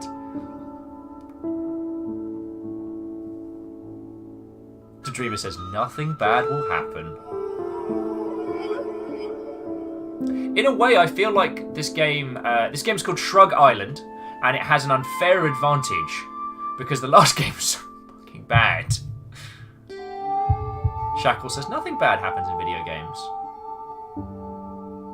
In a time beyond time, the island has risen and called us back, yet still she sleeps.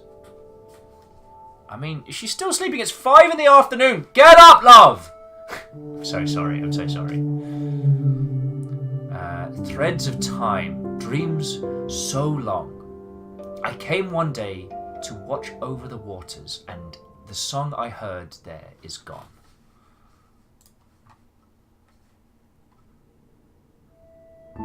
Shrugs. We are 1 and 2. 2 little shrugs I give to you. Look at these little dorks! Look at their little faces. We are each gifted with a skill to awaken the island.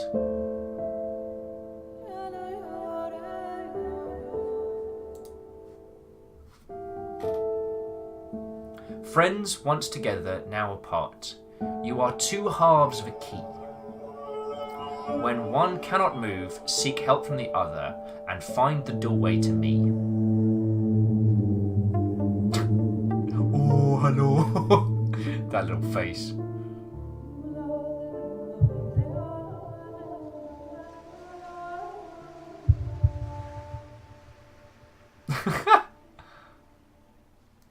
Alright, this is stupid cute. Click to land. Okay, so I'm going to be playing this mostly mouse hand.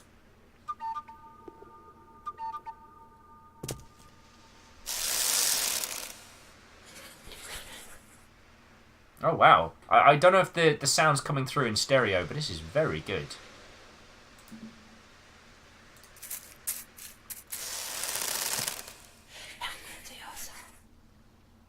That's slightly eerie.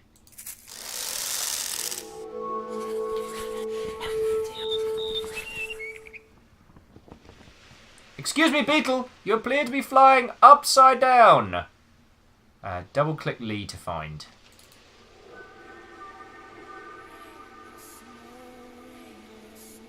So Lee, assemble the worlds underneath. Transforms everywhere.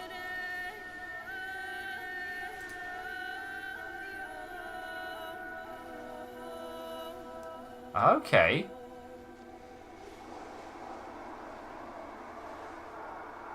Whoa, that's cool.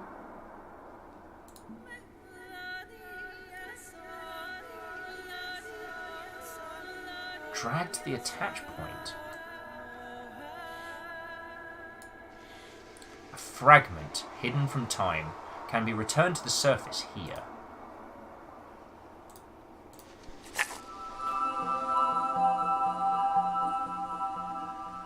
Oh, and then we drag the food over to the little guy.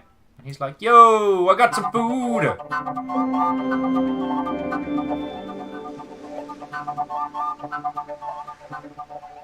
The art style in this is stonkingly good.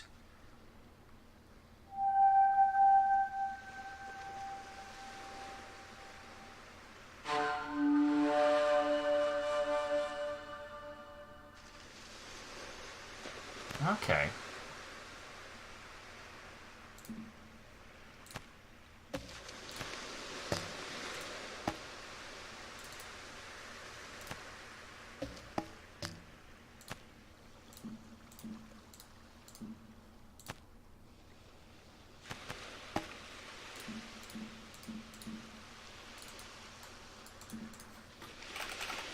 Okay.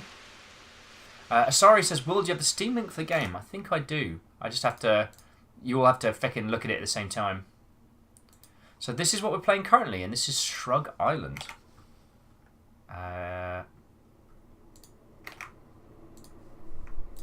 This is lovely. You're entirely welcome. Oh, Dreamer, thank you for pulling up the link at the same time as well. That's sincerely appreciative.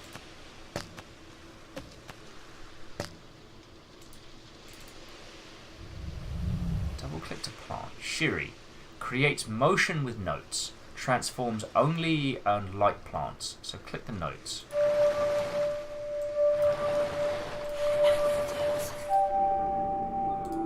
Oh, look at that face.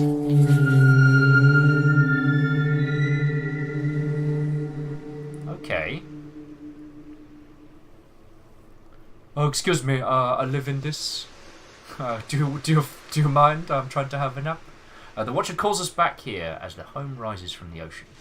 Island grows when you set our time in motion. Interesting. Interesting. Double click to transform. Sorry, that last game has put me in such a snarky mood that I'm now becoming that guy. All right.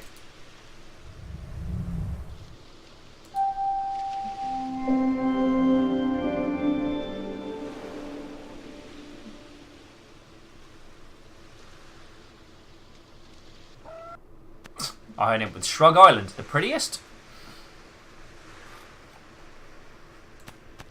It's one of those situations where I don't know if this is referencing a particular culture or a particular pantheon that I just don't understand. So I'm somewhat hesitant to be a cheeky mother hubbard. Interesting.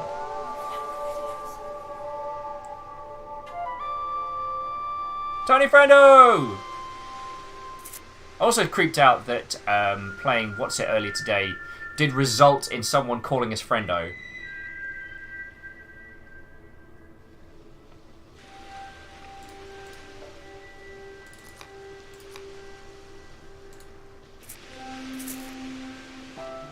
Okay, so there's a whole puzzle-solving thing here. Aww. Little cuties. Oh yeah, so Paratropic earlier calling using the term friendo to mess with this.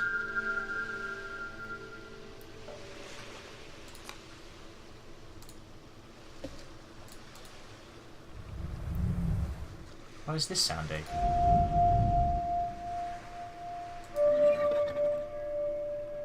And there's that guy. Hey, what up?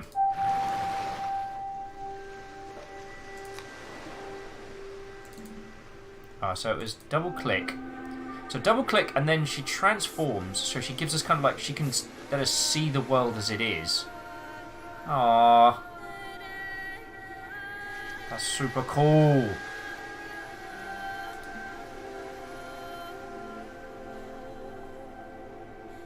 And these elements end up being kind of like a find the puzzle, a puzzle hunter type thing. It's very cool.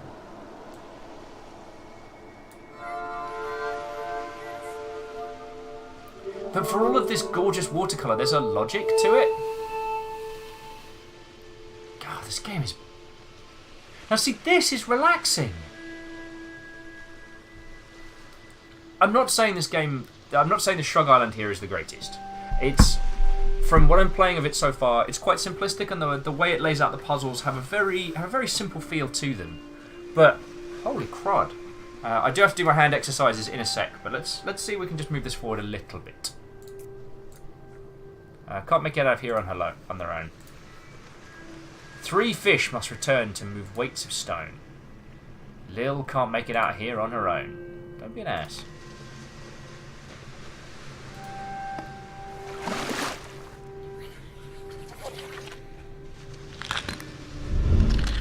That's one.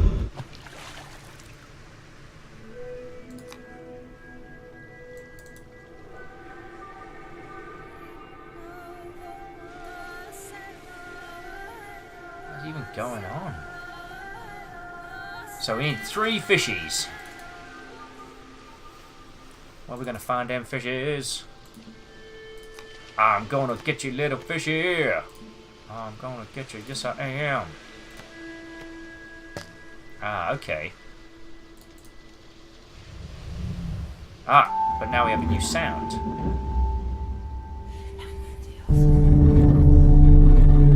Okay.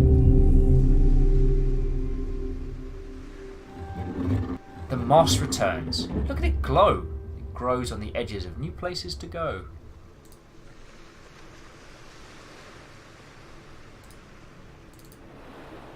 Alright, well, let's... Don't stop. Don't keep dawdling. Get a hopping.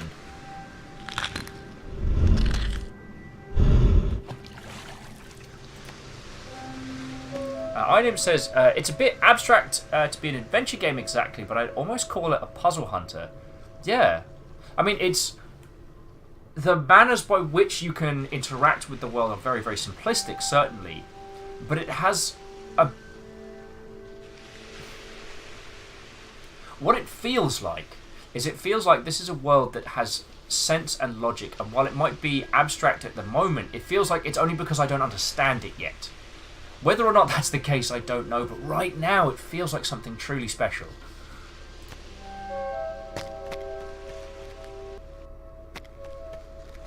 Hey up, mate.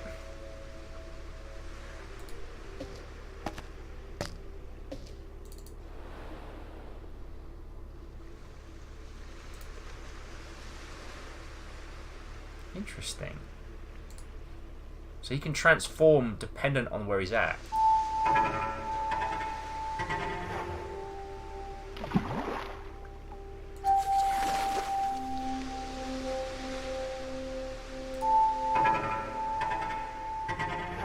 Okay.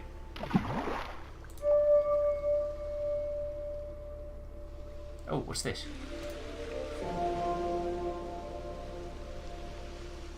Okay, so this is the world that we can explore. The Watcher's thread appears when the island remembers.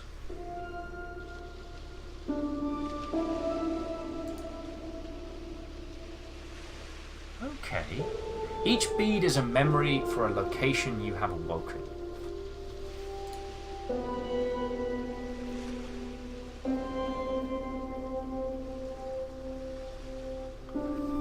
God. Hey, if you wanted a nice feckin' chill Saturday game, I got you. I got you.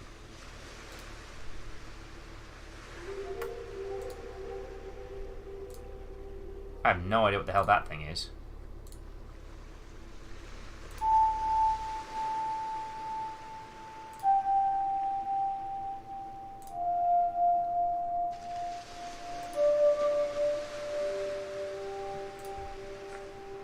A snack would be good right now, but the plants haven't shown. Come back to us later when the bulbs would have grown. I'd ate meat. I'm a tiny wee worm. I'm a wee worm, how's it going?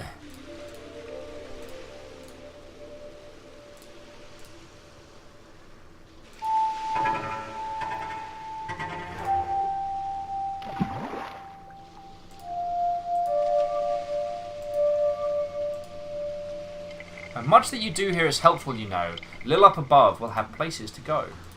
Oh, cool. So, weird blokey bloke is just... I guess? Item says, a mobile title, not sure if it got ported to PC, was Mushroom 11. Mushroom 13? Post-apocalyptic side-scrolling puzzler where you play a radioactive cell. The movement mechanic is really interesting. Oh, I know exactly the one you mean. Yeah, you play kind of like a sentient blob working your way through things. Slithering, toppling end over end in a physics-driven fashion. That game is stonkingly good. God, here's a game I did not think I'd be playing on a Saturday, but here we are. Oh. Alright, let me do my hands, and then we'll go from there. So... Thoughts and feels on this on the initial. Like, a point-and-click adventure, not quite as abstract as your Disc worlds, but not as straightforward as your Telltales. It doesn't appear to be a pantheon that I know. Like, I couldn't look at this and tell you, this is, Peloponnesian folklore or anything along those lines. So, yeah. I'm saying the movement mechanic is really the only mechanic which is really cool. So the other thing we've got aside from the movement mechanic is that this lass, when she transforms, she lets us see the truth behind things. So it lets us view things that may or may not be there. Like this eyeball. And the eyeball gave us a note which the little lad can play, but he can only use his music powers when he's in specific places. And then, a little face in the sky. And then little friendos, sky friendos. That's us. That's us. So, yeah. I definitely am going to need more tea because its relaxing nature is just gently wafting. That's gently rolling. Gently wafting is a strong curry evening. Gently rolling is what I meant. I do apologise. Oh, Meow Kitty's saying that the mood of this game is so well put together. The animation, the music, the environment is just soothing. Shackle Connor says, just got back and oh my god, it's a game! Yeah, Shackle, it's actually a good game as well. Feckin' 0 degrees, go feck yourself. Sorry, let me just do my hands real quick and then we'll go from there. So, okie dokie. So, you all know the dance by now. Right, straighten up. Oh, straight. Into hook. The Dreamer says, I should go see if I'm needed for barn chores. Yeah, go for it. We're going to be taking it real easy. You've got my company for at least another 45 minutes. And honestly, I would have thought you'd be bored of my sorry noodly face by now. But apparently, we all seem to have a good time hanging out. So there we go. The Dreamer says, I'll be back. That's 2. I mean...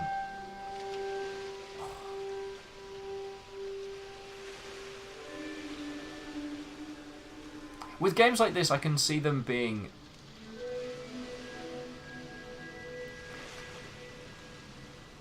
I don't know. Do you know what's lovely about this game? I don't know. I don't know where it's going. Is that full? I say that's full. I don't know what it's going to end up doing. I don't know what it's going to end up showing us or telling us.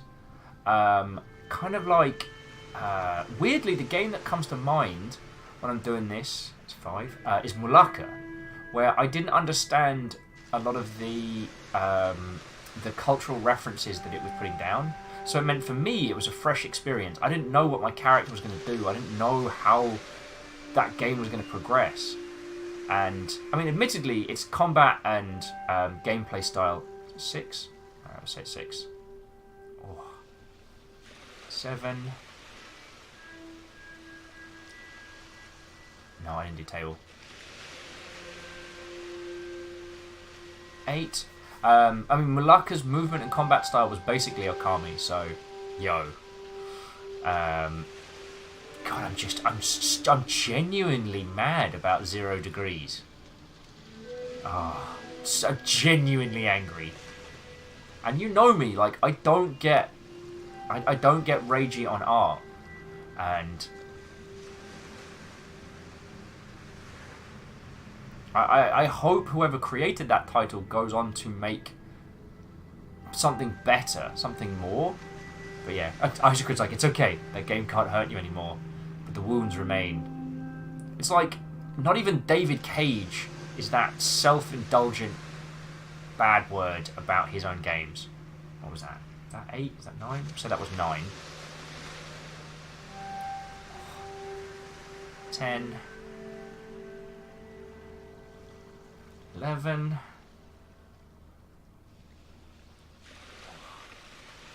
12. Almost done. 13. 14. 15. And I do think it's important for us to play a lot of these titles, even just a little, because there may be something brilliant in this. Like that last game taught us a lot about what not to do. It taught us, you know, think about your environments, think about how your users want to traverse them. Think about how your users experience it rather than just saying, oh, well, it's art. And then go from there. I mean, I don't know what this game's going to show us, but right now I find myself intrigued to find out. And there may be elements from this game that we can take with us to, you know, violent first-person shooters or, you know, lengthy open-world RPGs with gory melee combat. Like, everything is relevant and relevance is everything. there are lessons that we can learn from all these games that we will take forward into other things. And I think that's important. I mean, I've been preaching that nonsense at you already, yeah. You know what I'm saying. You know what I'm saying. Alright. Oh, feck. Each shrug is connected to the island's heart, beat by skill. Lee seeks that which has been lost. Under the surface they've been broken. Her vision returns them to the whole. Together they keep the seasons turning. Oh. Shari reflects the energy of the singing plants. Their music moves. Together they keep the seasons turning.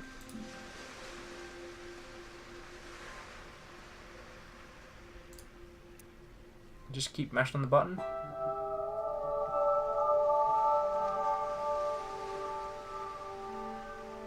Alright, there's a certain pixel hunt element about this, but that's not bad. That's not a bad thing.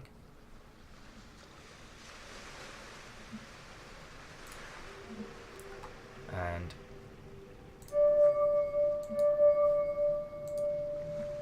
much you do here is helpful. Yeah, we know that bit.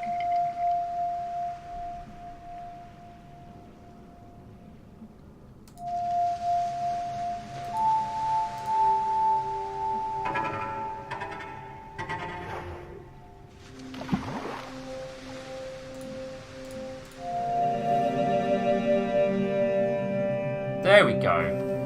So the order in which I play things is relevant. Sup, fishes? Do you want to be a tiny fish master?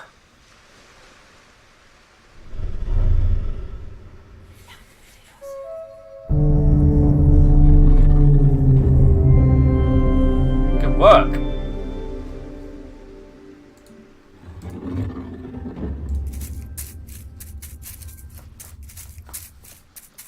Oh, here we go.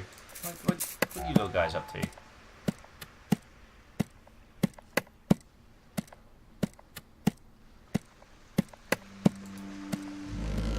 Without hammer, there's not much to do. Some things that have gone, those things we can't see. We need to get going. Would you bring me back, Lil? I'll do me bloody best. What are you little things doing? Yeah, iron, you're entirely right. Goldfish make the best counterweights. Proper heavy metal, if you will. Proper heavy metal. Wow. How is this game so pretty? Wind blows, grass sing. Oh, it's nice that we met. A bridge can't grow until I have my string, but it's not quite time for that yet. This reminds me of a super, like, fluffy version of... I don't know how many of you have read American Gods, but when they start talking about the old gods, the gods of the people before language, kind of reminds me about that. I really want to research the hell out of this game now. I want to find out where it's coming from. I'm not saying that I necessarily recommend this as a game that you should all play. I still don't know yet what kind of experience we're getting from this and what we're going to take, but yeah.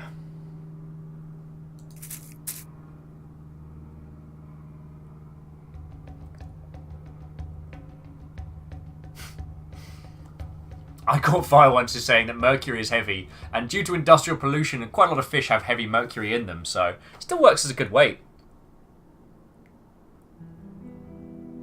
Inim says they've not read the book, but they've seen the first episode of the TV series and really enjoyed it.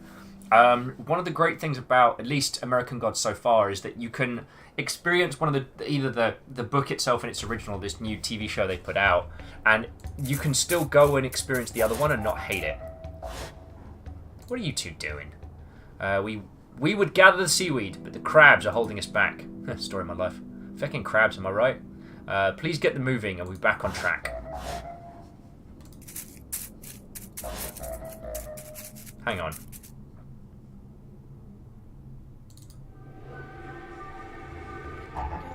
Alright, so we can have a little look-see. See if there's anything... Oh, aha!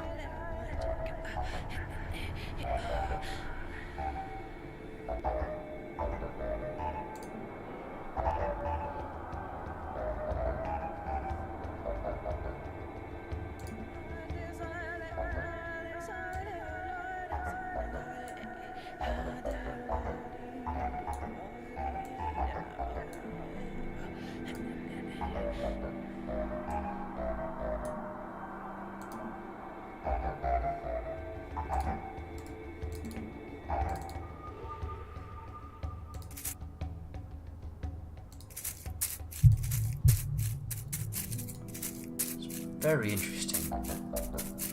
Jumping back in, so Iron says, Neil Gaiman was executive producer on the show, and that gave me a lot of confidence in it going forward. Yeah, I guess the thing that I was so surprised about it was that reading the book didn't make me... Oh, that's pretty cool. Also, anytime we roll over these little guys, they make a bunch of noise. Yeah.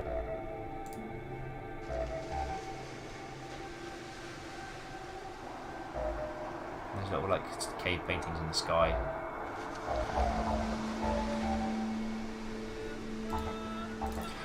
But yeah, I'm amazed that both have their own...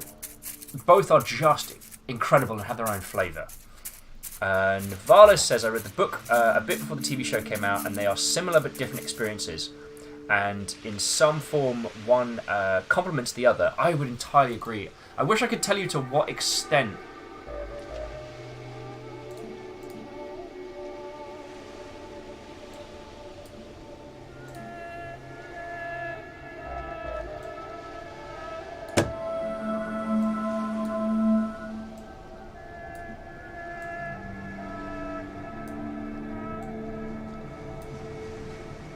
I wish I could tell you to what extent that does.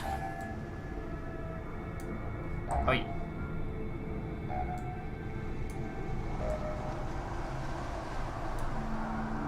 doesn't work with that. Interesting. Sorry, Will's getting his puzzle-solving brain on. I do so love a good puzzle. But yes, it's interesting that you can tell the same story in two different mediums and have a different but complementary experience. That I didn't... Oh. Heck.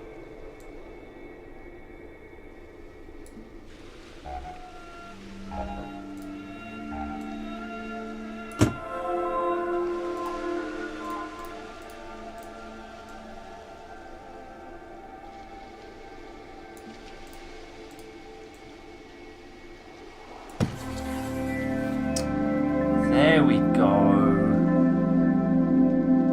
I'm saying both Fear and Loathing and Trainspotting pulled that off. Yeah. Now, as I've said, because when DJ Alternative used to come on by these parts more frequent.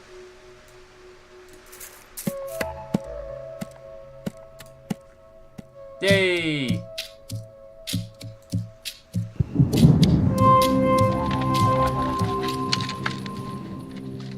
Alright. They got hammers and then turned into plants and then rocks. Okay. This whole thing feels like it's this side of unsettling. Hey, secretly Robin. What, old friend? I didn't see you nip in there. This is real weird. I don't know film, television, and books as well as I know video games. I think it is interesting to look at how you can interpret the source material in different manners to look at how the viewer will observe them. In video games, how you experience that is what we continue to ask. If you adapt a book or a something, it's the experience that you're looking for. Alright, fine, we'll go swaps. Hey up, I'm a wee worm playing with a bunch of fish. How you doing? How you doing, mate?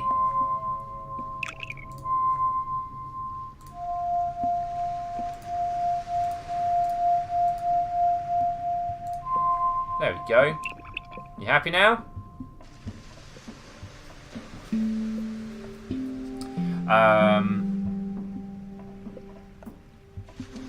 And I think we can see a much better interpretation of products into... products. God, I put on my... I think we can see a much better interpretation of these things as we move into, like, video games as we move these ideas into video games as a space. I don't know. Today, man, I'm kind of annoyed that sober's tonight. Because do you know what I want to do? I want to neck like 3 Turkish coffees and just go into the fecking weeds with all of you about games, about the experience of them, about the true the true art of games. And I'm not talking about, you know, games that look artistic or games that are arty. I mean the artistic expression and the feelings and the emotions that they convey. Because we've played 3 very different games with similar budgets, but yo. Sickly Robin says, skip it! Shirk your responsibilities. Ah, you rebels. Hang on. I've just realised that I've had an inordinate amount of tea. So I'll be back with you all in just a second. Because I've been drinking and having teas and coffees all morning. Let me bear with me all just 1 second. Hear an aggressive flushing right now.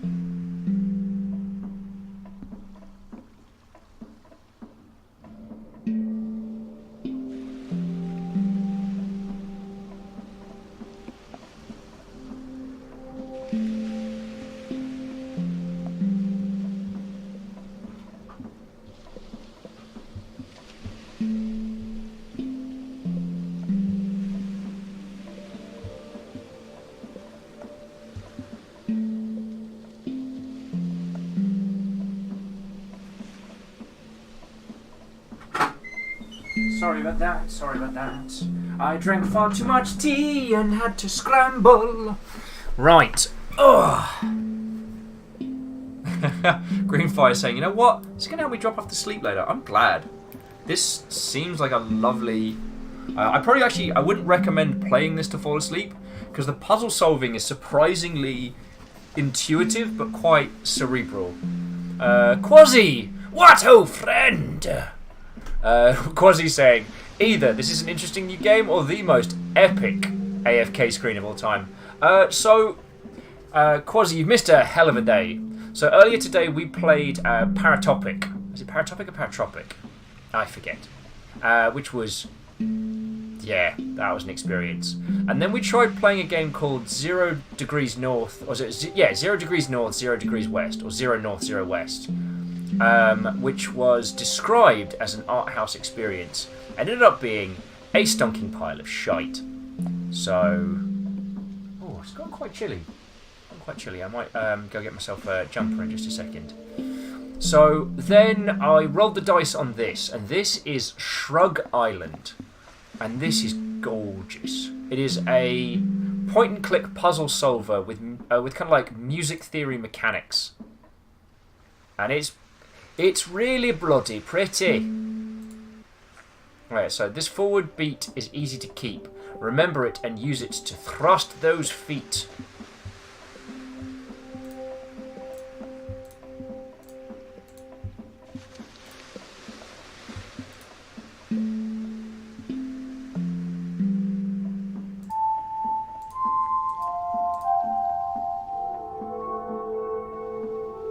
Okay.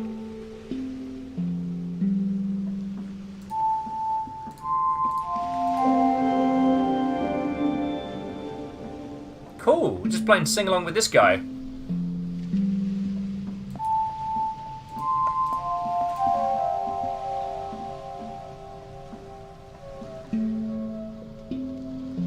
Did we win? Are we winning?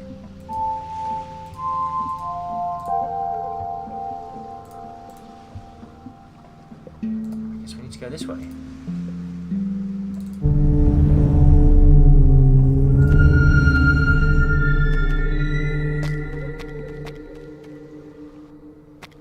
So, jumping back into chat. Kandaran! What? Oh! Says, I've got a free Twitch Prime sub. Can you recommend someone good to sub to?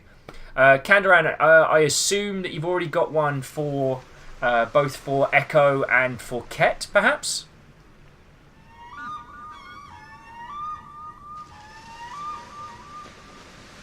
The other person that I would wholeheartedly recommend throwing a sub at is Go Pirate Software. Quasi says the T logo is up. Oh, it bloody is, isn't it? This game is so relaxing, it lulled me into a false sense of doing my ruddy job.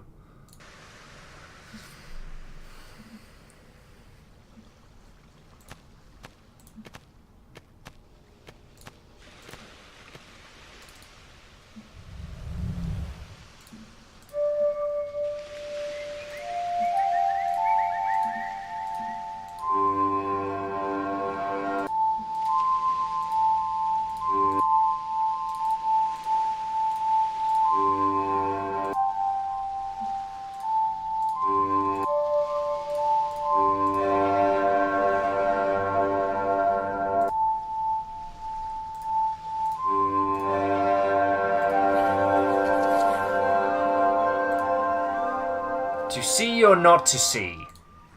3 musicians for 3 parts to a song, and the other side of it is what awaits Lil.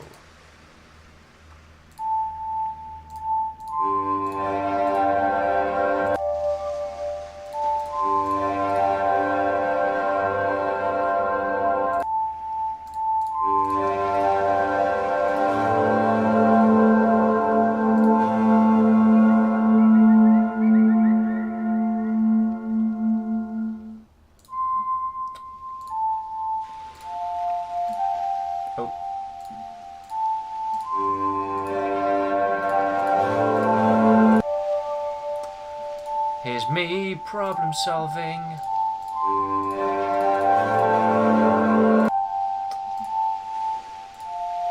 Oi. Oi, you. Alright, so it's not that one, it's not that one.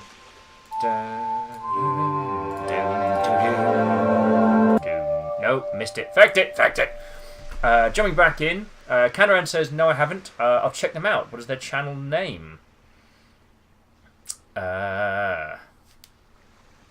So yeah,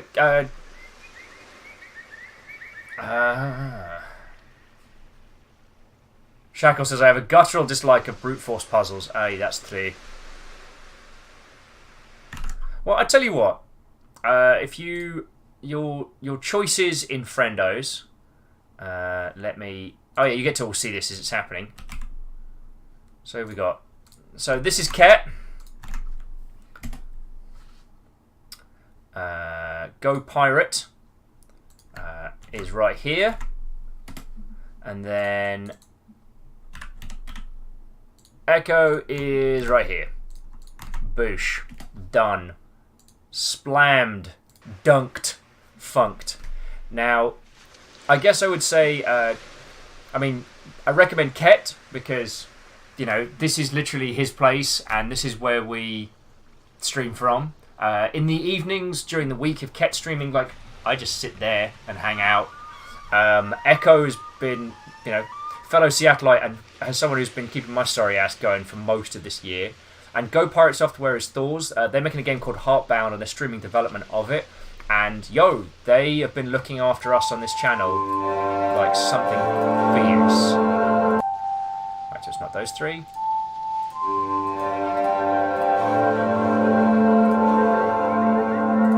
There we go.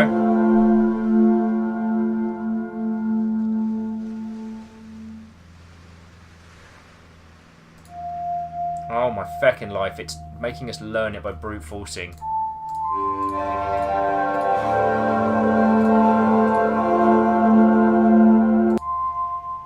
Ugh. Yeah, Shackle, I'm with you there on the don't make me brute force a puzzle, because I'm just going to do it like this.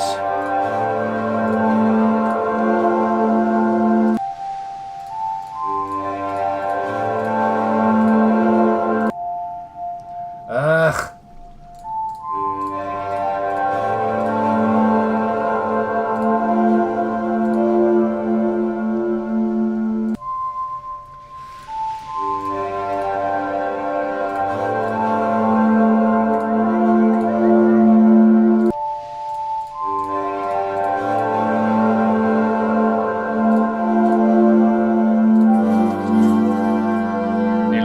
got it. Right.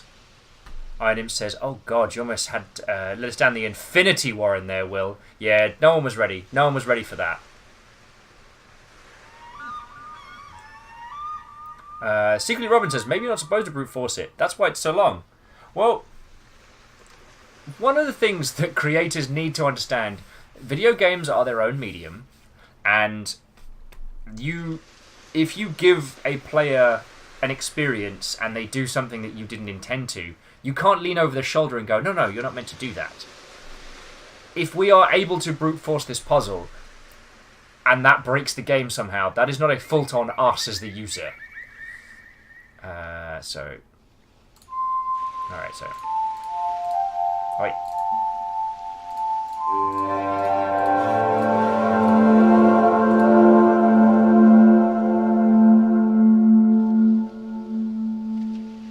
Tried that one, didn't I?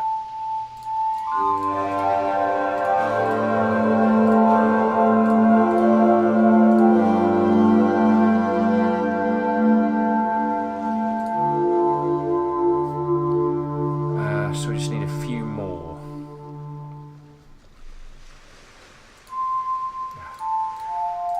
Oi! Oi! You! Feck it! Wait!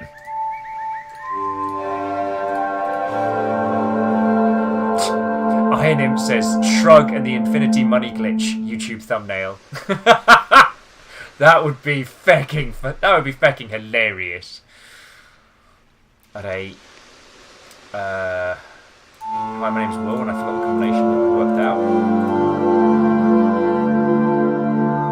It wasn't double tap there, was it? No, it wasn't.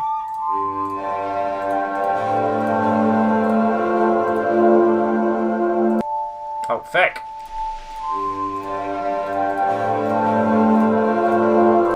Oh, feck! Fecky, wait! Trying to solve problems with your old Fucking do this! Back in my day, we fucking did puzzles right good. Feck.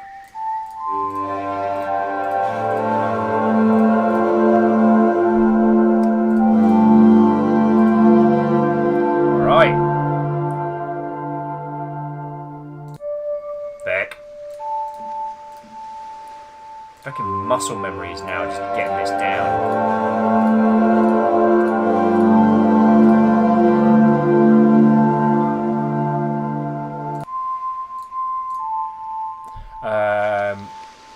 Yeah, Shackle. Shackle, you got it down.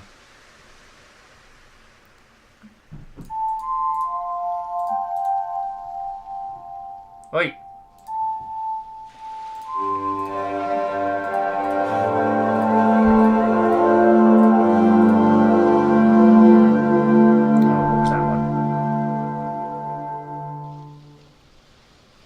Two? It was. So it wasn't those two. Let's try that one. Nope.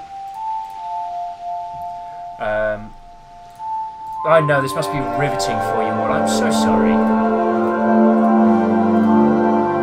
got a genuine love for these kind of puzzly, styly games. Fecked it up somewhere.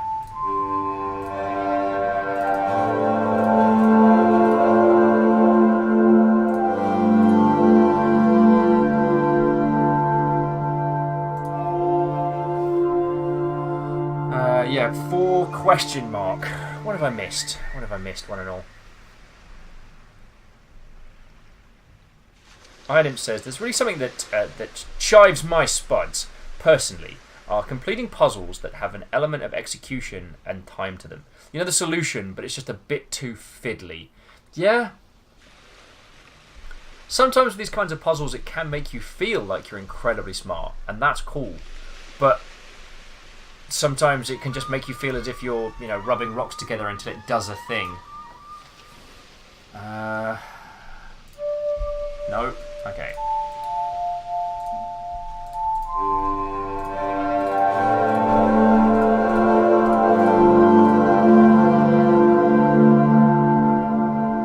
Alright, let's just go through the 5 again.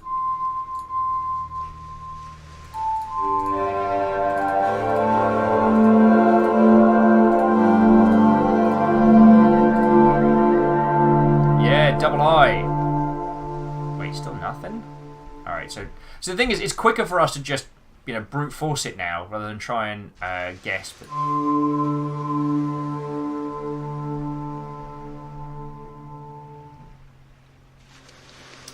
Crud and a Vapor. I am never going to remember this one, so I'm just going to take a screenshot with my phone, because I can. This is the 2018 equivalent of just taking notes on a notepad. And I do miss that sometimes from... a previous partner and I used to play a lot of puzzle-type games together, and we'd sit there with pen and pad in hand and work it out together, and it was real cool. It was real cool. Sometimes I miss those days. Alright, so... Bam, bam, bam, bam, bam, bam, bam, bam, and it's... Ma-bamf, ma-bamf, ma-bamf, and then maybe ma-bamf? Nope, man. Yeah, that's my band name. Will and the Confusing Mabamps.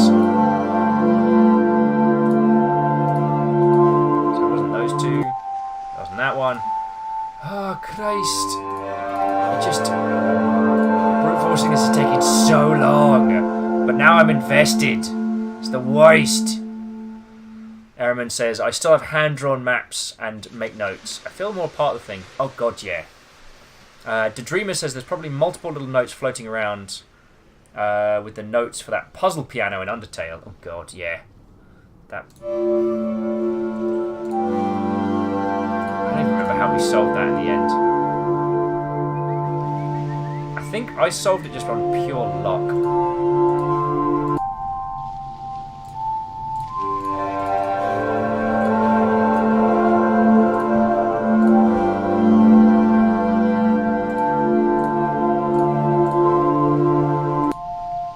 Got to be the red one last. I'm going to have this tune stuck in my head for eternity, aren't I? This is finally going to be the song that puts Salt and Pepper's Push It out of my noggin, isn't it? So it's red and then... Alright, okay. So it's red and it's not green as the last one. Oh, feck!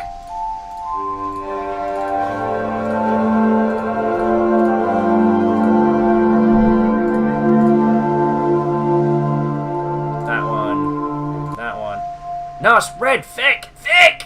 Jaffick! I'm so sorry. Yeah, Shackle, thank you for keeping track on this, yo. Sincerely appreciated. The little creature's doing a dance on the top like they're so fucking happy. A little Starbucks on this island. I'm gonna Scrooge McDuck it. So it's not that one. Let's try that one. Oh.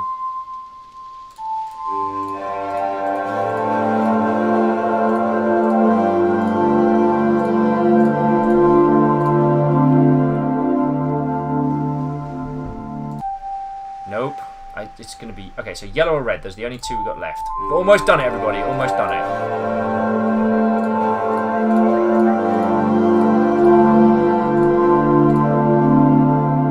Let's try red. Yay! That only took us all time.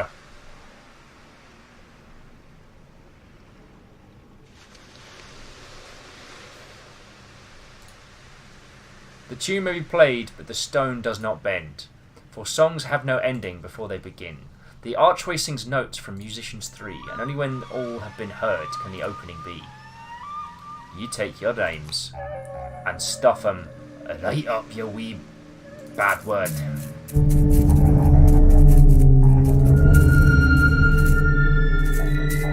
The feck are you?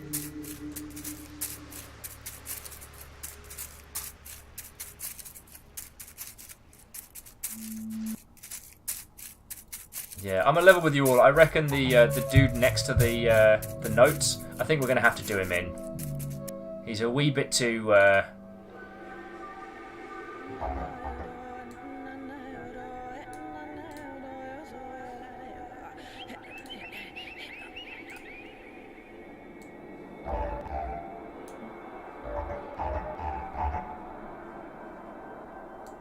Alright, so there's another piece around here somewhere that we don't have yet.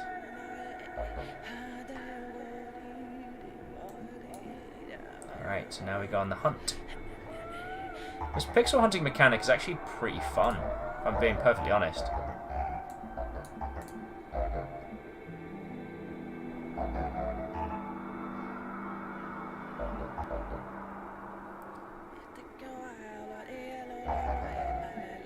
Doodaloo. Oh, there it is.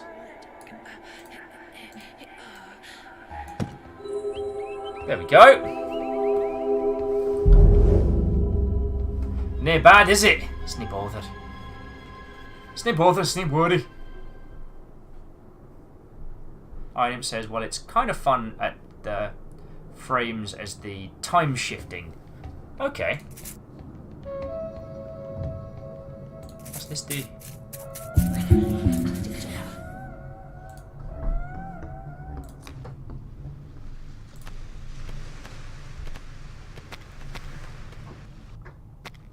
This does remind me a lot of those old CD-ROM games that would have, like, such...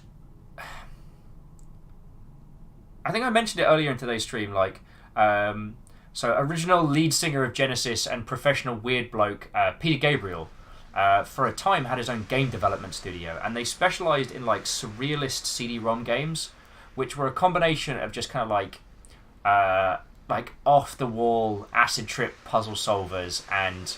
like, fun interaction time wasters.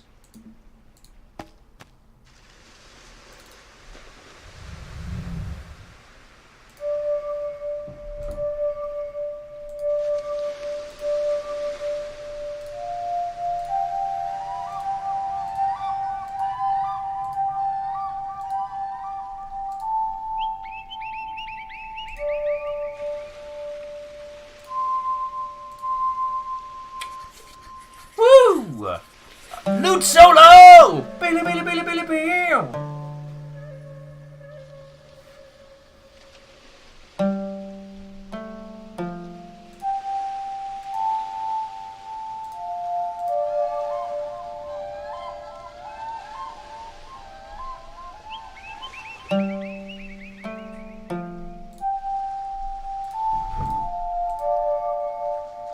Woo! Add my first note, at the end you will see how complete this phrase can be. All your rhymes are pretty shite, but don't worry, because this doesn't rhyme. The Dreamer says, bet you could cheese making sure every group had that trait. Oh, sorry, so that was, what was that game with the little monster things? You had to get through the puzzles so they could colonize a new island. I want to say it was the Infograms one, which was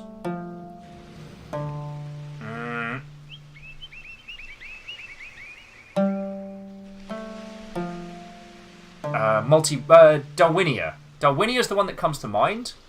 Plutonor's saying Zoombins. Oh, it was Zoombins. Okay.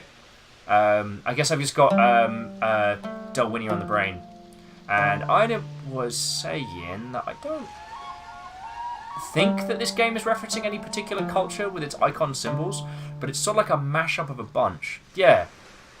Like, you can see this being the origin story to a... Yeah. Oh, man, that would be great. Like, rather than going through one of those obtusely long, obnoxious, there was a land, and in the land there were two kingdoms, and the kingdoms fought, and they fought a lot of people died, oh, so many, and then they went peace, and then they had war again. And there was a little bit of peace, a little bit of on-off, one of the kingdoms was a bit mad, things got weird, and lo, in the 13th generation of the Elder Realms, there was a goat, and the goat did interrupt the king, and the king was all... Why is there a goat here? And the goat was all... And lo, it would become known as the goatening. So, come on, I don't need that much stupid world building. Why not give me a creation story as a game like this? That's pretty cool. Quasi says, don't knock stories about goats, they're underrated. That wasn't... Okay, yo, there's no goat hate here. As the individual that installed the known monarch, which was the Goat King. Yo. Alright, so 3 musicians. Now, did we come from the up or the down?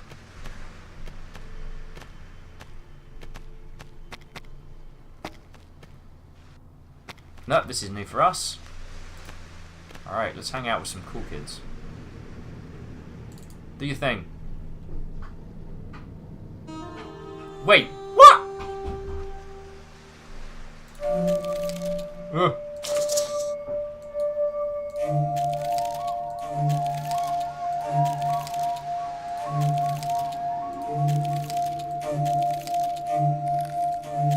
Just gotta unfurl this.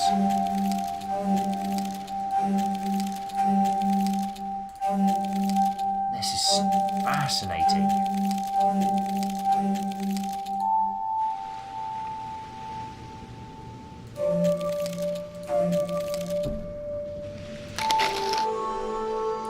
Like, what's even going on here? I don't know.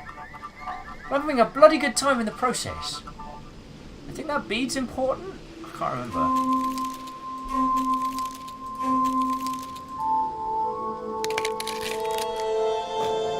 Oh, of course. And then the bulb fish opens up the musician's place because of reasons.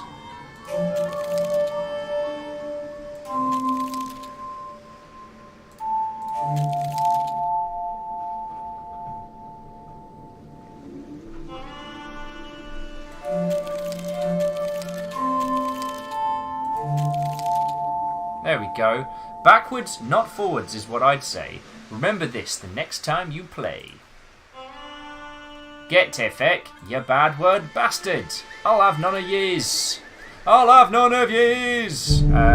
So jumping back in, I'm Mark saying if you want pure distilled essence of that kind of thing, also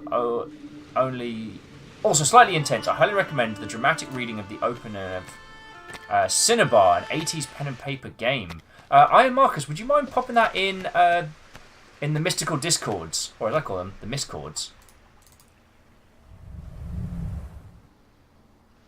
Don't tell me they're going to make us play it again. Oh, they feckin' are and all.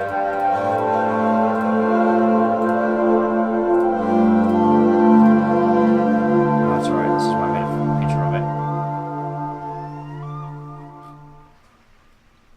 Just gotta remember if I remember the last two. Oh, so it's that one again. Then that Mother Hubbard. What were the last two? Oh, feck. Oh, Iron Imp is also recommending a stonkingly amazing game called The Caves of Quad. And, yeah, Caves of Quad is something phenomenal. Yeah. And I caught fire. Thank you for capturing the goatening. It was more just, again, thinking about games as games, rather than giving us long-winded, vicious exposition. Why not let us play a creation story like this? Oh, I'm trying to remember what the last two were now. It was... Oh, was it red then yellow? I think? Yeah. There we go.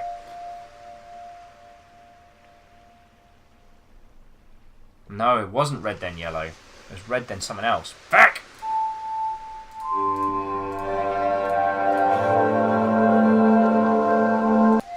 Oh, feck.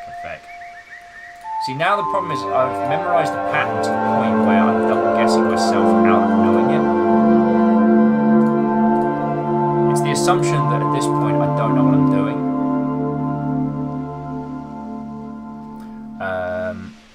Dreamer says, I have Caves of Quad, but I've never been able to figure out any of the aspects of it. Dreamer said they don't hate it, they're deeply confused by the basic mechanics. It might be because I spent a lot of time playing roguelikes and stuff like that.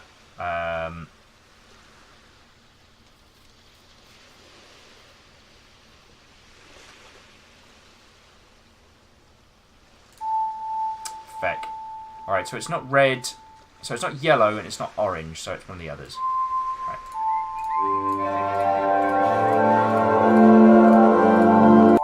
Oh, feck!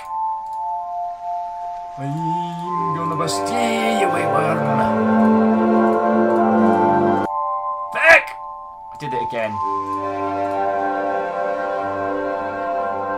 This is why I've got the... Oh, you're fecking kidding me. Wait, what? Oh, hang on. Why are you telling me I'm wrong? Why are you telling me I'm wrong?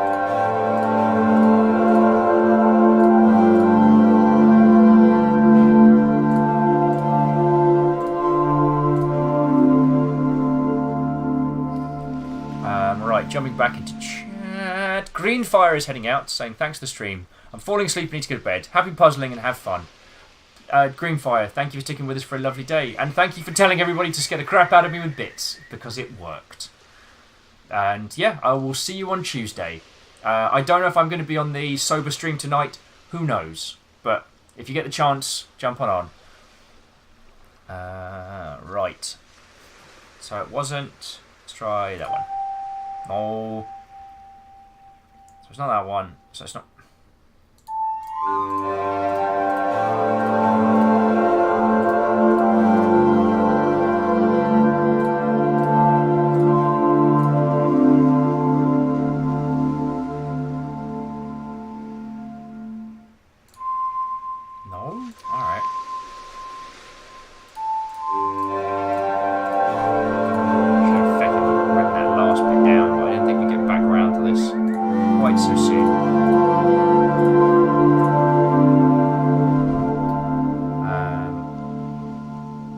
I highly recommend Caves Required just as in terms of unique world building experiences, like jumping into a fantasy world that absolutely you will not be able to guess all the plots and the stories and the things going on.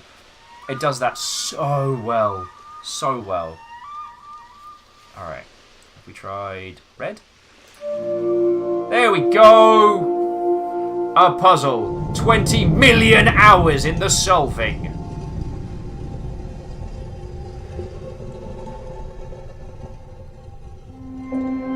Secretly Robin said, I'm loving the 2000 snowboarding game they added.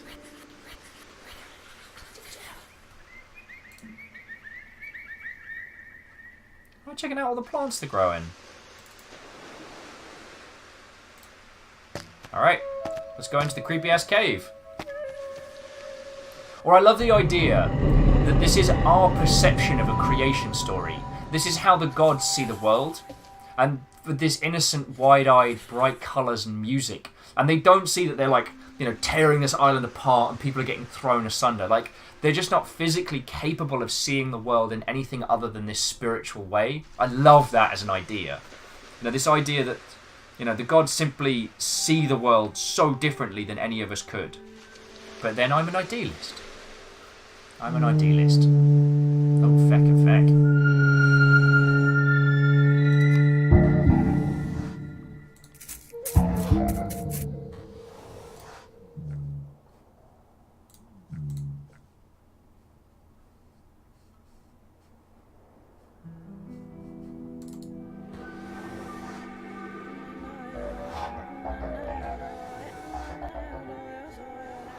But I think I might have hit my limit on this game just in terms of experiential wise. And that's okay, because I think this has been a lovely little game. And it was definitely a much needed palate cleanser after that piece of game we played midway period today. So you know what? Oh yeah, that John donation was a scare donation by mistake. So you know what, you lovely, lovely folks, I'm going to bring a little stream of this afternoon to a close, because I do not think I have anything more in me for this one, and I'll see who is about. Let me pick a nice.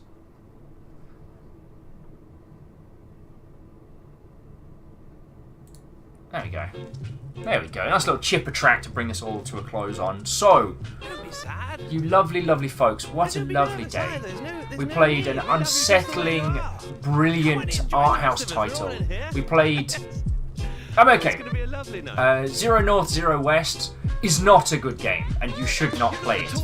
But we learned something from it, and that's an experience that we all have. We can use that. Like, we win. And this last little game was just gorgeous. I don't know if I'm going to explore it any further than that, but it's stunning. So, thank you all, yo. I don't think I've got too much to add. Let me roll some cool kid credits so I can say proper thank yous, because there are a lot of bits today. And then we'll go from there. Oh, Plutonor, and go have excellent sleeps, yo. Gather together, we're gonna have a group shot. Oh yes.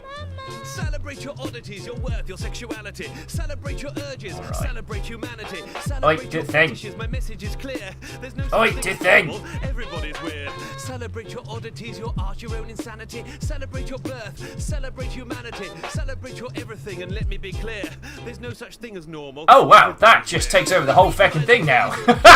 So you got my stupid face behind it. I really need to fix that. Anyway, as a massive thank you to me from all of us. So to Baron Sheep and Tenwin, thank you for direct donations as they are a massive help. Yo. Cheers! The heroes keeping this whole thing afloat alongside those that donate.